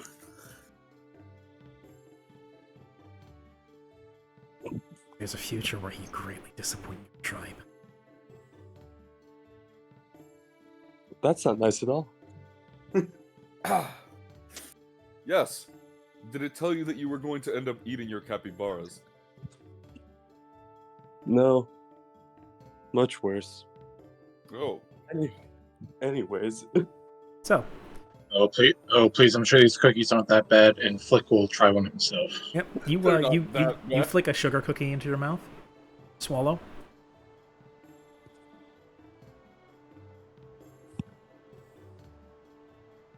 Somewhere in your future, sister runs you through. Yes. Oh. Flick's Yeah. ears immediately fall to both sides. His eyes his little pupils turn narrow. He turns back towards the docks. I don't think we should have any And more he- of these cookies. And he Mark pulls has his Mark- pulls his hood up and says, "Yeah, we should probably go Vark, soon." Vera, Ish. Vera, are you still awake? Just checking. I'm staying out of this. I will not have any. Okay, of I was these gonna cookies. ask whether Vark would want to try one of these. I had a funny idea thank what you. it would be for. Can we not? Varg has been watching this as he's wont to do, Mhm. silently. And No. the moment someone gestures the back towards me, just goes no. Anybody else Actually, want to have Vark- another cookie? So I imagine that when I've got a if whole Vark fucking would ever roster eat of a- these.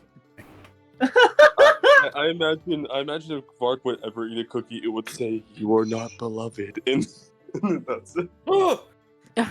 Instant heart attack. Angry gasp. Yeah, Kari kind of jingle the bag a little bit and go, anybody? It's not that bad. Actually, I wanted to experiment with something. And Siren Oh, will no. reach in, grab a cookie. She'll try to grab one of the soft-ish cookies. She'll crumble it in her hand and she'll eat a single crumb. Nothing. Not a whisper. Nothing. She'll eat half of the crumbs in her hand. Still nothing. I see. And she'll just kind of wipe her Absolutely hands not. on her clothing and just No, let the crumbs sprinkle on the floor. The moment that Karya sees her attempting to waste that cookie, he will grab her hand and go, "Wait." Does he just You lick cannot the waste crumbs such off? delicacies. I almost said love. Karya, this isn't. These are not. Listen, I understand they're edible. They're very sweet. They're very delicious, but I think they cause more anxiety than they bring joy.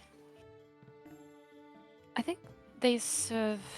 I mean, we can experiment with the CST that I have to see what kind of conjoint effect they have, but I think While personally, from Siren now is- on, we should just use Wha- these as a prank on people. While that... Siren is explaining this, Karya is going to turn her wrist over and dump the rest of the crumbs into his palm and then just eat the rest of them and go, "I will not waste something so delicious."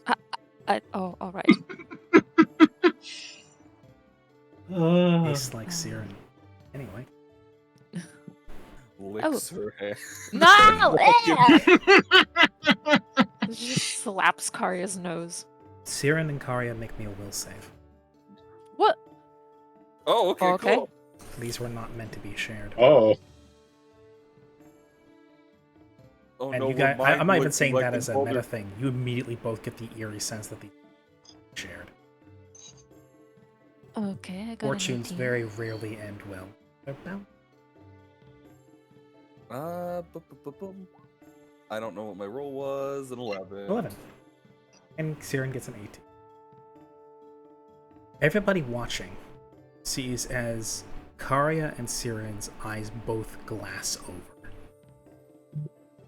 As they stand stock still in the lobby, their eyes and heads drifting just a bit skyward, as their arms then fall limp by their sides.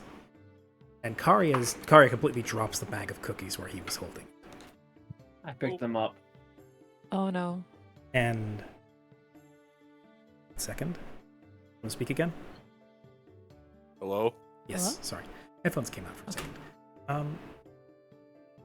Arya, I'm gonna just... Can I just ask that, for... No, fuck it. Because I don't want to necessarily have everybody just jump out or jump back in or whatever. Siren... They are not tracked. Yeah, not quite.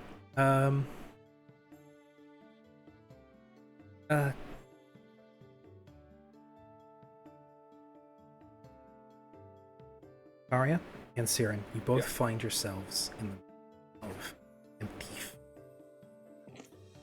Somewhere off in the distance, one direction is a set of mountains, which to you, Karya, are immediately familiar.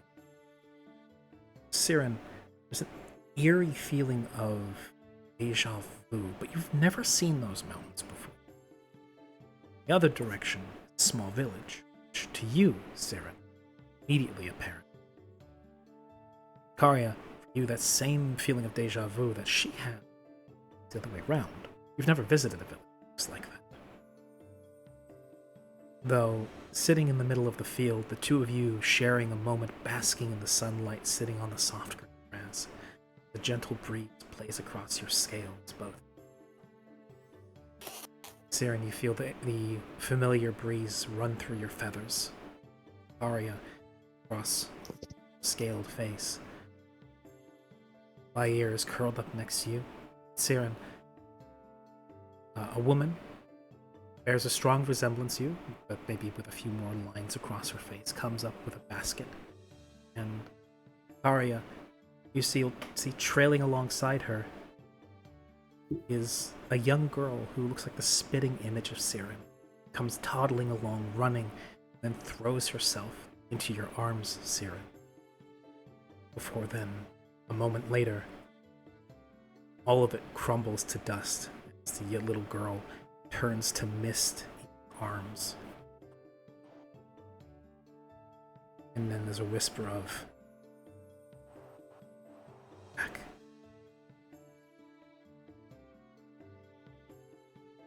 But do you have the guts? And then you're back in the lobby. I told you not to waste those cookies. We're not And the supposed to cookies are gone.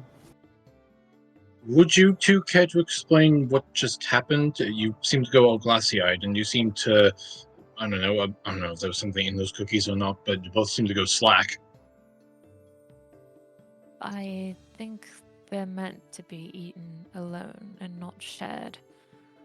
I think if they're shared, there's an unpleasant vision that follows. I didn't like that one bit.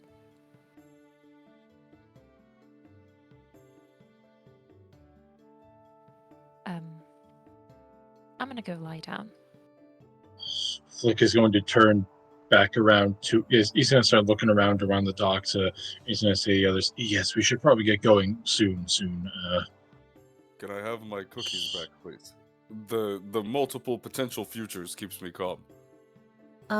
Not for right now. I'll give them back once we get on the boat. That's fair. Keep an eye out for pirates, as I said. They whispered to me that there might be a Yar. Did you say pirates? Yes. Oh boy. Can I put? Okay, yes. We are going now. We are going very, very now. We're going very much now. Very much now. Can I put the cookies in my harbor sack? Yes, you may. Cool. Can Siren, before she actually goes to rest, can she pass by Avark and on the way lean over to him and say, can you help Trico keep an eye on those cookies? I worry if they have some long-term effects.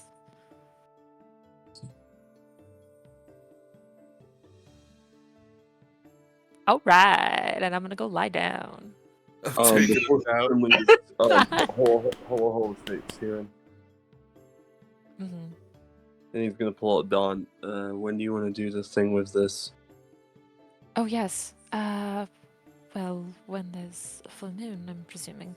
I don't think that will be tonight, but perhaps in the next few days. As you guys probably can estimate, it's probably going to be a couple days into the boat trip. Mm-hmm. Okay. So at some point during the trip. Okay. Time passes a little bit as the boat departure becomes more imminent. Eventually, as a group, you all set off towards the dock. Some of you, perhaps with your departing mood a bit ruined, that. But all the same, you are together, are ready to go. Passage is paid for, seats are assured, and it should be a pleasant couple weeks on the boat. Or so the boat company, the cruise company assures you. And before I forget, actually, I think this would probably happen the next morning. Mm-hmm. Once everyone is awake, Siren will go to where everyone is probably having breakfast. I think. Pull out This the happened. card This she happened got. like a couple hours before the boat was supposed to depart. Oh, I see. Mm-hmm. But more than likely, I mean, it's not like a couple hours trip. Like, this trip is going to take a few days, yeah? it's going to take a couple weeks.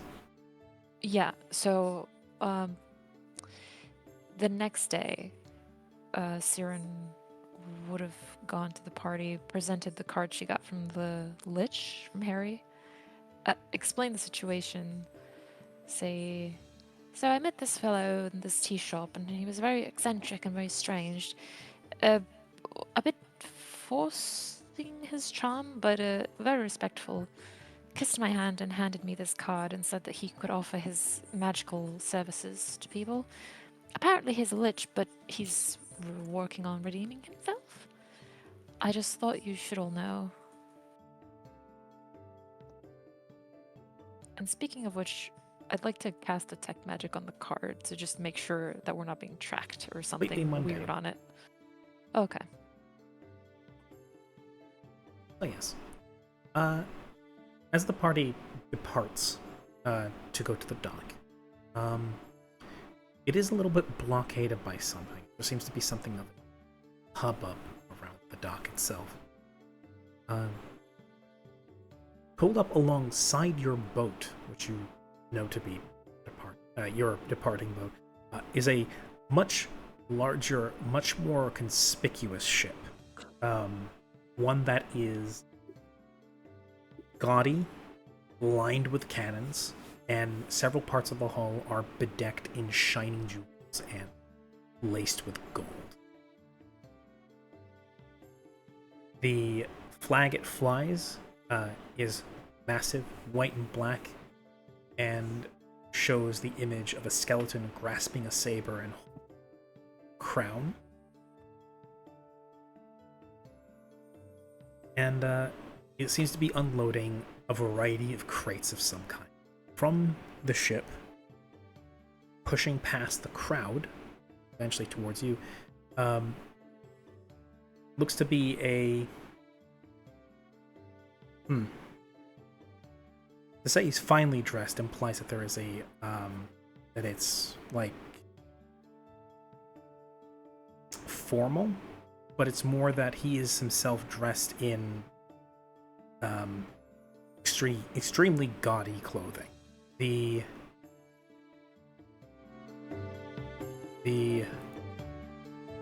man himself is bedecked in jewelry, rings on his fingers, noble attire that would scream wealth anywhere he would go. A finely crafted basket-hilted rapier on his side, with a massive furred tricorn hat. The entire ensemble is very much tied around the amount of gleaming gold on his person. Centerpiece all tied together with a massive bejeweled amulet hanging around his neck. As he shoulders his way through the crowd, pushing people inside, and ultimately, of course, leading him past you and bumping past the majority, just without a regard for anything, pushing past, and trailed by several of his.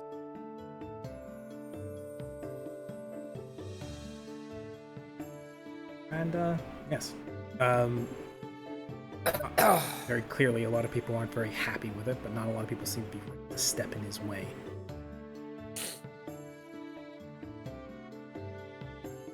But yes, he strides his way along the dock, pushing past, bumping into several of the party, saying, out of my way, miscreants, go, be gone, as he then strides along the dock. Yes. So, no objections raised, I assume.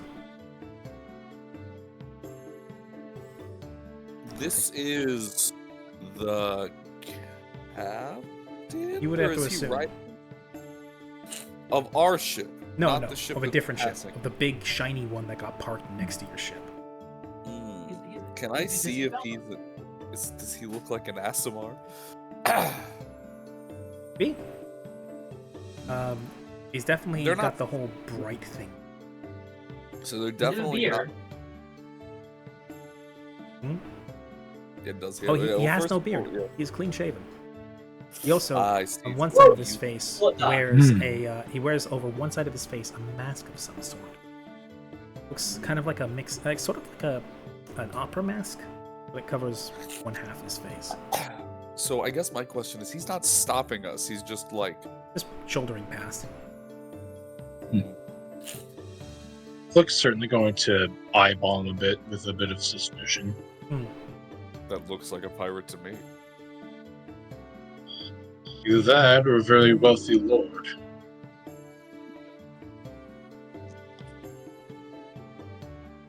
Can I He will. try and He will. determine like what he might be? Sure. Do you have knowledge local? Yes.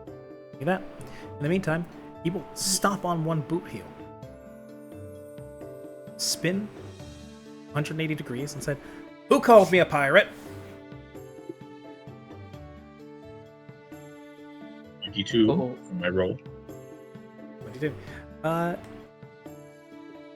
This is someone of some renown, actually some decent renown. This man is a well-known privateer who works in the service some choice individuals who prefer to not be named, but he is also himself an independent agent. As you can see, quite a sizable treasury to himself. He's known for being an ostentatious brick, for being also a scary ostentatious brick. His name is Barafucius. No last name given. Also known as the Gold Tide. I see. As I see. he wheels around, saying, "Who called me a pirate?" Sort of sauntering and teetering on one foot as he turns around, looks around, spots you, Karia, standing a little bit above most of the crowd. Well, certainly not the biggest. Certainly not the smallest. As he looks at you, says, "You." Yes, hello. Yes, I didn't call you a pirate. I said you looked like one, and I wasn't doing it to offend. Well, that's just right, because you are absolutely correct. Oh. I take shit Wonderful. from people. And nobody here has any sort of impetus to call me out on it. You're absolutely correct. I am a pirate. Who are you, if I might ask? Oh, I am Karia, son of Orthos.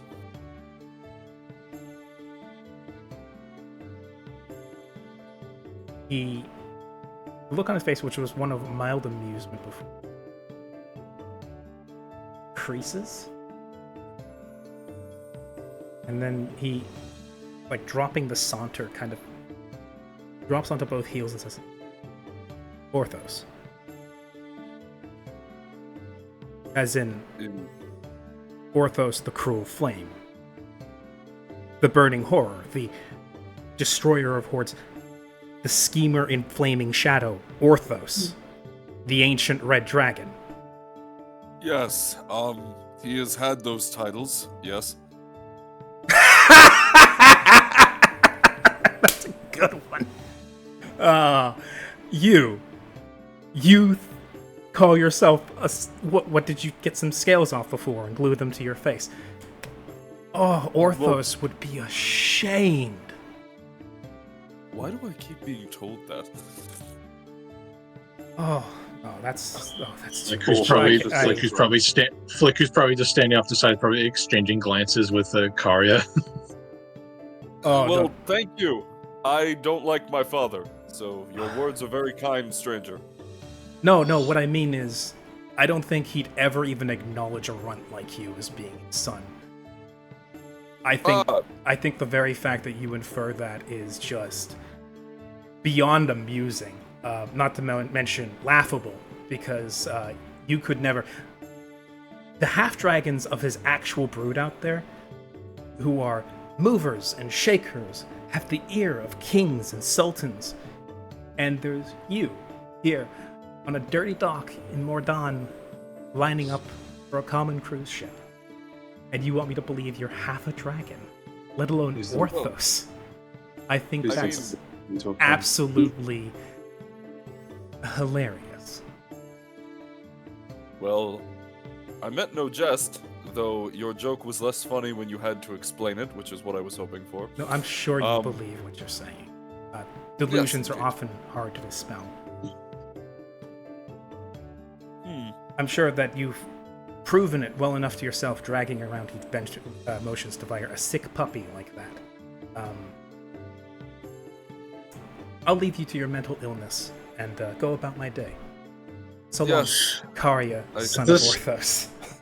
At this point, Flick will probably spin his way out from wherever he is and say, "And to you, Mr. Goldtide, let me impart a bit of wisdom from someone who is no Mr. Orthos here personally." He's already walking. He's gone.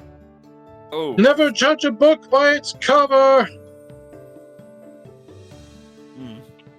He's gonna die a horrible death at sea. I have a feeling he's probably going to fall overboard from his overconfidence. I'll turn over to Flick and go, Flick, quick moment as he's walking away. Is he deadly? I know I had to say something. I don't know. Maybe it was defending your honor. Maybe it was just clearing the air. I don't know. Oh You no. should it's have okay. offered him a cookie. That would have definitely helped. Well, I most certainly probably. would have, except somebody took it. It's all right. He'll get what he deserves, whatever We'll that have, is. we'll have another. Maybe he day and stubs tell his him toe I'm going up the stairs. You see, I would have been fine with the assault on myself. That is not uncommon. However, Vair is another story, and I believe very quickly, where is his ship? Oh, it's right there down Should be. Oh, yes, it should be that one right over there. the Oh, big very fuck good, off okay. shiny one. The big fuck off shiny one, okay. Flick, tell me Eyesore. again, how dangerous is this man? He's on the bankroll. Would I of recall multiple- anything from? He's on the bankroll of multiple less reputable governments. Ah, makes sense.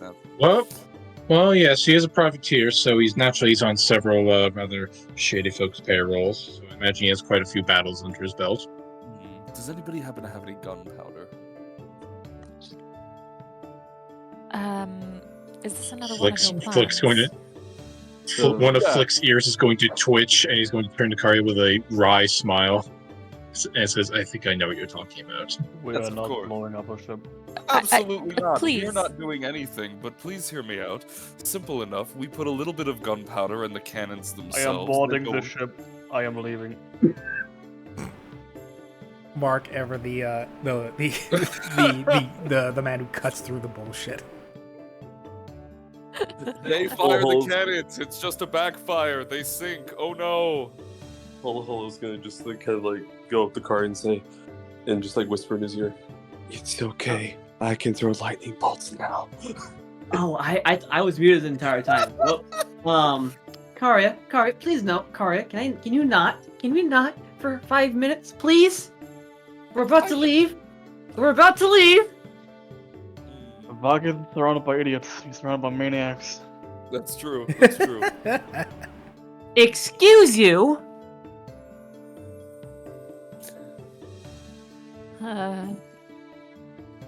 Anyways, Anyways, the clown man seems to have a foot up his ass, and I don't feel like taking him out today. Thank you. Let's call it. Move on. If we do not want to get in trouble. We're on the water where we aren't used to. Especially if he is a Well- pirate. He probably has friends. That's okay. You've got me. That's true. Flick is a good. pirate himself, I think.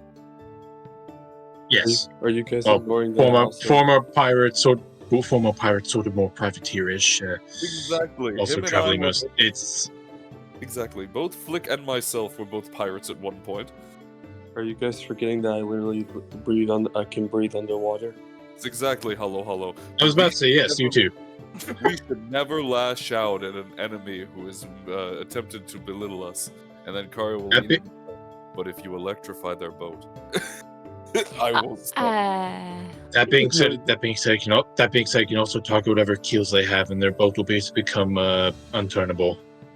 You see a small lightning bolt manifest in Holo's arm before Nah. someone says no. No. Okay, fine. Let's leave. Also, Thank if you you. knock down Hello? if you knock down a couple of their masts, they lose wind power. Hold on. One of the arbiters is currently looming over your shoulder and saying, "No magic in public." I grab his arm and pull him with us. Thank Moving you. now. I'm gonna loom back at him as I'm being dragged away. Thank you for your I get- compliance with the local laws. Yes, my friends, they're very rambunctious. No, Go. Anyways, I'll bring it With back. that, with Shaiko's insistence, it seems like people are boarding their ship, as it is just as well that there's Yes. about a half an hour into departure. As you guys are introduced to one of my favorite NPCs I've made, Parafucius. He's an asshole. I'm glad you met him. We can tell. Can't wait to kill him at Yeah, sea. I don't just have one big, shiny, golden asshole pirate on mission. I have multiple. I'm a varied That's person. true. That's true. Wonderful. Nice. Anyways, In Demi. Mm. Yeah, that works. To so yes. see. So, you guys are allowed on board. you stow your individual luggage. In your cabin, you have two cabins dedicated to the 7 of you, along with, as you see, once you've boarded and there's been some time for people to mingle after the ship pushes off, you see that Hieronymus and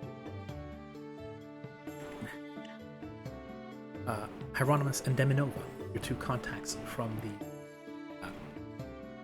society, are also on this boat and on their way over.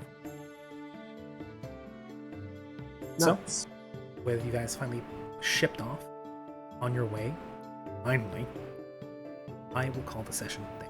Thank you all for staying. Sounds good. Yeah. Yeah. Next we pick up, we will actually have the voyage across. You're landing in the Quadranon, and then whatever comes from there. I have ideas, I have plot hooks, and I hope you will like them. And if not, we'll see how things go beyond that. I can't wait to bring people fresh fish every morning by just going out, just jumping into the sea and like hunting. Just himself into the sea. We don't drop a net behind the boat. We drop a holo holo. We drop a holo holo and he barracudas his Release the holo holo. It's like a torpedo. Yeah. Anyway, thank you all very much for coming. Thank you for playing, and thank you for watching. Of course. Yeah. I'm gonna go ahead and Thank you for running. Always a pleasure. Good to get back in the swing of things. Hopefully, see you guys tomorrow for Frey's Genesis game as we do that as well. Oh yeah. And yeah, I'm gonna go ahead and go Genesis. Yeah. Oh, good. We're about ending the session. So, as the ship has set off, I'm gonna call a session there. I will see you guys later. All right. Hopefully tomorrow. I should hope very much so tomorrow. Very And much. yeah, whenever else. Always a pleasure. See you guys later. Take care of yourselves. Bye, everybody. Bye bye. Bye bye. Well, bye. That was wonderful. That was good. That was interesting. Oh, that was fun. That was shocking. I can't wait to get back to serious Karya, not bumbling around a fucking city, desperately trying to figure it out. I kind of prefer this car, I'm not gonna lie. Yeah. When Karya's in the frontier, he's ready and he's back to his full self. But when Karya's in the city, surrounded by people, and he has to keep up with social conventions, he's like, I don't get A little bit of a bumpkin thing going on. Hey, there. a little bit of a bumpkin issue. Yeah, it's all good. Should I go ahead and add all those spells to my spell list now? Go for it. If you think you can manage all that. Okay. Yeah, you earned them. All right. I'm gonna go ahead and stream now. Take care.